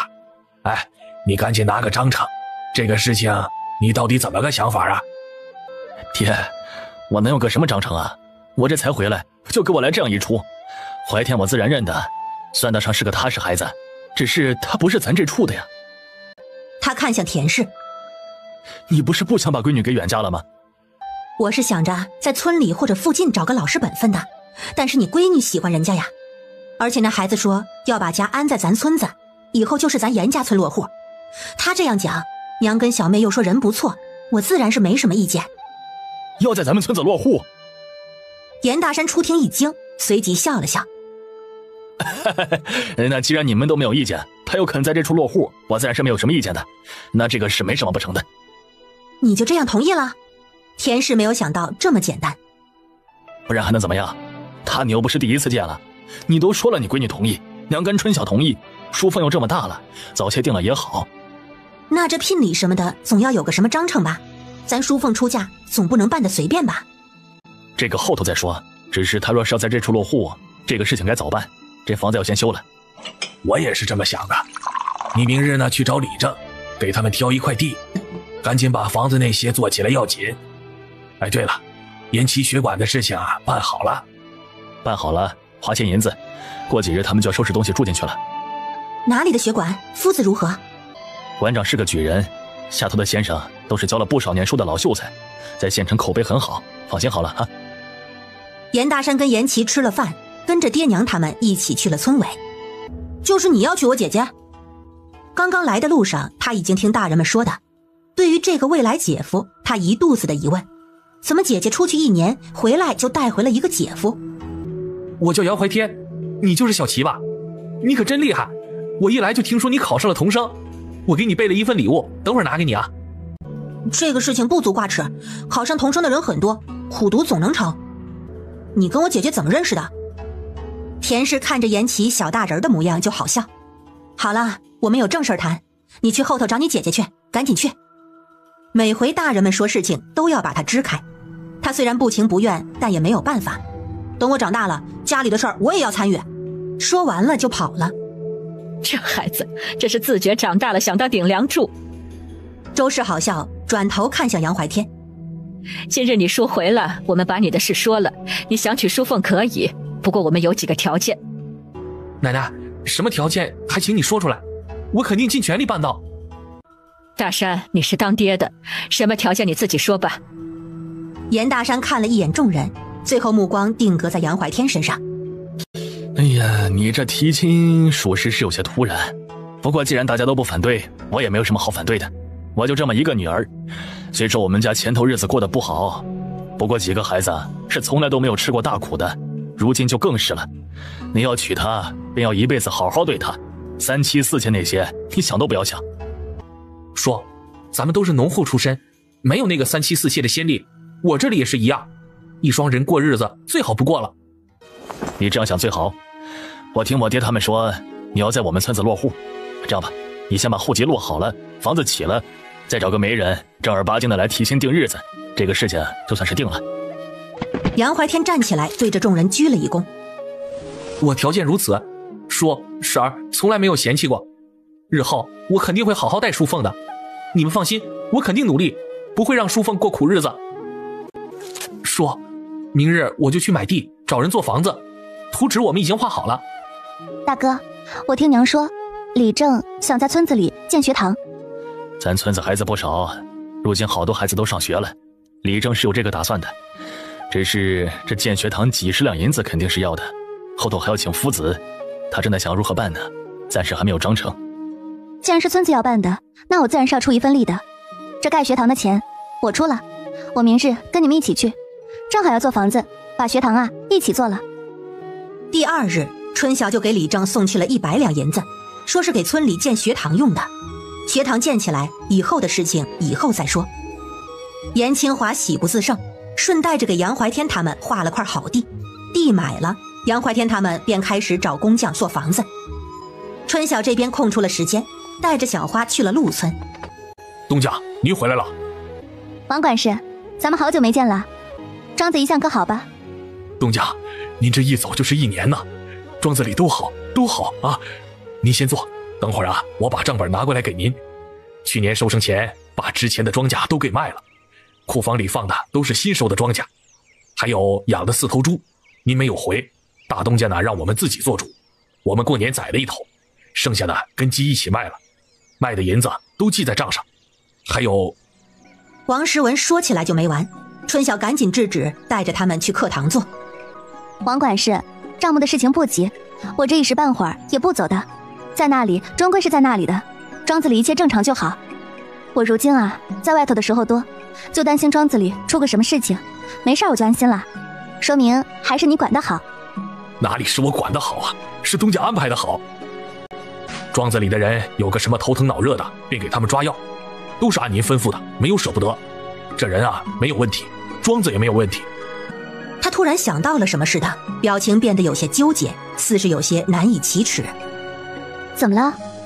东家，咱庄子里有一对男女偷情，被我发现了，压了下来。这个事儿我还真不知道该怎么办，正好您回来了，您看如何处置好？偷情？春晓一愣。是啊，2个人平时干活就有说有笑的，他还帮男人做衣服做鞋子这些的，我怕他们这样发展下去不行，年底的时候已经找他们谈过话了，只是这个事情呢，还是需要跟您禀报一声，若是不拿个章程，日后怕会再发生啊。单身男女在一起干活久了，相互有好感不是很正常吗？不过像这种卖身的下人，婚配都是轮不到他们做主的。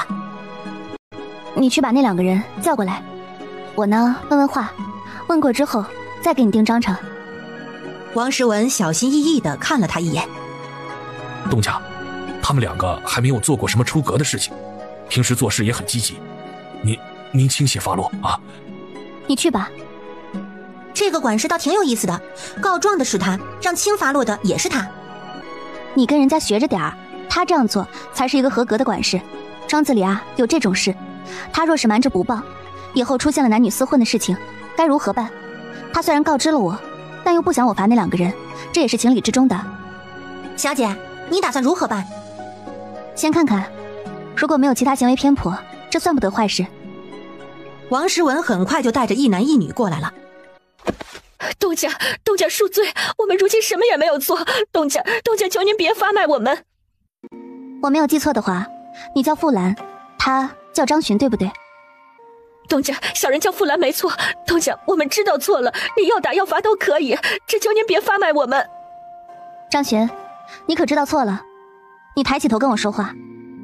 东家，小人知道错了，都是我不好，对他起了别样的心思，不是他的错，是我的错。管事说了，以后我们就没有怎么说过话了。东家，我们以后不敢了，肯定不会了。都起来吧，别跪着了。王管事虽然把你们的事情告诉了我，但是这是他职责所在，你们也别怨恨他，他也不想我罚你们。小人不会，小人知道好歹。知道好歹就行。那张巡，我问你，如果如今有个机会给你娶张氏，你会好好跟他过日子吗？张巡明显懵了，不仅张巡懵了，在场除了小花，其他的人也都懵了。东家，您是什么意思啊？我能是什么意思？春晓笑着站起来，走到几人跟前。咱们这边庄子还从来没有什么喜事，若是你们能对自己以后的生活负责，我便允许你们成亲，这是好事，不是坏事，我不反对。他看向王时文，你刚刚不是问我拿章程吗？以后咱就说好，咱们庄子里的人可以婚配，若是都是庄子自己人，你做主办就是了。给他们分一个单独的房间，不够呢就找人加修几间房。若不是庄子里的人，这个就不太好办了，具体看情况吧。这个事情他之前忽略了，这边庄子多是男人，北边又多是妇人，早知道就均衡一点了。哎，东家，您说的我记下了。张巡跟傅兰对视一眼，喜极而泣，两人又给他跪了下来。多谢东家。这反转来得太快，高兴得他们猝不及防。多谢东家。要不是春晓制止，这两人都要磕头了。好了，怎么又跪下了？这友情不是什么丢人的事情，我稍后就让王管事给你们安排一个住的屋，你们以后就在一起好好过日子吧。你们2个人先下去吧。两人欢欢喜喜地走了。王时文在一旁笑：东家，我早就猜到您不会罚他们，只是没想到不仅不罚，还成全了他们。咱庄子的人呐，都有福了。账上有钱，你到时候分了房以后给他们置办一下，该有的夫妻一起过日子的不要少，趁着如今不太忙的时候找人加建一些房。倒是我疏忽了这个事情。东家，咱账上如今不仅有钱，是钱太多了。去年粮食卖了1000多两，那银票我没敢要，让人给他现银。如今您回来了，我给您把钱运回家如何呀？春晓一听现银，立马来了精神。他一直用的银票还没有看过1000多两的现银呢。放在哪里啊？我去瞧瞧。放在东4间第2间房，平日我都不敢让人去打扫。您跟我来。房门被上了2道锁，这若是强盗来，就是此地无银300两了。前头2口箱子满的，每口里头啊有500两，后头那口呢里面有300多两。小花过去掀开箱子，整个人都亢奋了。小姐，好多银子啊！整整齐齐的码在那里，她这辈子都没见过这么多的钱。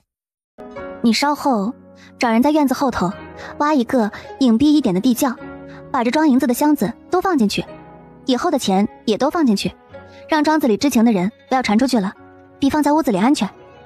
东家，您这钱不拿走啊？家里也没地方放啊，就都放在庄子里吧。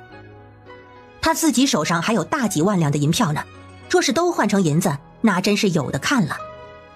那我就晚点找人挖，这钱放在这里确实每日都提心吊胆的。这有钱也烦恼，没钱也烦恼。以前5两银子我都觉得稀罕，如今见到这些，虽然稀罕，但也没有那么稀罕呢。小姐，您太有本事了，害得我如今几十两银子都看不上了，明明我自己都还没有呢。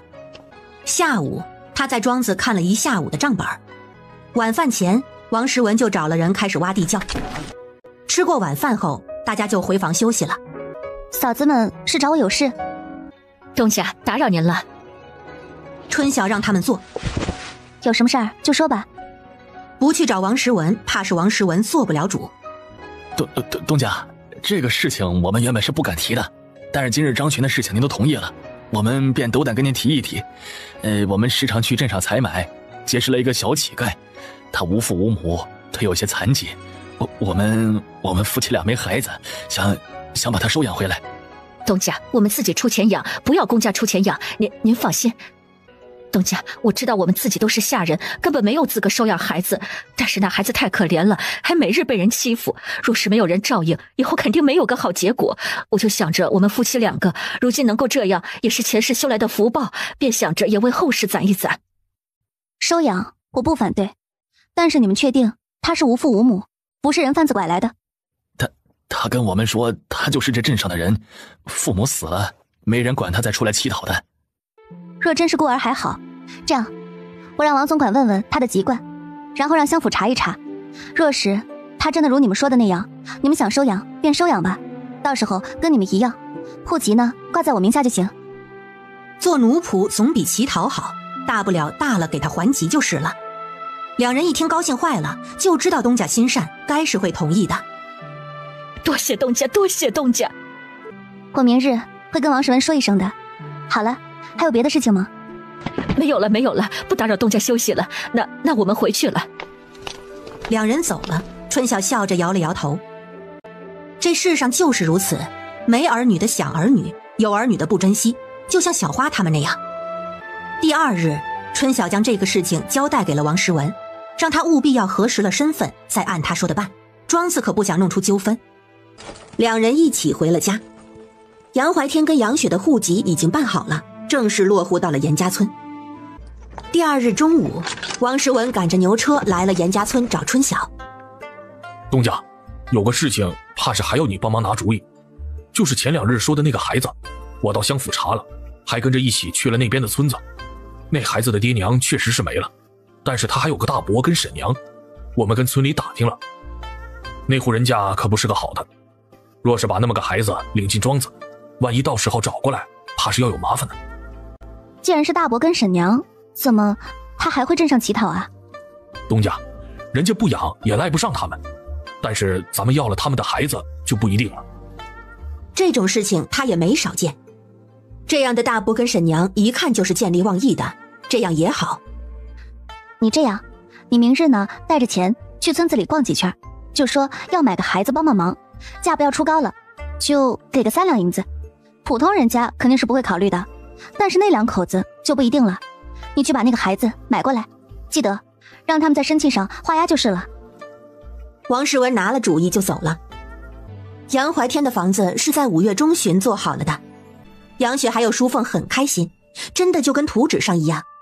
村里也来了好多人看，他们还没有见过这么漂亮的房子，看样子这小伙子也颇有家底呀。房子做好之后，杨怀天便托村里的婶子请来了媒婆，正式去严大山家提亲。成亲的日子定在了年底的26，日子定了，这个事情终于是妥了。春晓决定5月底返回彭东，淑凤又想跟着一起去。这下半年就要出嫁了，你还瞎跑啥呀？好好在家里把嫁衣那些缝了才是要紧。你那肉铺子先让你二婶儿跟你姑姑做。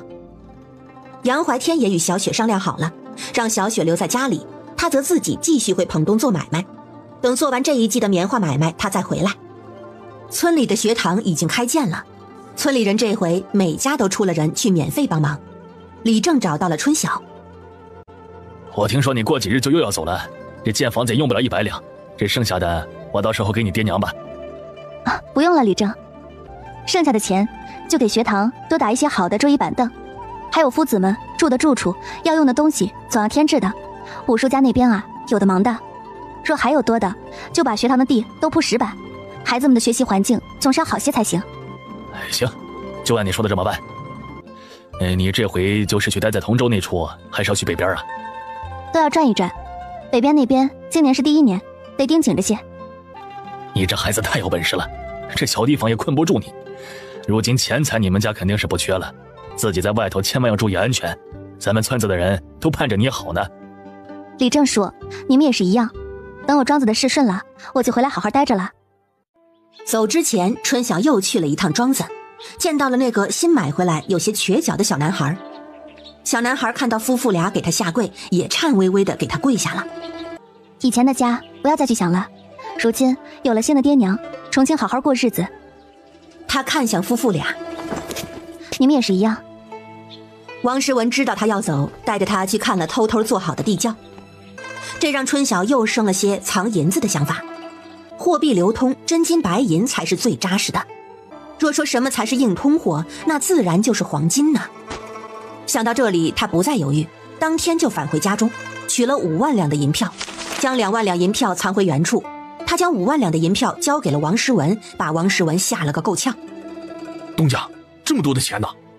你有空啊，带几个靠得住的人，让他们去各处兑一些黄金回来，一次不用多，不要引人注目就行。还有，要特别小心，不要被人盯上，兑回来都藏在地窖里。果然，藏钱是每一个人的兴趣。王诗文拿着厚厚的一沓银票，东家把这么多钱交给他，那便是信任他。他将钱小心地收好。您放心，我保证小心给您办妥。东家，以前庄子里养了狗，我想着要不我们也抓几条狗养着，关键的时候可以用得上。行，你们看着养，小心些啊，别让他们伤了人。5月的倒数第2天，他、杨怀天还有小花一起出发了。怀天，你去我大哥他们的新庄子没有？知不知道在哪里啊？他也是糊涂，都忘记问舒文具体的地址了。姑姑，我去过一回，我知道地方。您是不是要去找舒文呢？上次走的时候匆忙，没有时间去看他，这次路过肯定得去啊，顺便也去看看他们的新庄子如何了。行，庄子不远，差不多就是1个时辰的车程，我带你们去。严大山他们的新庄子在三川县上朔镇的文家村。姑姑，你们怎么过来了？是专门过来看我的？是不是太久没见到我想我了？是啊，太想你了，专程过来看看你，高兴吗？小花在一旁抿着嘴笑。看小花笑那样子肯定就不是了。舒文带着他们到了堂屋，让他们坐，又让人给他们备茶。你们这是打哪里来的？怎么怀天也跟着一起来了？杨怀天不自在地看了看他，没有说话。我这里啊，有一个好消息，还有一个坏消息，你想先听哪一个？那就好消息。好消息就是我们刚从青州那边回来，严琦他考上了童生，如今已经去县城求学了。你们回青州了？小七果真考中了？